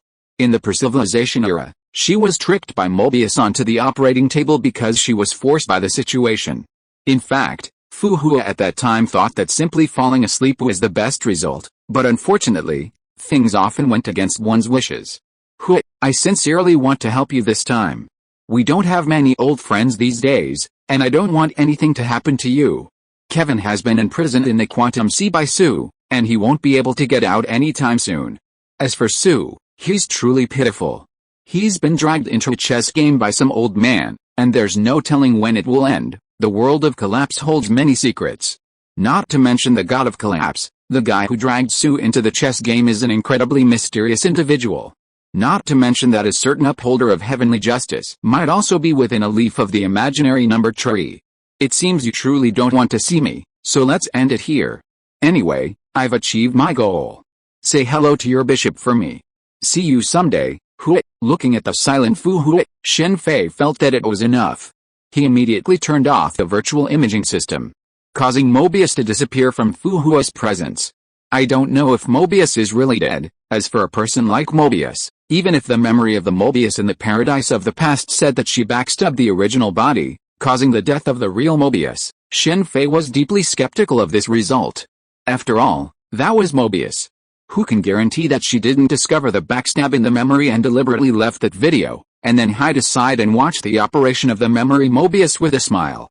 As for if Mobius is still alive, why didn't she show up for so many years? He is not Mobius, how could he know? Maybe she has left this world and gone to other parallel worlds, or world bubbles, to implement some ring plan in iterative state. Yolande, Rita, have all the Undying Blades arrived? Otto seems to be really concerned about Mobius. Just keep searching. If you can find him, I'll be grateful to you. As the Undying Blade sealed off the Queen's Hotel, Shen Fei knew this was the right move. He had Otto focus his attention on Mobius, buying time for St. Freya's Academy. That's Siegfried. While Shen Fei was keeping an eye on Yolande and the others, someone else was also watching them. Upon seeing this man, Shen Fei immediately recognized him. He looked identical to the photo on the wanted poster for Destiny, though unfortunately, there was no bounty. Dr. Tesla, something's amiss here. Otto has sent the Undying Blades as well. Siegfried, while monitoring Yolande and the others, whispered a report to the two doctors from Anti-Entropy. Is that so? Then Siegfried, return. With him here, whatever Cocolia plans will be impossible. Einstein made a quick decision. Okay, Siegfried nodded and closed the communication. However, he didn't leave immediately. Instead, he returned to the scene and secretly watched Kiana. Siegfried deeply regretted leaving young Kiana alone, but he didn't know how to face the current Kiana. So, Siegfried turned to Anti-Entropy for help. However, as time passed, and after learning from Anti-Entropy about Kiana's past, Siegfried felt even more ashamed and became increasingly afraid to see her. Over time, it became a vicious cycle. On the highway outside Lion City, Siegfried sped along the deserted highway on his motorcycle, occasionally yelling. One of the reasons Siegfried couldn't bear to see the current Kiana was that every time he saw the current Kiana, he couldn't help but think of the real Kiana. Although he knew he didn't blame the Kiana in his heart, he couldn't help but feel that he had let Cecilia down and failed to take good care of his daughter. Just as Siegfried was about to roar again, a massive golden circle suddenly appeared ahead. The sudden change forced Siegfried to brake immediately. Realizing it was too late, he instantly leaped aside from his motorcycle, letting it plunge into the golden circle. Quick reaction, Shen Fei, who had been trying to get Siegfried into the mirror dimension, realized Siegfried had jumped out and reluctantly stepped out, dragging the intruding motorcycle out. Who are you? Siegfried demanded, pointing his Skyfire judge at Shen Fei as he suddenly appeared. Who I am doesn't matter. What matters is why you didn't dare to see Kiana, leaving her to wander from such a young age. That's none of your business. Who are you, and how did you know this? Shen Fei's words caused a flicker of pain to cross Siegfried's face, but he soon calmed down. I know a lot, Siegfried. I can tell you one thing. Listen carefully, the real Kiana Kislana is still alive. Siegfried was a kind man, and now that he had seen her, Shen Fei didn't mind resolving a knot in his heart. What did you say? Kiana's there. Shen Fei's words were like a tidal wave crashing through Siegfried's heart.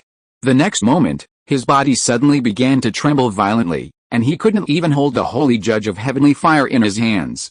However, at this moment, he paid no attention to the holy judge of heavenly fire. I'm sorry, I can't tell you now. All you need to know is that the real Kiana is alive and well. Shen Fei spoke as a golden light suddenly appeared behind him. He then disappeared into the light and vanished from Siegfried's sight. Wait a minute, tell me where Kiana is, Siegfried said, trying to rush to stop Shen Fei, but unfortunately, Shen Fei had already completely vanished. Kiana, Siegfried, having lost sight of Shen Fei, collapsed to the ground, repeatedly calling out Kiana's name. Then, as if remembering something, he immediately picked up his phone and dialed a number. I'm sorry, Siegfried, but now is not the time to reveal Kiana's true identity. Of course, if you're clever, you might be able to guess. The fact that Yolande was the real Kiana Kislana was fraught with complications. Exposing her identity now would do more harm than good. Didn't you see that even after Yolanda learned her origins, she didn't reveal them immediately? The wrong timing could turn a good thing into a bad one, especially for Kiana now. Here and there, Rita, you're the one destined for the future. Upon waking up and seeing Shen Fei and Rita beside him, Dr. Maki felt as if he had been deceived and wanted to fight Shen Fei to the death. Calm down, Doctor. This isn't destiny. We're no longer in that world, but in the world of the world bubble. I don't think I need to explain the world bubble, Doctor. The world bubble. Yes, after taking Maki on a helicopter tour of this world, Maki finally believed that this world was no longer the same as before, and that the Rita here was not the Rita from Destiny. Doctor, I know a thing or two about your situation. Regardless of your choice, I hope you can perfect the Honkai neutralizing serum. Okay. With Dr. Maki's agreement, Shen Fei handed him over to Rita while he studied the Serenity Gem. The Black Abyss White Flower was likely created using the Serenity Gem. Speaking of which, it seems Mebius opposed Dr. May's plan to use the Herrscher core to create a Herrscher, one that would side with humanity. After all, a living Herrscher was more valuable than a mere weapon. Chapter 869 takes a sword key. If I fuse with a Serenity Gem, I should be able to become a Herrscher of Death, or perhaps a pseudo-Herrscher of Death. Remember, when May later became the Herrscher of Thunder, she regenerated a new Conquest Gem within her body, causing the Conquest Gem within Kiana to disappear, saving her at the time. If I take this Herrscher Gem out of this world, will the Honkai create another Serenity Gem? After studying the Serenity Gem, Shen Fei realized that unless he could integrate it into his own body, further research would be difficult, primarily because he lacked the technology to create a divine key. It seems I really need to visit the paradise of the past. Some of these technologies are only possessed by pre-modern civilizations. After realizing he couldn't further research, Shen Fei temporarily put aside his research on the Serenity Gem and turned his attention to collaborating with Dr. Maki on the Honkai neutralizing serum. Shen Fei had considered integrating the Serenity Gem into his body. He was confident that the erosion of Honkai energy and consciousness wasn't a concern. He had held off on doing so until the Herrscher of Reason core was resolved. As for making S.H.I.E.L.D. the Herrscher of Death, we'll see how things develop later. Anyway, the Herrscher gems can be retrieved at any time. When the need arises, we can just take out the Serenity Gem and give it to S.H.I.E.L.D. Speaking of which, Saren is truly blessed. Not only does she possess multiple Herrscher cores, but she also has the support of the Honkai Beast's consciousness. If Fu Hu hadn't knocked it offline with a single Takesai sword key strike at the end, it's hard to say what would have happened after the second Honkai Beast. How could we have saved her? Herrschers usually possess one Herrscher gem, but look at Siren. She possessed 5 Herrscher gems upon her appearance, and at her peak, she possessed 6. She even snatched Walter Yang's Herrscher core of reason. It was Siren's own inflated ego, coupled with her bad luck in meeting Siegfried, who had Kevin's guidance, that ultimately led to her defeat. As for Siren, Shen Fei wanted to save her if he had the chance. This Siren wasn't the current Kiana, but the Herrscher of the void within her, the evil side of Siren's consciousness, while Kiana's consciousness belonged to Siren's good side. They were both Siren, yet they ended up killing each other. In this respect, it was somewhat similar to Mebius. You came to me so soon? You've thought it over, Shen Fei said with a smile after inviting Walter to a seat in the St. Freya Academy dormitory. This is the Herrscher of Reason caller. I want to know one thing, where is Kiana Kaslana? Walter said, placing a black diamond-shaped crystal on the table between them.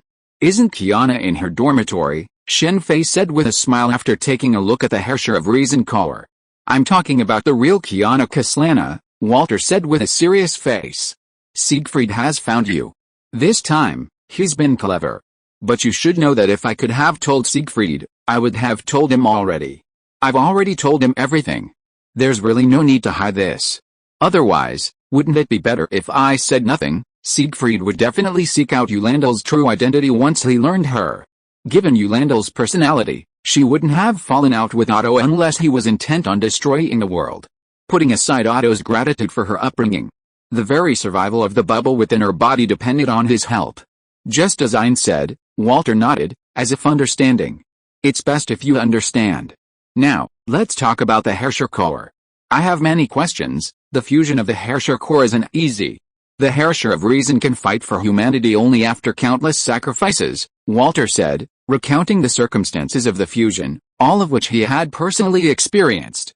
Compared to Kiana, May Raiden, and even Wendy, the Herrscher of Wind, who seemed to be able to easily resist the temptations of the Honkai consciousness. Walter, the Herrscher of Reason, was able to break free of the Honkai consciousness and become a Herrscher on the side of humanity thanks to the help of over 300,000 souls within the Herrscher of Reason core. But after all, he was male. This demonstrates the difficulty of survival for men in the Honkai world. Women in the Honkai world are generally less resistant to Honkai than men, but at worst, they become mortals, while men don't even qualify for that level of mortals. Don't worry, I'm fine, Shen Fei said, grabbing the Herrscher core on the table. Wait, you're not trying to fuse the Herrscher core here, are you? Are you trying to lure the Honkai beasts here? Walter immediately stopped him. Is that so? Let's move somewhere else, Shen Fei said, creating a golden halo and stepping inside. Walter followed closely. This is the imaginary dimension, and you're the second Herrscher. Walter's expression became agitated upon entering the mirror dimension. This is magic. You should have sensed whether I'm a Herrscher before. Shen Fei wasn't surprised by Walter's claim that he was the second Herrscher. In this world, only the Herrscher of Void could manipulate space. Furthermore, mirror space is similar to imaginary space. In this world, they could even be considered the same type. Magic, yes, in a way, I'm actually a magician. With that, Shen Fei began to fuse the Herrscher of Principle core. With the experience Walter had provided, the fusion went smoothly. As for the temptations of the Honkai consciousness, he didn't even need to block them. The over 300,000 souls within the Herrscher core simply blocked them. Over 300,000 souls, that's a lot. There's really no way to resurrect them. I wonder if the soul of the first Herrscher of Principle, Walter, is still here. Shen Fei was deeply curious about this situation. Walter Yang could clearly do sit-ups endlessly. Even after Siren's retreat destroyed his body and absorbed his Herrscher core, he still managed to escape. When Branaya, after fusing her Herrscher core against Kevin, was no match for him, he escaped again. But Walter Joyce failed to do so. Eden Star, as Shen Fei fused the Herrscher core, a large number of Honkai beasts began to appear within the mirror space as Honkai energy gathered. However, before they could reach Shen Fei, Walter Yang, using a mimicking Star of Eden, dispatched them all. A Herrscher who doesn't side with a Honkai is truly not a true Herrscher. Speaking of the Herrschers of this era, with the exception of Siren, who has a semblance of a true Herrscher, the others truly lack the charisma of a Herrscher. They can't control Honkai beasts, and they don't have judgment-level Honkai beasts accompanying them. No, May Raiden seems to have transformed Benares into her Q-Rigger later. Each Herrscher of the previous civilization possessed a judgment-level Honkai beast as a subordinate. The genes of the Honkai beasts fused by the Fire Moth, 13 heroes were largely derived from these Honkai beasts. It seems you fused well. You're well suited to being a Herrscher. Walter was somewhat surprised by the ease with which the Herrscher core had been fused, with seemingly no side effects. This belongs to Branaya. I won't compete with her for it. Shen Fei wasn't too surprised by the swift fusion of the Herrscher core. After all, his strength was there. In comparison, Walter, Branaya, and the other two were truly admirable, having all ascended to Herrscher status from relatively ordinary lives. Alright, explain the Star of Eden to me. As the name suggests, the Herrscher of Reason can only be recreated after understanding something. This is a very suitable ability for Shen Fei. Alchemy can also be activated after understanding something. Combined with the power of the Operation Fruit, it can be said that he will quickly master the power of the Herrscher of Reason. A single person is an army. This is the power of the Herrscher of Reason. He can now do what Walter had done in his battle with Siren, recreate a modern weapon. Naturally, Shen Fei didn't need to learn about modern weaponry from Walter, but he still needed the Divine Key. The 9th Divine Key was the only Divine Key possessed by anti-entropy and the ability Walter Joyce was most proficient in. This is the power of the Star of Eden. We can probably use this to deal with Kizaru. Kizaru's Pikachu fruit was incredibly fast, making escape easy. However, if you were facing a black hole, even he wouldn't be able to escape. The Eden of the previous civilization said she was well suited to this Divine Key. I wonder what she would be like using the Star of Eden. With Walter's guidance and the power of the Operation Fruit, Shen Fei quickly mastered the method of recreating the Star of Eden, though mastering it would take time. Anything copied becomes muscle memory, essentially etched into the genes. Walter seems useless.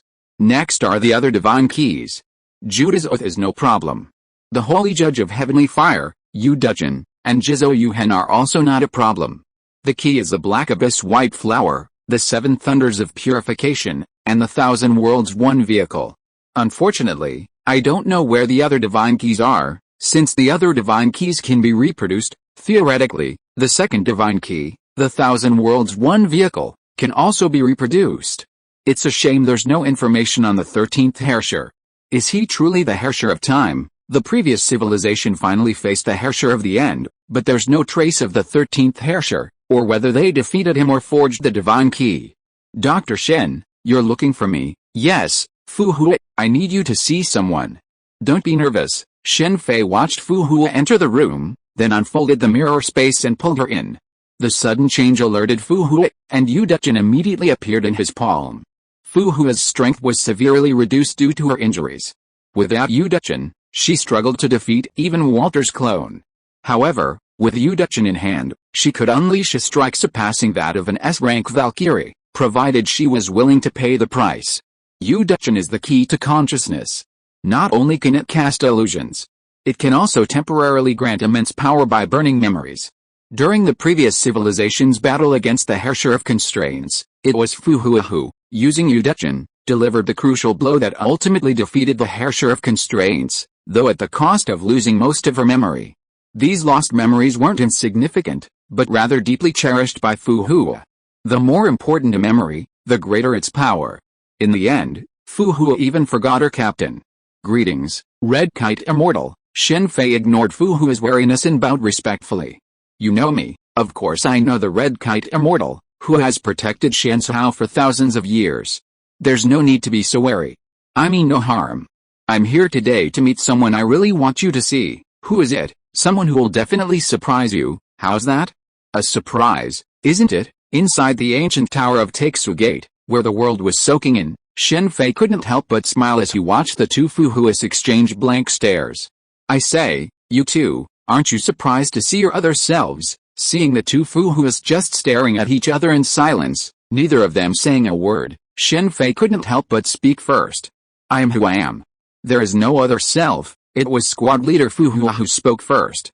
As a fusion warrior, she was naturally familiar with the world bubble. That's right, Fu Hua. I asked you to come here today because I have something to tell you. I did this to prove that what I said is true. Fu Hua was honest, but not stupid. Although she worked with Otto, she was wary of him and had not given him some things. For example, the Kangzhuan book. If it had lost its energy, the Kangzhuan book could definitely be restored quickly if given to Otto. However, it was precisely because of her distrust that Fu Hua did not give him the Kangzhuan book. Otto was just using you. After the Herrscher of the Void descended, you tried to stop him, but due to your severe injuries, you were struck by his holy judgment of heavenly fire. However, you used Feathered Duchen to transfer your consciousness to Kiana. Shen Fei told Fu Hua most of what had happened, from her abduction of Kiana to the arrival of the Queen, the final lesson, the appearance of the Herrscher of Consciousness, and finally Kiana's rescue of her Duchen. I need to calm down first. Even though Fu Hua was a 50,000-year-old beauty and had seen a lot, she was still a little confused by such a sudden development, especially after becoming a Herrscher. Shen Fei sometimes thought it would be fun to let the Herrscher of Consciousness enter the paradise of the afterlife and meet those old friends. When I return, I will immediately terminate my cooperation with Otto. After some consideration, Fu Hua finally made a decision, one that left Shen Fei speechless. You're still too honest, Fu Hua. Even if you don't cooperate with Otto, if he wants to capture Kiana, he can just send you Landel. None of you can stand up to him at this stage. What we need now is cooperation. Shen Fei slowly offered his advice. Have you told the Dean about this? Not yet. I need to discuss this with you first before I tell him. By the way, I'll find a way to heal your injuries. Once you're recovered, Otto will be hesitant even if he wants to take action. Okay. Fu Hua was silent for a moment, then nodded in agreement. I think you're missing the Kangzhuan book. I can provide her with energy and revive her. The Kangzhuan book ran out of energy to rest. Shen Fei was speechless. If the Kangzhuan book hadn't rested, Fu Hua wouldn't have been backstabbed by the 7 evil disciples. Kangzhuan and Danzu seemed quite clever, but they didn't even install a solar panel on the Kangzhuan book. With the technological level of the previous civilization, this would have been a very simple thing. If you're listening to this novel on a channel other than Fanfic World, It means they downloaded and uploaded it without effort. We cordially invite you to visit our channel, Mundo Fanfic Novelis. There you'll find the original version of this story and you can explore many other novels of various genres. We're waiting for you to immerse yourself in a world of incredible novels. Chapter 870 Cooperation. Taeksu Mountain is truly a place of beautiful scenery. It's a pity that Fuyin Temple has disappeared, otherwise it would have been a historical site. Standing on the summit of Taeksu Mountain, overlooking the surrounding scenery, and looking back at the Fuyin Temple not far away, where only the ruins remained, Shen Fei couldn't help but think of Fu Hua's life in the past. Although Fu Hua is an immortal, she was very carefree about daily life. To be frank, her life at that time probably didn't even reach the level of the Kokolia orphanage. Every day she only had pickles and steamed buns, and Chunbuliao pickles were a must-have for Fu Hua. Although Chunbuliao pickles were not that bad, and even those who had never eaten them would think they tasted good, but if they had been eating them for years, the situation would be different. King Zhuan, let me think about where it's buried. Fu Hua sighed softly after looking at the ruins of Fuyin Temple for a moment, then began to ponder the location of the King Zhuan book. Because of using Yudechin, some of her memories related to the King Zhuan book had been burned, along with the memories of the 7 traitors. However, this was a good thing for Fu Hua. What do you think? As Fu Hua searched for the King Zhuan book, Shen Fei approached Sect Master Fu, who stood at the top of the mountain overlooking the distance, and asked softly. When Shen Fei brought Fu Hua here, he also invited her to come. Out of curiosity, and with nothing else to do in Shianqiang City, Sect Master Fu also came. Is Brownie here? She's in school now. If you want to see her, you can go see her after this is over. She's in school. I didn't expect her to be so obedient now. Back then, she refused to go no matter how much we asked her to. Sect Master Fu was surprised to hear Brownie was in school. Someone who had run off to become a mercenary before the age of 10 and tried to leave the Taeksu sect clearly wasn't the type to attend school. As long as she finds something that interests her, she'll naturally attend school. Brownie certainly wouldn't believe a normal school, but St. Freya Academy wasn't a normal school. Looks like she's found it. Seeing Fu Hua jump out of a pit carrying an iron box, Shen Fei immediately knew that the box must contain the King Zhuan book. To find the King Zhuan book, Fu Hua had been busy digging 6 pits, each nearly 30 meters deep. So deep underground, without Fu Hua's guidance, no one would be able to find it. Let me take a look first. Taking the King Zhuan book from Fu Hua, Shen Fei, with her guidance, located the source of its energy. Then, he tentatively activated it with an electric current. Without knowing the source of its energy, temporarily waking it and extracting its information was the quickest way. In fact, if Sue and Kevin hadn't fought with an Asumuru mustard seed due to the Stigma project, which ultimately sank the seed into the Quantum Sea, Fu Hua could easily have asked Sue or Kevin to recharge the King Zhuan book during their 10-year routine contact. Qi Yuan, how long have I slept this time? The awakened King Zhuan book looked a little bewildered, just like a human waking from sleep.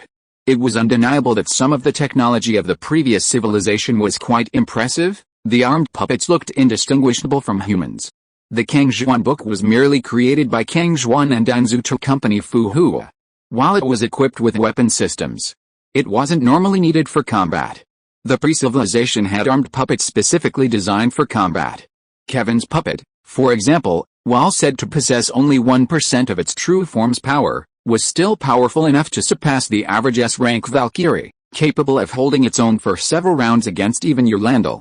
What's going on? Why are there 2 Chians? Am I dreaming? The sleepy King Zhuan Zhi nearly jumped in shock upon discovering 2 Chians standing before him, one in near and one far away. He rubbed his eyes and pinched his arm. Ouch, it hurts. It's real. Feeling the pain, King Zhuan Zhi immediately looked at Fu Hua in front of him and said, Qian, you can split into 2 forms now. Long time no see. King Zhuan, seeing the awakened King Zhuan Shu, Fu Hua suddenly stepped forward and embraced him.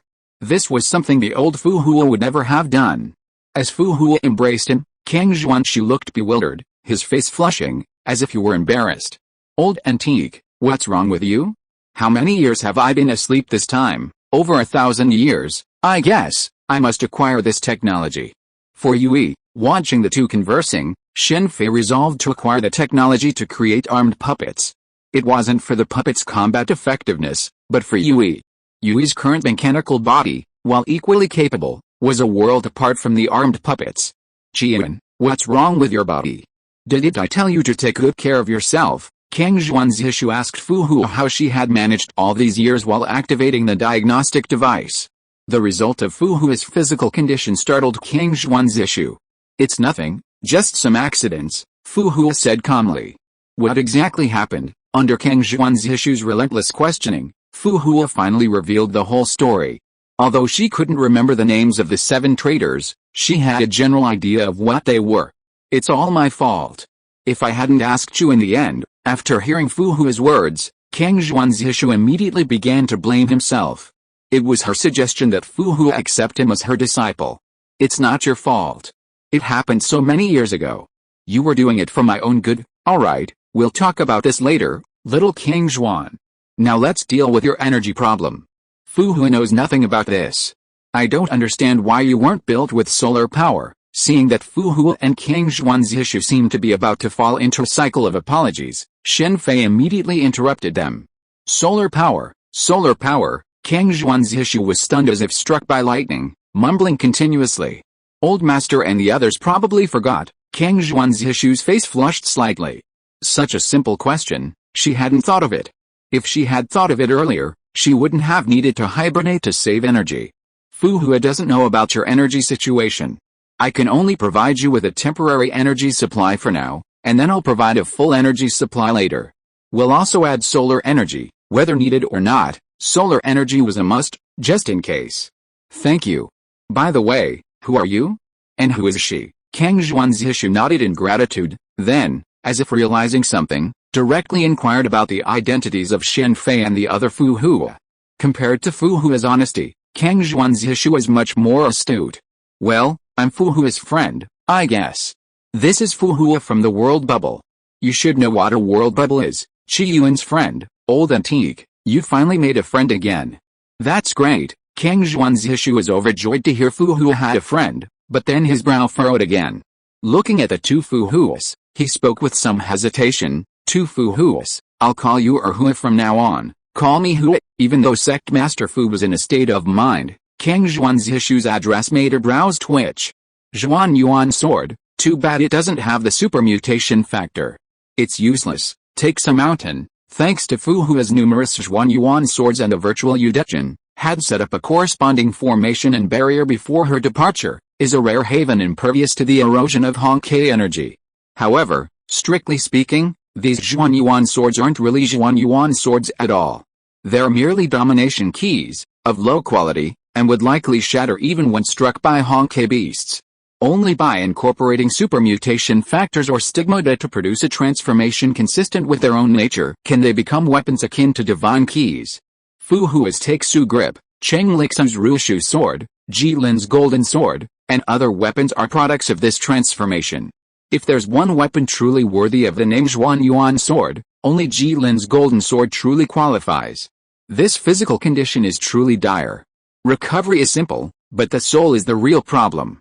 Luckily, I have a number of methods. After leaving Take-Su Mountain, Shen Fei did not return to St. Freya Academy. Instead, he once again journeyed to Sky City, the world bath. He aimed to recharge the Kangxuan book with energy and heal Fu Hua's body. Despite his desperate efforts, Fu Hua's body quickly recovered, but her shattered swordsmanship and lost memories would be difficult to recover in a short period of time.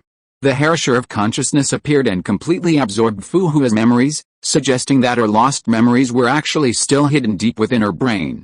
Yu Duchen's burning wasn't so much memories as emotions. Anyone else wouldn't have had a solution for Fu Hua's situation, but Shen Fei possessed the soul-related abilities he gained from the Death God Squad Zero, allowing him to fully recover. The soul can actually soak in a hot spring. This is truly bizarre. Within Shen Fei's lepton space, the Kangxuan book watched Fu Hua, dressed in a single layer, soaking in the hot spring, its eyes filled with confusion. It's not surprising, it's just that you're inexperienced. Her memory issues are actually due to insufficient soul strength. If you increase her soul strength, those lost memories will return quickly. I'll leave them both on your care. Since the soul hot spring had already been brought out, it naturally wouldn't be used on just one Fu Hua. While the other Fu Hua didn't have any injuries to recover from, increasing her soul strength was always a good thing.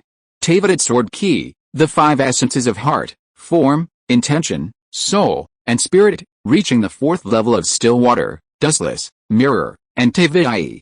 Fuhu is truly formidable. This spiritual essence can easily deal with nature-type devil fruit users. While Shen Fei was strengthening Fuhu's soul, he also began cultivating her evident sword ki. Although he and the other Fuhu were practicing together, his progress was lagging behind hers. Even if they were Fuhuis from different worlds, they were still Fuhuis. evident sword ki could knock Honkai beasts offline, so it was certainly no problem against humans. Even though a nature-type devil fruit could transform the body into elements, the consciousness certainly couldn't. You've all arrived. Inside a spacious suite in Kamar-Taj City, a golden halo appeared, and Shen Fei and Walter emerged. Einstein, Tesla, and Siegfried remained quietly inside. They had chosen to meet in Kamar-Taj City to avoid Otto's surveillance. Chicken coop, see? It's magic, magic. Tesla, sporting fiery red twin tails, gazed at the golden halo with rapt excitement.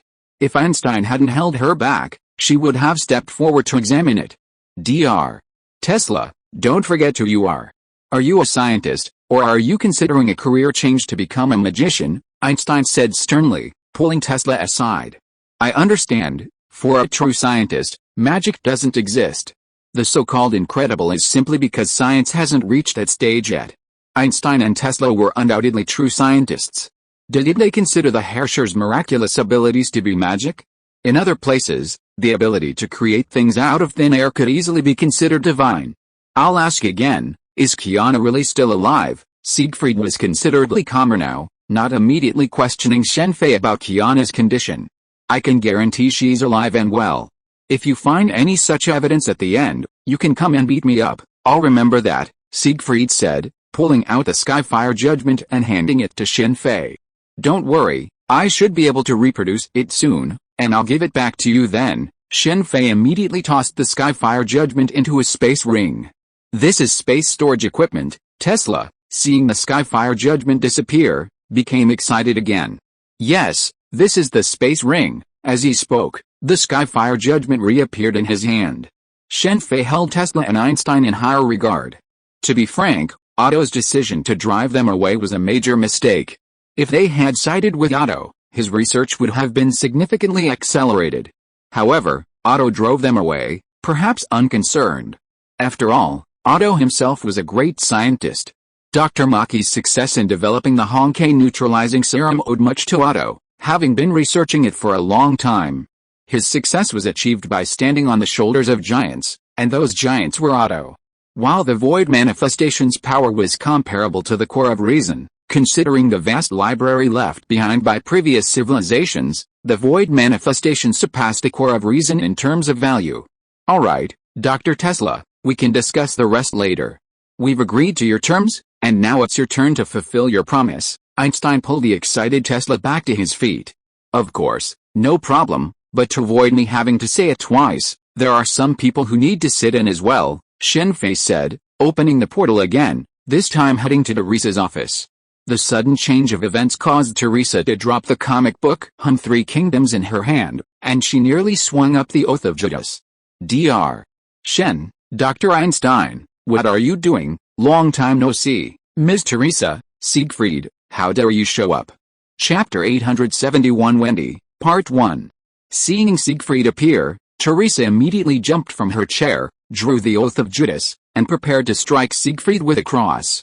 It was no wonder Teresa was so enraged upon seeing Siegfried. Thinking of what Siegfried had done to Kiana, it became clear why Teresa had done this. Abandoning a young Kiana for so many years without any care was unbecoming of a father. Ms. Teresa, please calm down. Seeing Teresa about to strike, Einstein immediately stopped her.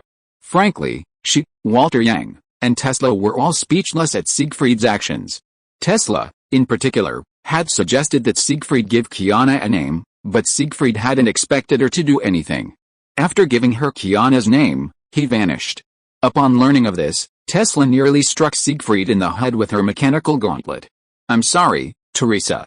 I'll see Kiana later, Siegfried apologized sincerely. Kiana only found a stable life after entering St. Freya's Academy. Before that, even with him, Siegfried had been living in secluded areas because he was worried about the Herrscher of the Void within Kiana. You'd better hope Kiana forgives you, or I won't let you go.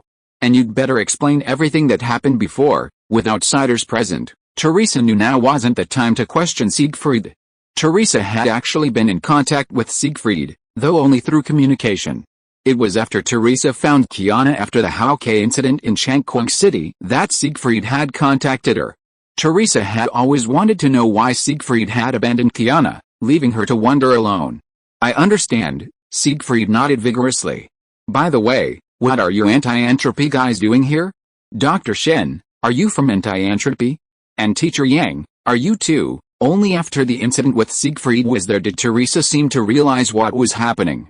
"Long time no see, Teresa," Walter Yang said, removing his black-framed glasses and greeting Teresa with a resigned smile. "Walter, how could it be you? Have you been staying at St. Freya's Academy this whole time?" After Walter removed his glasses, Teresa paused for a moment before immediately recognizing him. After all, they had fought alongside the Herrscher of the Void. "Teresa, is there something wrong with your eyes? Walter fought alongside you back then, and you don't recognize him just because he changed his glasses," Tesla said, jumping out. They had been completely against Walter Yang's arrival at St. Freya's Academy. Teresa and the others believed him, but they didn't trust Otto. Although Walter Yang persuaded them, they were still worried about him. It wasn't until they saw Walter Yang's attire that they felt somewhat reassured. After all, while Teresa had some understanding and cooperation with him, she wouldn't openly harbor the leader of anti-entropy. Who would have thought Teresa wouldn't recognize Walter Yang?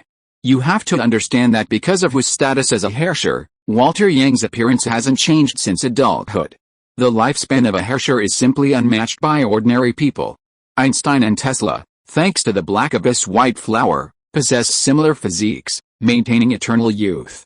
Otherwise, even if they weren't dead by now, they'd be senile. Unfortunately, among the many scientists of anti-entropy, only they were so lucky.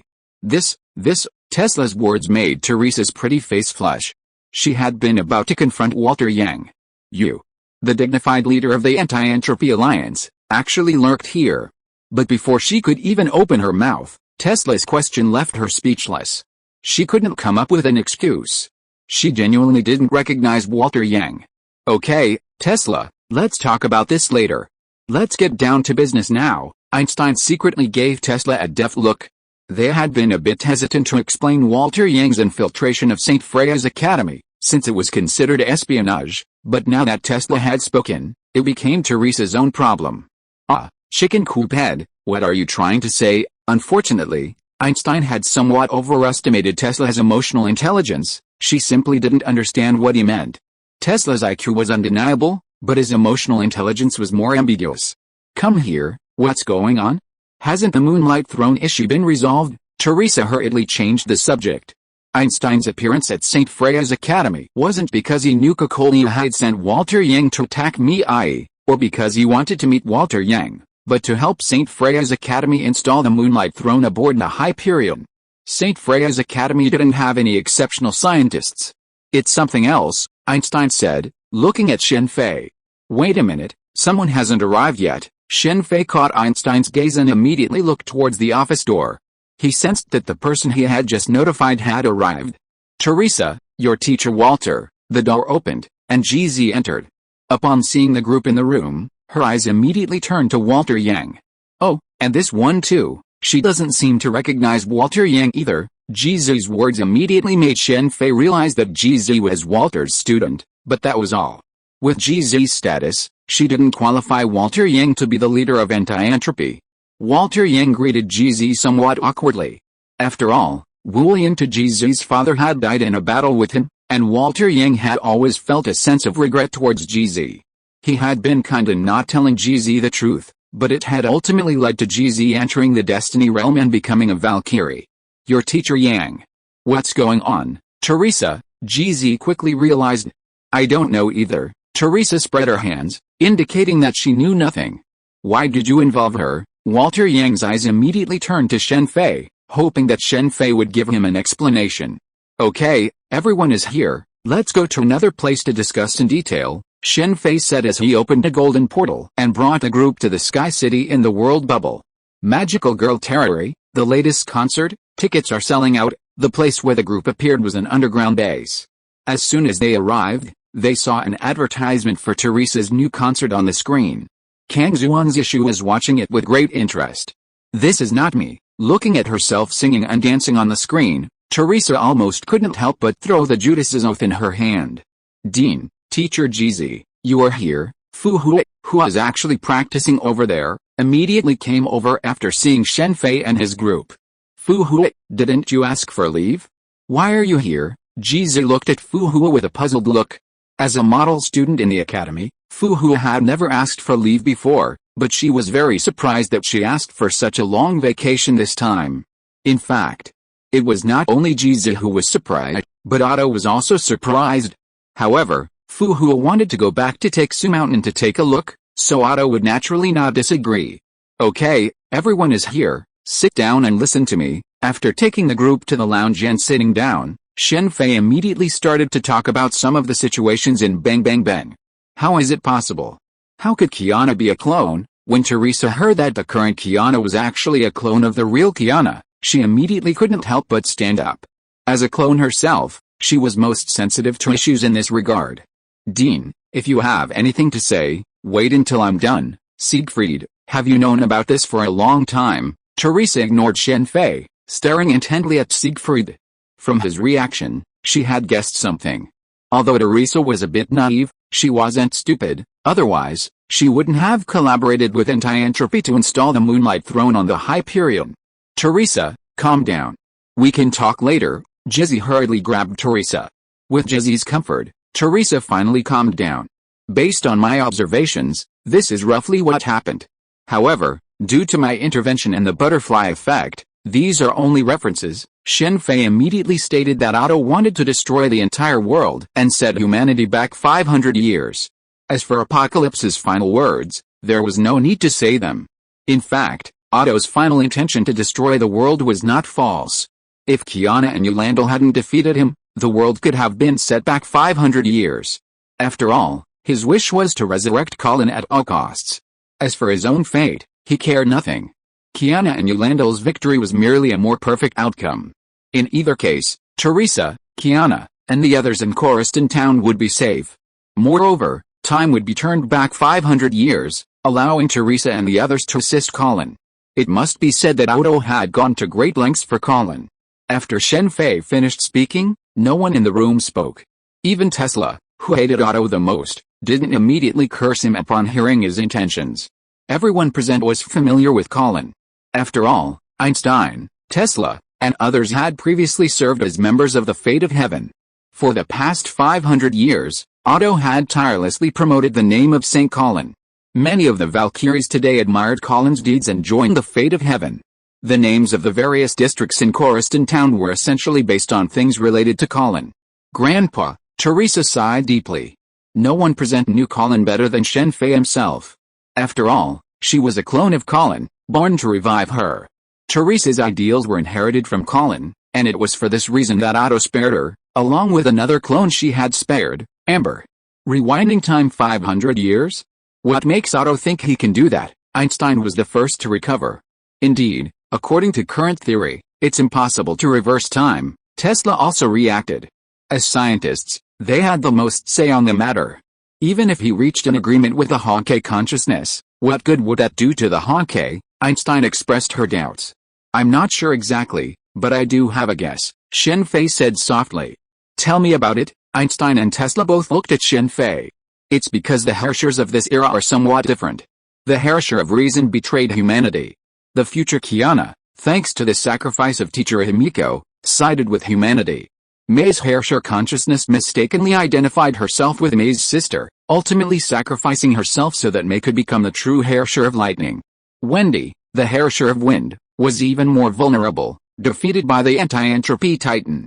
The Herrscher of Consciousness mistook herself for Fu Hua.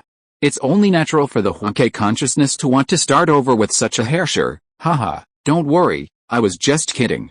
I have no way of knowing what the Hawkeye consciousness is thinking. If you don't know, don't talk nonsense." Tesla, who had been seriously considering Shen Fei's words, was immediately enraged by the joke. "That's not impossible," Einstein nodded thoughtfully. "I understand that, But here's something for you all to understand. With so many Herschers betraying us, is the Honkai consciousness really unable to control them? May's question to Kevin was this. The Herschers of this century are actually quite weak. You can ask Fu Hui, if all Herschers were of Siren's caliber, would the previous civilization have suffered such severe losses? A severely wounded Fu Hui nearly destroyed 6 core Siren warriors with a single blow.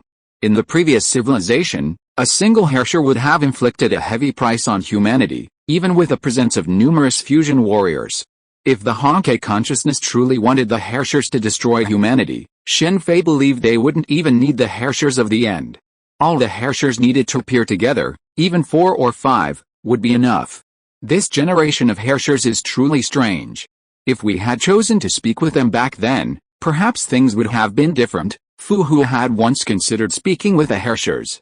In fact, Mobius had also had such thoughts, but Dr. May was too determined. It was incredible to say that Dr. May was just an ordinary person, yet in that era, not even Mobius dared to stand up to her. By the way, let me tell you something. Did you hear what I just said? Because Wendy, the Herrscher of Wind, is weak? I can tell you that in another world, Wendy almost destroyed the world with her own strength, and she hadn't even used her full strength yet. The Herrscher's strength can be raised to an invincible level as long as the Honkai consciousness wants to. The stronger you are, the stronger the Honkai will be. So relying on strength to fight the Honkai is a strategy that won't work. Of course, if your strength reaches the multiverse level, you can probably compete with the Honkai. Then the Honkai is invincible. Tesla was the most disappointed. She was planning to build a mecha to blow up the Honkai. We can only outsmart them. Chapter 872 Wendy, Part 2.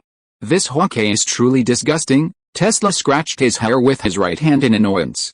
The Honkai's characteristic, that the stronger the civilization, the stronger the Honkai, was truly unfriendly to Tesla's scientists. Calm down, Dr. Tesla.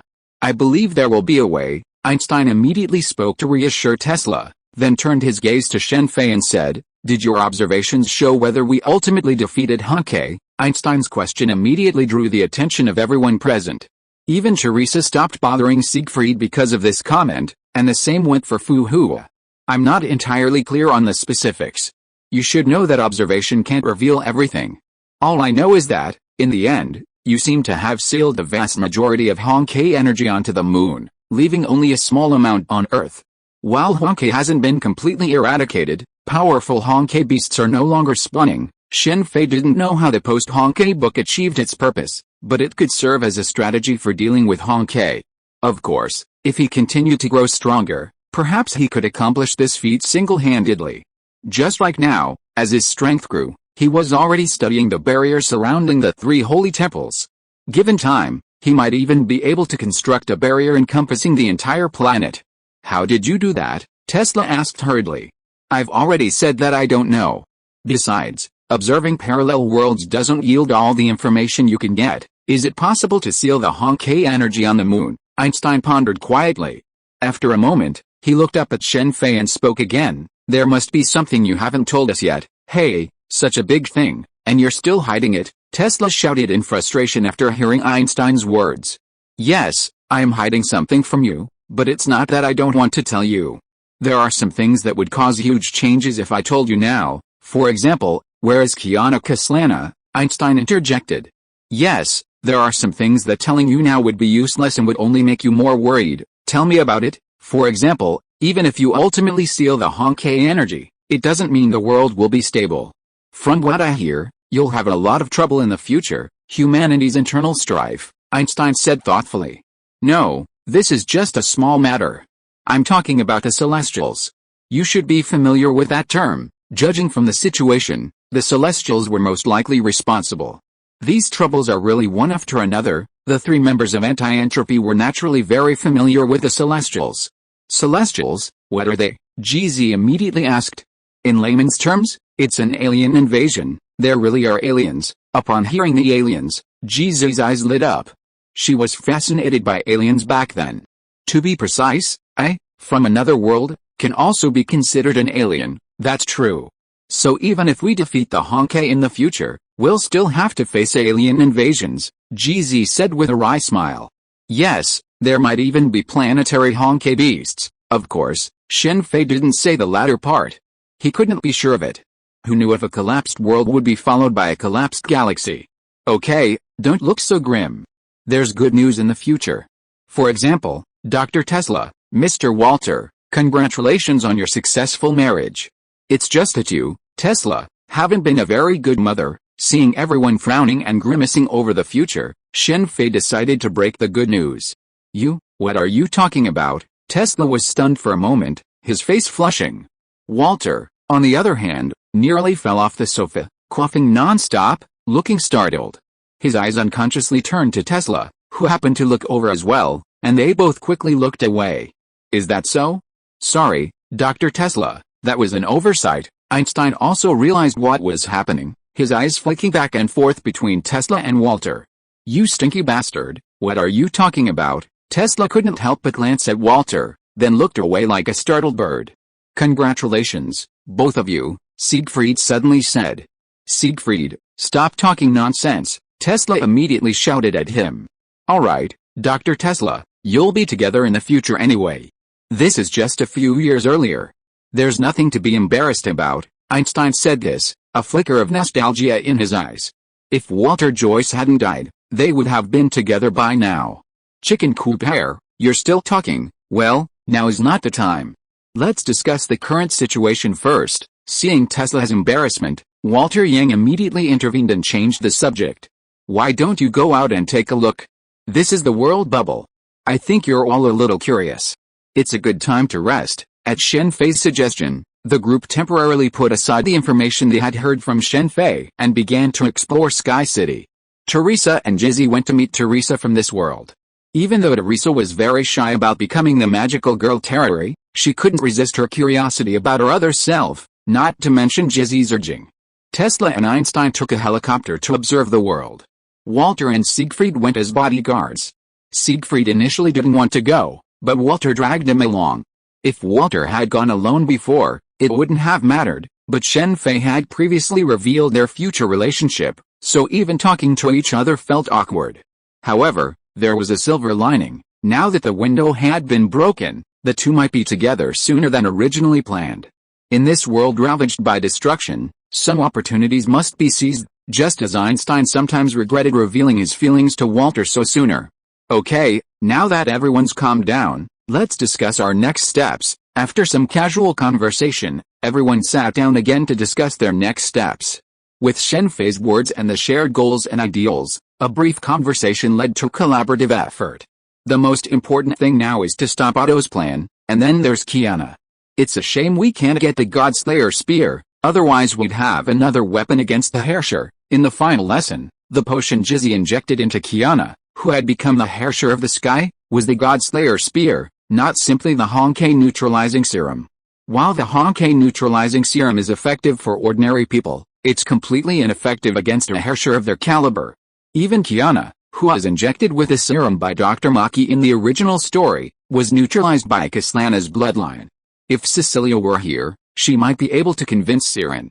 Speaking of the second Honkai, she almost resolved Siren's resentment. It seems Walter Yang's sabotage this whole thing. Shen Fei muttered silently as he watched the group discuss their situation. Of course, he knew Walter wasn't to blame. After all, he didn't know all this the way Shen Fei did. While the Honkai world holds its fair share of myths, unfortunately, they're often related to either Honkai or fusion warriors. Resurrecting a single individual is incredibly difficult, at least not for Shen Fei right now. The truth must be revealed to Kiana, but we need to find a suitable venue. Otherwise, it might trigger the Herrscher of the Void to go berserk. I'll be troubling you with this occasion. While revealing the truth to Kiana might be somewhat cruel, it's something she must endure. It can't be concealed forever. Don't worry, I won't let anything happen to my student, Jizzy nodded solemnly. She wouldn't let her student die, no matter what. But for now, the priority is keeping Otto in the dark. That's how we buy time. Without Otto taking action, they couldn't act. Neither Teresa nor Anti-Entropy wanted to engage in a major conflict with Destiny unless necessary. After all, Destiny's Valkyrie was innocent. But first, we must rescue Wendy. Teresa's expression darkened at the mention of Wendy. Wendy was the top student to graduate from St. Freya's Academy, having achieved an A-rank Valkyrie during her student days, a position that would have placed her among the best in the entire Destiny universe. With continued growth, she could very well become Destiny's 4th S-rank Valkyrie. However, Teresa had recommended her for the Desire Gem experiment, which resulted in the loss of both legs. Teresa had always regretted this. She had initially believed that these were sacrifices to combat the Honkai, but now that she realized the situation was completely different, she felt even more regretful. We can work together on this. We just received word that Kekolia wants to take action against the Desire Gem. Kekolia was truly formidable, wanting a hand in everything. She was involved in the Conquest Gem, the Serenity Gem, the Desire Gem, and she was involved in all 4. The only missing gem was the Plague Gem, which would complete the 4. After some discussion, Shen Fei led the group back to St. Freya Academy and then sent Einstein and Tesla back to one of Anti-Entropy's bases. As for Walter Yang, although his identity had been exposed, he was still a history teacher. Fu Hui, how much have you recovered from your injuries? About 70%. 70%? If we fight Yalindare, can we win? Even with his full support, Fu Hui had only recovered 70%. It was truly incredible that Fu Hui had persisted in protecting Shen Fei for so many years. This was something she couldn't believe in her past life in the paradise. It's hard to say. I fought her twice. The first time was a draw, and the second time I lost. I didn't use my full strength, but neither did she. Plus, my Udechen didn't seem to have much effect on her, as expected of someone who possesses the power of my thoughts. Most people believe that people have their limits, and even Shen Fei holds this view. But Yolanda is different. She believes that hard work will make her stronger. It's this belief that has given her power far beyond that of an average S-rank Valkyrie. Even Otto is considering creating a Yolanda level. In other words, if Yolanda were in a certain bald man's world, perhaps through her hard work, she could also gain the same power. But right now, I'm definitely not going to lose to her. Even though Fu Hui isn't competitive, she still has a certain confidence when it comes to fighting. Have you ever thought about visiting the land of the past to see old friends? The land of the past? Not yet. Perhaps after defeating Honkai, if possible, I'll go and take a look, Fu Hui said, glancing at Shen Fei.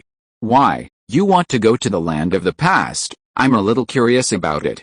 I'm curious about the warriors of the previous civilization who protected humanity. Classmates, let's welcome Miss Rita, the S-rank Valkyrie from Destiny, to inspect this Valkyrie exam. As Teresa finished her words, the playground erupted in enthusiastic applause.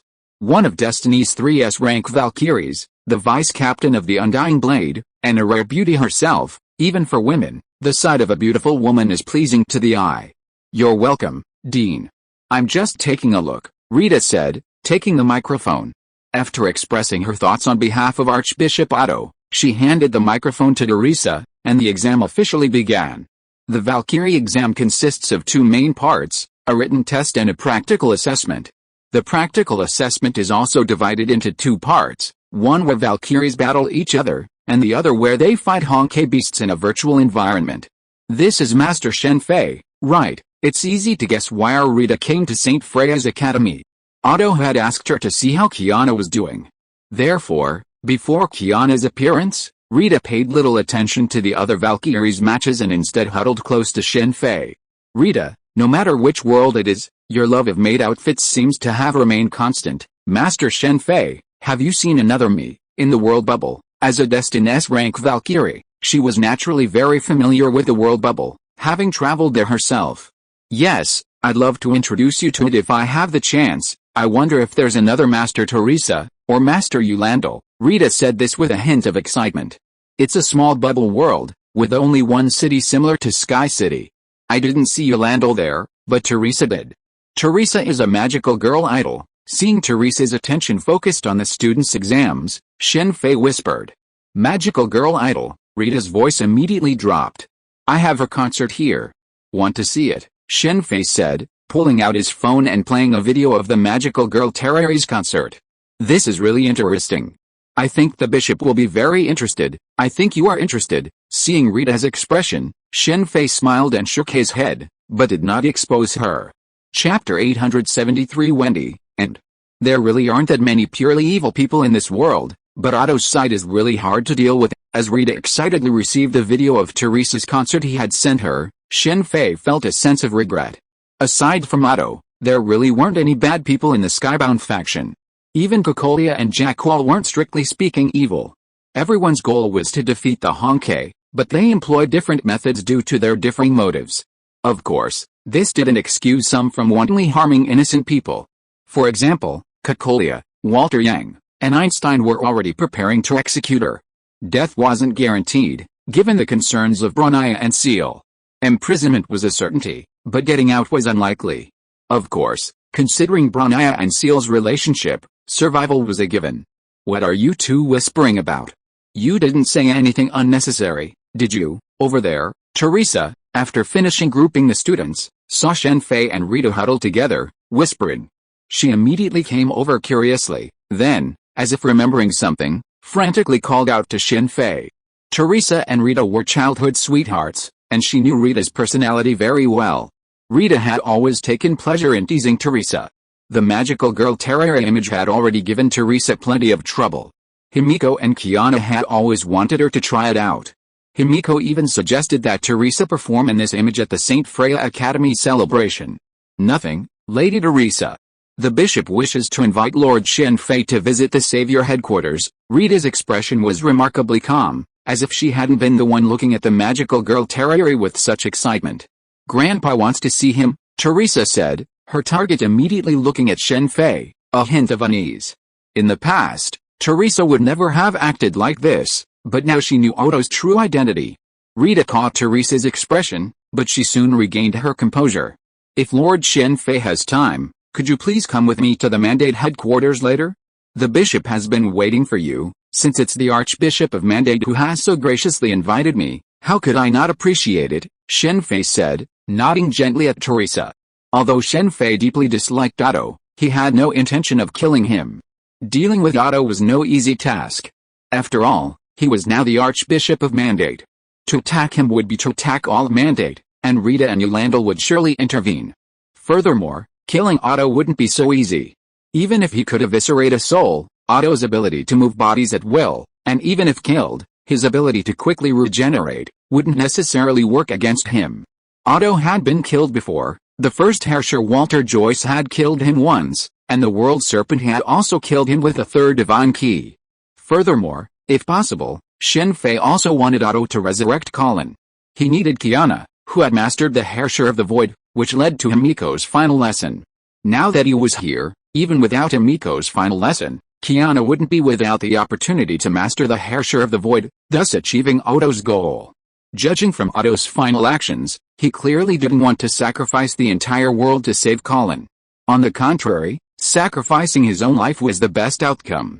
Alright, seeing Shen Fei agree, Teresa said nothing more, but her attitude aroused Rita's suspicion. Rita, the exams have begun. This year's students are very good. This is all thanks to Lady Teresa. Rita, after all, was inspecting the Valkyrie exams on behalf of Bishop Otto of Skyward. Even though her primary target was Kiana, she also carefully observed the other Valkyrie candidates. If there were any promising candidates, it would be a shame to recruit them to headquarters. Rita's situation was somewhat similar to Himiko's. Both joined Skyward as ordinary students, but Rita's talent was significantly greater than Himiko's. Not only in her adaptability to Honkai energy, but also in her ability to handle matters. At Skyward, Rita was responsible for handling dark matters for Otto. Like Bronya, she was also on the killer list. After the battles concluded, the next Valkyrie exam was to battle Honkai beasts in a virtual environment. Since they were null students, the Honkai beasts' levels were naturally low. The exam went smoothly until Kiana entered the arena, and the alarm sounded immediately. What should have been an ordinary Honkai beast, no higher than a tank, had instead transformed into Honkai Emperor. This was extremely dangerous for a normal Valkyrie, even in a virtual world. If killed, they wouldn't escape unscathed, suffering mental damage. This wasn't some virtual reality game, after all, it was a Valkyrie facing a real Honkai beast. Even Teresa couldn't let them go through the assessment without facing any danger. This was just St. Freya Academy. At other Valkyrie training schools within Destiny, the danger would be even greater, sometimes even requiring encounters with actual Honkai beasts. Rita, what did you do? Teresa demanded, seeing Kiana in danger. Lady Teresa, I don't understand you. Rita's expression remained calm, but a closer look revealed a flicker of suspicion. "Teresa, calm down." Just as Teresa was about to continue, Himiko suddenly called out her name, snapping her out of consciousness. "Sorry, Rita, I was just too worried about Teresa." Teresa, having come to her senses, immediately apologized. "It's okay, Lady Teresa, don't worry about it." She glanced at Shen Fei. "It seems you're under suspicion." Rita's glance made Shen Fei realize he was under suspicion. After all, in a situation like Kiana's, normally, they would only suspect the equipment, not Rita. "Shut down the test immediately." "No, the equipment is completely out of control," the staff member shouted anxiously. "Teresa, calm down.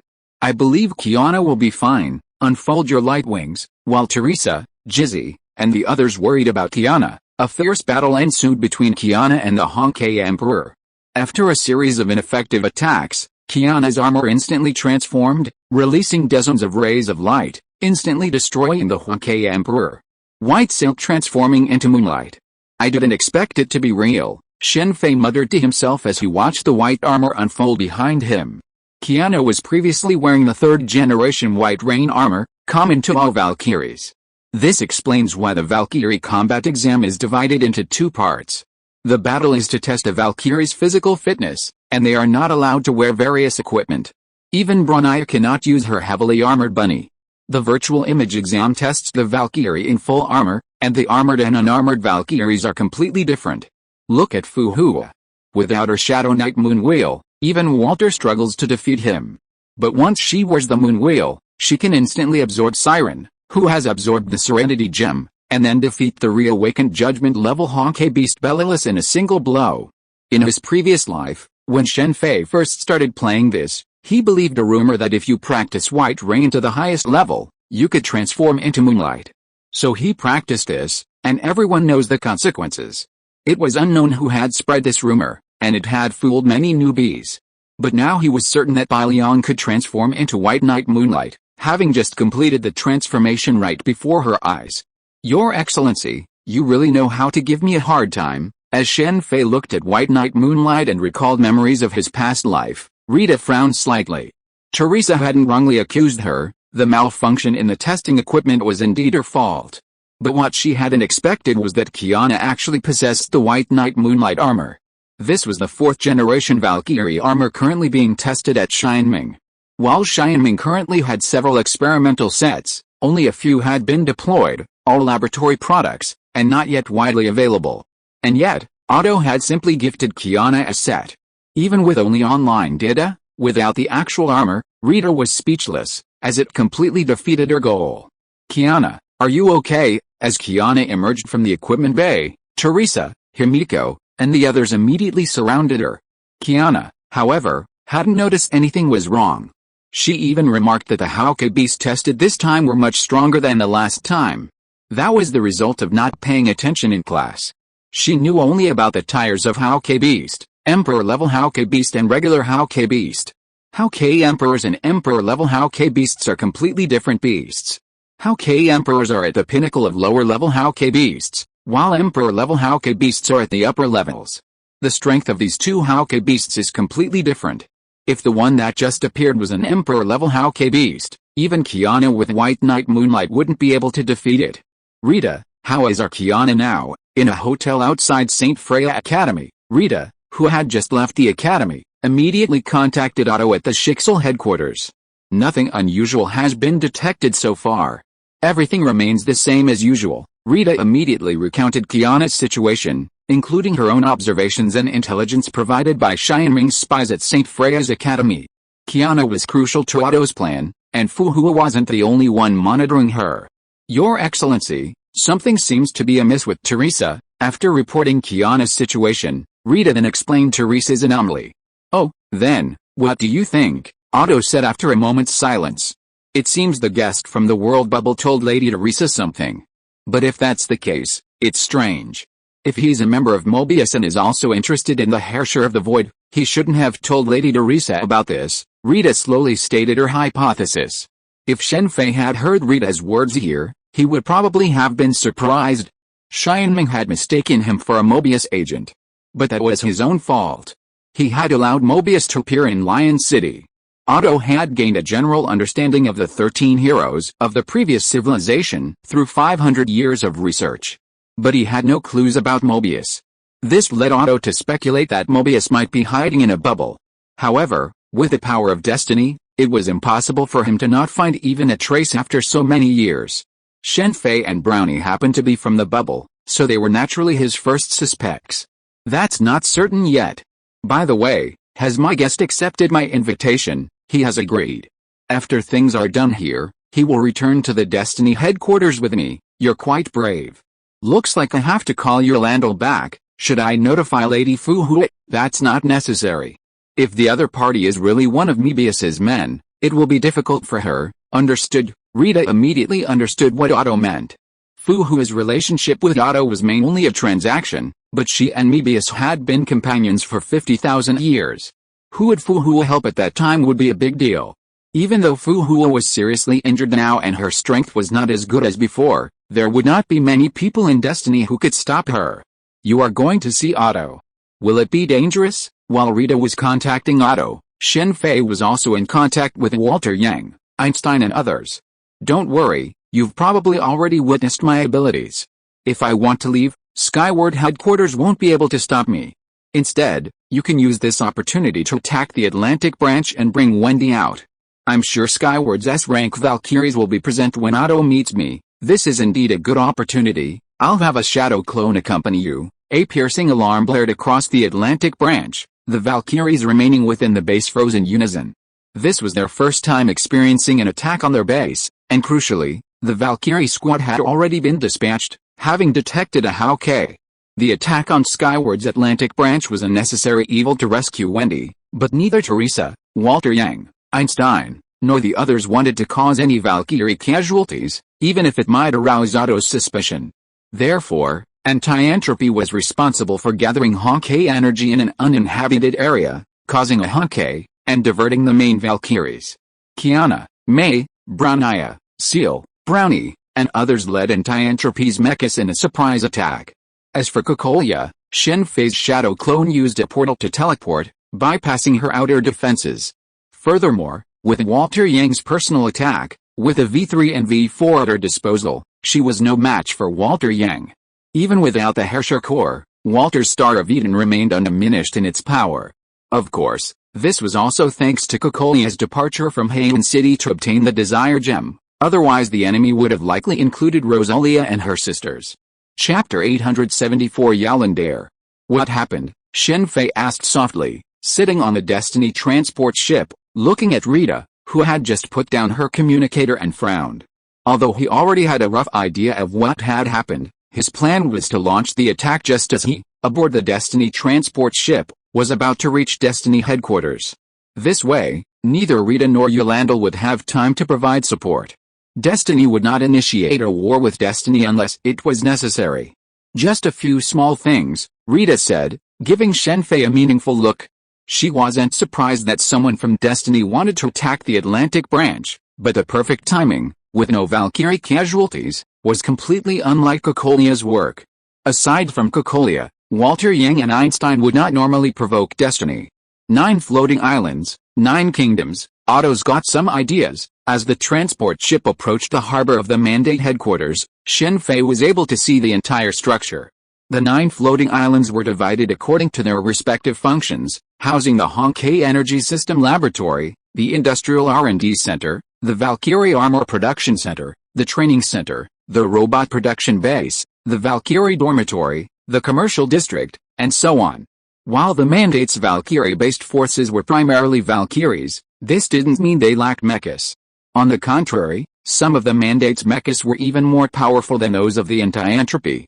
The only difference was that the Mandate used mechas as guards, not as the primary force against the Hawkeye. Anti-entropy was perennially financially strapped, and mecha losses were the primary cause of their Hawkeye efforts. This was primarily due to the nature of Hawkeye energy. Hawkeye energy eroded not only humans but also machines. Unfortunately, mechas were powered by Hawkeye energy, requiring isolation. If anti-entropy had the power of the Mandate, such expenses wouldn't be a problem, but their sphere of influence was limited. The Queen's arrival coincides with a collapse of anti-entropy. That's not entirely unreasonable. This way, please." After landing at the third skyport of Destiny, the transport quickly boarded the island's aircraft and flew towards Otto's island. Admittedly, Otto was rather extravagant. With 9 floating islands, in a sense, he occupied an entire island by himself. Led by Rita, Shen Fei soon met Otto in an elegantly decorated reception room. He sat alone on a sofa, a glass of red wine in hand. Behind him stood a young woman with short white hair and golden goggles. It seems even though we're both clones, our experiences have transformed us completely. Looking at Amber, whose height and imposing chest were completely incomparable to Teresa's, Shen Fei compared her to Teresa. Aside from her combat prowess, Teresa was completely outmatched. "Welcome, friend from World Rebel. I don't think I need to introduce myself further." Seeing Shen Fei enter, Otto immediately set down his glass of red wine, stood up, and performed a welcoming gesture to Shen Fei. "Archbishop Otto of Destiny, I've long heard of you," Shen Fei said, and at Otto's gesture, sat down on the sofa across from him. "It's truly an honor." As Otto spoke, Rita poured Shen Fei a glass of red wine, then stepped behind Otto, standing shoulder to shoulder with Amber. "Soul Steel is truly remarkable." Watching Otto drink, Shen Fei suddenly felt a sense of profound emotion. In this world, Soul Steel was a major achievement for Shen Fei. After collaborating with Anti-Entropy, Shen Fei had gained some understanding of Soul Steel. Soul Steel is essentially a special nanoscale material with a wide range of applications. The Divine Key, Destiny's Throne of the Gods weapon, and Anti-Entropy's Mecha all feature this technology. Soul Steel is incredibly effective at isolating Hong-K energy, and it's precisely because of this that Anti-Entropy is able to utilize Hong-K energy-powered mechas on such a large scale. In addition to this, it also has a very powerful healing effect when applied to the human body. The reason why the real Kiana didn't say anything in the end was thanks to Otto using the latest Soul Steel technology to treat her. It must be said that the real Kiana's vitality is really strong. She fell from the plane and was hit in the head by the wreckage, but she still survived. At the same time, Soul Steel can also remember DNA information, which makes Shen Fei somewhat suspicious. The stigmata of the current era are likely to be made of Soul Steel by the previous civilization, and Soul Steel is very likely related to the Herrscher core. I wonder what Archbishop Otto wants to see me for. As for Otto, although Shen Fei admired his persistence, it was because of Colin, not because of him, so naturally he had no intention of being hypocritical with him. To be precise, I want to see Mobius. Otto stared at Shen Fei and spoke slowly. "Mobius? No way, he's been discovered." Shen Fei immediately looked at Otto in surprise. He thought his actions in Lion City were flawless. Even Fu Hu hadn't noticed that Mobius was a fake. Logically, Otto shouldn't have discovered it, let alone found him directly. "Looks like I was right. Let Mobius come out. I have a deal to discuss with her." Shen Fei's surprise made Otto laugh. "Let Mobius come out. So, you think I'm Mobius's man? Come to think of it, I'm a pretty strong suspect." Otto's words made Shen Fei realize that Otto hadn't discovered what he had done in Lion City, but rather that he was Mobius's subordinate. After a moment's reflection, Shen Fei realized that if he were in Otto's position, he would most likely have linked him to Mobius as well. "What should we do next?" After a brief silence, Shen Fei immediately made a decision. Be frank. With his current strength, he no longer needed to resort to trickery as before. "Ha, I don't know why you have such thoughts, but I'm sorry, I have nothing to do with Mobius." Shen Fei burst into laughter. If Mobius of the Paradise of the Past were to meet Otto, the two would probably reach a deal. After all, Otto has what Mobius needs, consciousness transfer. Although the civilization of the previous century was powerful, that doesn't mean that the civilization of this century is useless. Otto can change his Soul Steel body at will. In addition, when fighting the first Herrscher Walter Joyce, he seized the body of the then S-rank Valkyrie Liana. It can be seen that Otto is very powerful in consciousness transfer. Don't be so quick to deny it. Why don't you listen to my conditions? Otto's expression did not change at all, and he was still smiling. For Otto, nothing was off limits. Even the Red Kite Immortal finally agreed to his conditions. Even with Kevin who was behind, Otto still reached an agreement with him and let Kevin sit back and watch him carry out his plan. For Kevin, Otto's plan would be of great benefit to him no matter what the outcome. Time would go back 500 years, giving him more time to deal with the collapse. Otto successfully rescued Colin and opened up a new branch in the imaginary number tree, which could also enhance his understanding of the imaginary number tree. Archbishop Otto, I'm telling the truth. If you don't believe me, I can't do anything. However, although I have no relationship with Moebius, it's not that we can't cooperate. If possible, Shen Fei did not want to directly confront Otto. Oh, so how do you want to cooperate with me? The smile on Otto's face had faded at this time. I know a lot. For example, I know Bishop Otto. Your goal for the past 500 years has been to resurrect St. Colin. To that end, you've committed countless evil deeds. You're truly a villain. Shen Fei said this, then suddenly leaned back, leaning against the sofa. If I had a way to resurrect Colin right now, I'd give you the destiny, and you wouldn't care at all. After some thought, Shen Fei decided to confront Otto first. If he could convince him not to attack Kiana, all the better. You know quite a lot, don't you? Otto didn't seem surprised by Shen Fei's words. The reason was simple. Shen Fei had been able to come to this world from the Quantum Seas bubble, so it was perfectly normal for him to possess some abilities similar to the 1000 worlds to observe bubbles and parallel worlds. After obtaining the 1000 worlds, Otto had naturally used his abilities to observe many bubbles and parallel worlds. Naturally, he knew what was happening in other worlds and had seen Otto and Colin in other worlds. In other worlds, Otto and Colin's resolutions varied, with some ending in their complete separation and others in their reunion. Naturally, there were also worlds where Otto lost Colin, like the one Sue used to test Yolande. That world mirrored a world Sue had observed. That's just for now. Actually, I have a method that might revive Colin, but I can't implement it yet. I'm still missing some necessary conditions. Upon hearing that Colin could be resurrected, Otto's expression tensed, his eyes flashing with excitement. But after hearing Shen Fei's final words, his gaze immediately regained its composure. After his impulsive act that led to Colin's death, Otto vowed never to act impulsively again. What conditions? Otto demanded. He wasn't afraid of missing the necessary conditions. As long as it meant saving Colin, he would find a way to meet them, no matter what was missing. For Otto, even though he had the idea to revive Colin, he wasn't entirely sure if it would succeed. First, let me formally introduce myself. I'm a traveler. I think Archbishop Otto already knows this, but there's one thing I'm afraid you, Your Excellency, don't know. I'm not a traveler from this world, but from another, Lord Shen Fei. Your words are incomprehensible. This time it was Rita who spoke. Shen Fei's words were somewhat enigmatic. The world bubble was another world.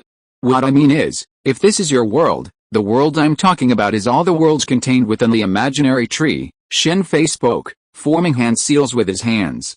A golden tree materialized in the air, then slowly shrank. Next to it, other imaginary trees appeared, 1, 2, and even countless. According to this world's concept, I came from another world with an imaginary number tree. Of course. This is for your convenience. In reality, different worlds have vastly different circumstances, and not all worlds have imaginary number trees. Strictly speaking, the imaginary number tree and the quantum ocean are the same thing, only one is macroscopic and the other microscopic. A single leaf of the imaginary number tree is a world, so the imaginary number tree can, in a sense, be considered a macroscopic world. A world without collapse, Rita exclaimed. For the people of this world, a world without collapse is the world of their dreams. Is there really a world without collapse? The allure of a world without collapse was so strong that even Yolande, who had been waiting outside, was drawn in. Yolande, now dressed in armor, clutching the black abyss white flower in her right hand, looked ready for battle. Yes, that's right. Of the worlds I've traveled to, the vast majority are devoid of Honkai consciousness and Honkai energy. In one of these worlds, there exist treasures called Infinity Stones. These stones were born from the very beginning of the universe. There are 6 of them: the Power Stone, the Time Stone, the Space Stone, the Mind Stone, the Reality Stone, and the Soul Stone. Anyone who can gather them together will gain unparalleled power. With a simple snap of their fingers, they can grant any wish, such as wiping out half of all life in the universe. As Shen Fei spoke, 6 gems of different colors appeared in midair. Yolande's appearance didn't surprise Shen Fei. He had sensed someone outside, and it wasn't just Yolande. He was probably aware that the entire Undying Blade team was here. Although I might not be able to unleash such powerful power in this world, I think I can still resurrect someone, Shen Fei said, retracting his magic. How do I know if what you say is true? Otto gestured to Yolande to calm down. his eyes fixed on Shen Fei. Regarding Colin's resurrection, a world without Honkai could only take a backseat. I didn't use Honkai energy just now. You should have noticed. That was magic.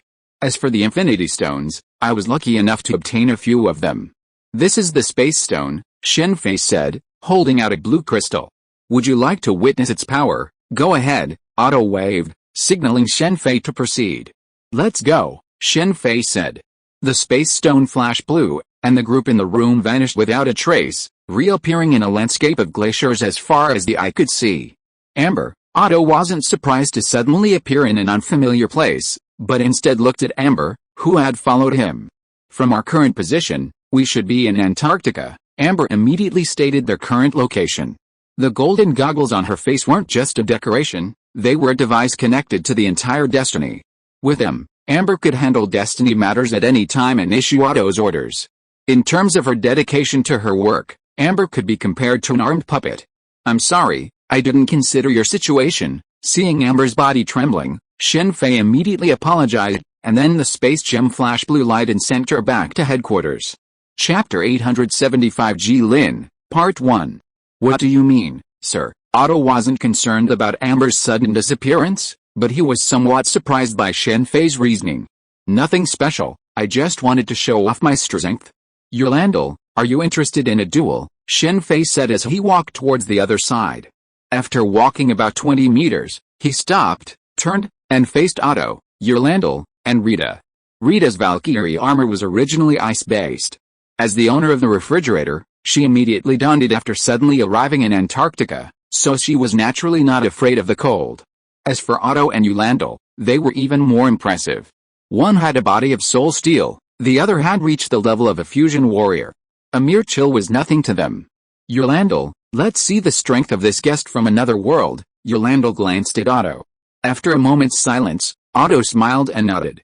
Bishop, shouldn't we move back a bit? Rita said as Yolande walked forward.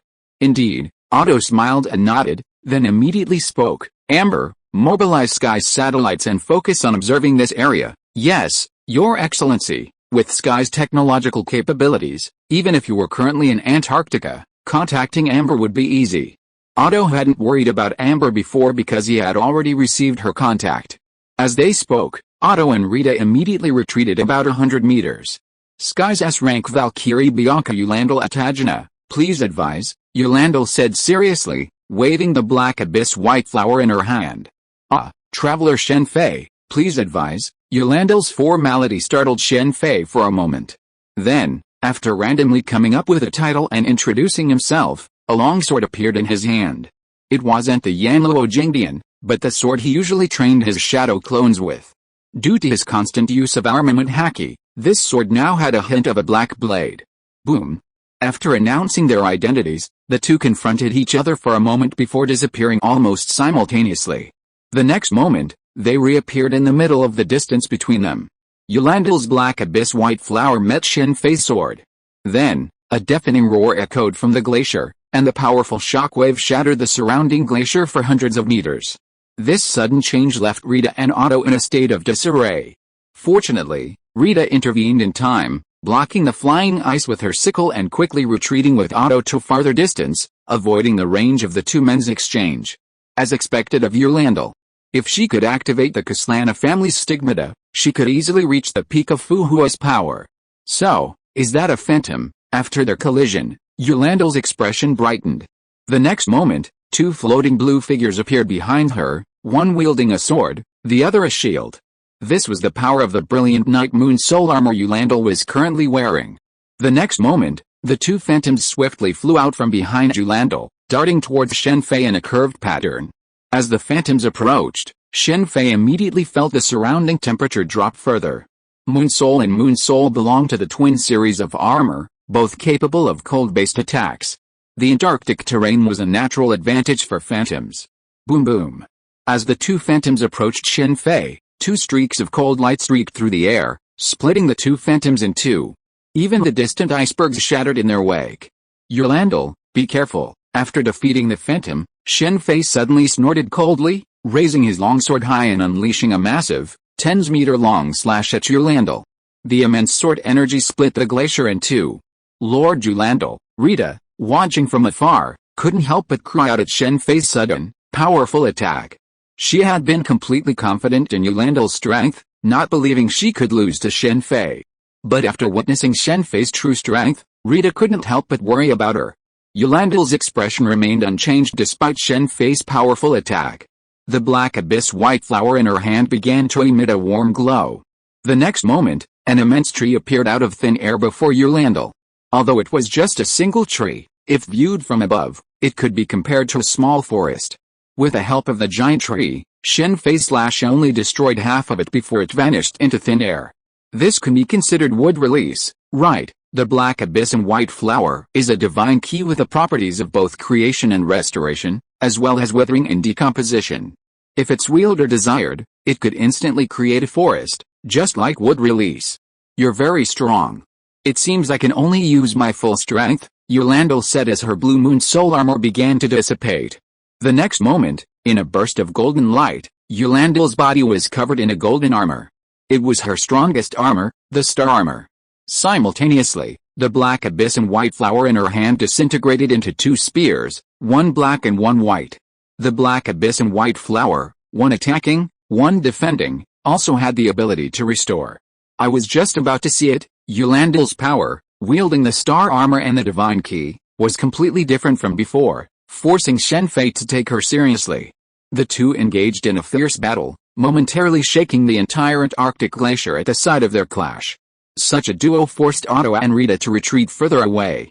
I didn't expect Lady Yolande to enter this state. Yolande had only used the power of her star armor once since acquiring it, wanting to test its power. Since then, she hadn't used it since, believing no one was worthy of entering this state. It seems Yolande can't defeat him. For Otto, a victory for Yolande would be ideal. That would give him the initiative, and capturing Shen Fei alive would be even better. People with world bubbles in their bodies are different. They have immense endurance. It seems our sparring session can end here. After fighting for an hour, Shen Fei, seeing Yolande showing no signs of fatigue, considered pausing. Naturally, he hadn't used his full strength in this battle with Yolande, but the same was true for Yolande. The star armor and the divine key weren't her ultimate means. The holy sword, Yolande, was. The name Yolande was taken from the holy sword, a sword imbued with 7 different power gems. The former civilization was truly impressive, forging even such a weapon. If the divine key was crafted from the Herrscher core, then how the holy sword, Yolande, was created remains unknown. It clearly wasn't the divine key. Unfortunately, the former civilization perished before it could fully unleash its Hao-Ke fighting power. Bored, Yolande shut down, reappearing in this era. Later, it drifted to the Quantum Sea and ultimately entered a bubble created by the former civilization's fire moth, where it encountered Bianca. Let's stop here. Let's go back. After Shen Fei gave up fighting, Yolande stopped, and the group returned to the Savior headquarters.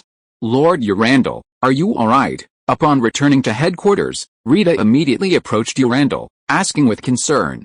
It's okay. It's been a while since I had such a good fight. After a long time of all-out fighting, Yolande was a little excited. Apart from the encounter in the world bubble, the last battle that made Yolande enjoyable was the battle with Kevin's armed puppet. If Kevin's armed puppet had not lost its energy source and was not uncontrollable, it might have caused huge damage. Yolande really wanted to use Kevin's armed puppet as a sparring partner. I'm glad you're okay. Seeing Yolande's excitement, Rita's eyes immediately changed when she looked at Shen Fei. This was the first time she saw Yolande's attitude like this. Let's have a good talk, Bishop Otto. No problem. This time, Otto asked Amber, Yolande, and Rita to leave the room. Only he and Shen Fei were in the room. Both sides were ready to have further negotiations. It seems you've already informed Teresa and Walter and the others about the situation, so they've joined forces. I'm curious, since you're on their side, why are you telling me all this? It's simple. Although I dislike you, if possible, I also hope that Colin will be resurrected. People like her live, and only then can the world be a better place, right? The more people who work for the brighter future of the world, the better. I agree with what you say, but unfortunately, this won't convince me. After all, you can't guarantee Colin's resurrection. For Otto, only a definite method of resurrection could convince him. I understand, so I just hope you'll hold off for a few years. During these years, You can continue with your original plan, but don't attack anyone at St. Freia's Academy. Your plan only requires the Herrscher of the Void, and these few years are perfect for Kiana to master its power." Shen Fei paused, then continued. "I'm discussing this with you simply to prevent the Valkyries fighting against Honkai from being consumed in a civil war. In fact, even if we were to fight now, Bishop Otto, your chances of winning are slim. By the way, Fu Hua's injuries have fully healed. Even if you summon Xianming's 3rd S-rank Valkyrie, she won't be a match for him." Lisa Shang, Xianming's 3rd S-rank Valkyrie, while formidable, was only against Fu Hua, whose swordsmanship was shattered. Now, her swordsmanship is recovering. Shen Fei's greatest fear is Otto's destruction of both sides, perhaps using a devastating weapon like the Honkai Fission Bomb. While he's not afraid, St. Freya Academy boasts many ordinary Valkyries. Also, while others don't know Eulandel's true identity, I know it very well. I haven't told Siegfried about this, otherwise he might have already reached the Sky Mandate headquarters. What will you do then? Let Eulandel deal with him? While Kiana is certainly pitiful now, being a clone of the real Kiana, Eulandel is, strictly speaking, even more pitiful. At such a young age, she was severely injured and lost her memories, her parents, and even the name her mother had given her. Eulandel, even if she knew her past, wouldn't get her name back. It's a bit foolish of Siegfried to give her name to the current Kiana. Eulandel no longer cares about her childhood memories, but Shen Fei still wants to help her recover them if the opportunity arises. Also, what do you think Colin will think after she's resurrected and knows about you? You might not care, but she certainly won't. Even if it's to make Colin feel less guilty when she resurrects, waiting a few more years isn't a big deal. Colin, okay, as expected, Colin was targeting Otto. After Shen Fei mentioned Colin, Otto immediately agreed to a temporary truce. I'm curious, what's the reason you're doing all this? Once Otto agreed, he felt less conflicted. Of course, this was also related to Shen Fei's previous battle with Eulandel. If he weren't so powerful, Otto's attitude would probably be different now. But then again, if he weren't so powerful, he wouldn't have confronted Otto. He would have definitely hidden himself and slowly worked his way through, just like when he was weaker. For a peaceful and beautiful world, of course, I'm not asking for anything without conditions. Bishop Otto, once Colin is resurrected, I want your void manifestation. No problem. For Otto, as long as Colin was resurrected, the void manifestation meant nothing. Did you see what Apocles said? In the end, he threw the void manifestation to the ground, only to have it cause trouble in the later Hauke book. This is the Black Abyss White Flower. After agreeing on terms with Otto, Shen Fei didn't leave, but remained in Xianming. He took the opportunity to borrow the Black Abyss White Flower from Eulandel to examine it. Eulandel didn't care, and was even a little surprised that Shen Fei could touch the Black Abyss White Flower. The Black Abyss White Flower was different from other divine keys. Other divine keys, such as the Holy Judgment of Heavenly Fire, could be used as long as there was Hauke energy. The degree of their use depended on the individual's strength.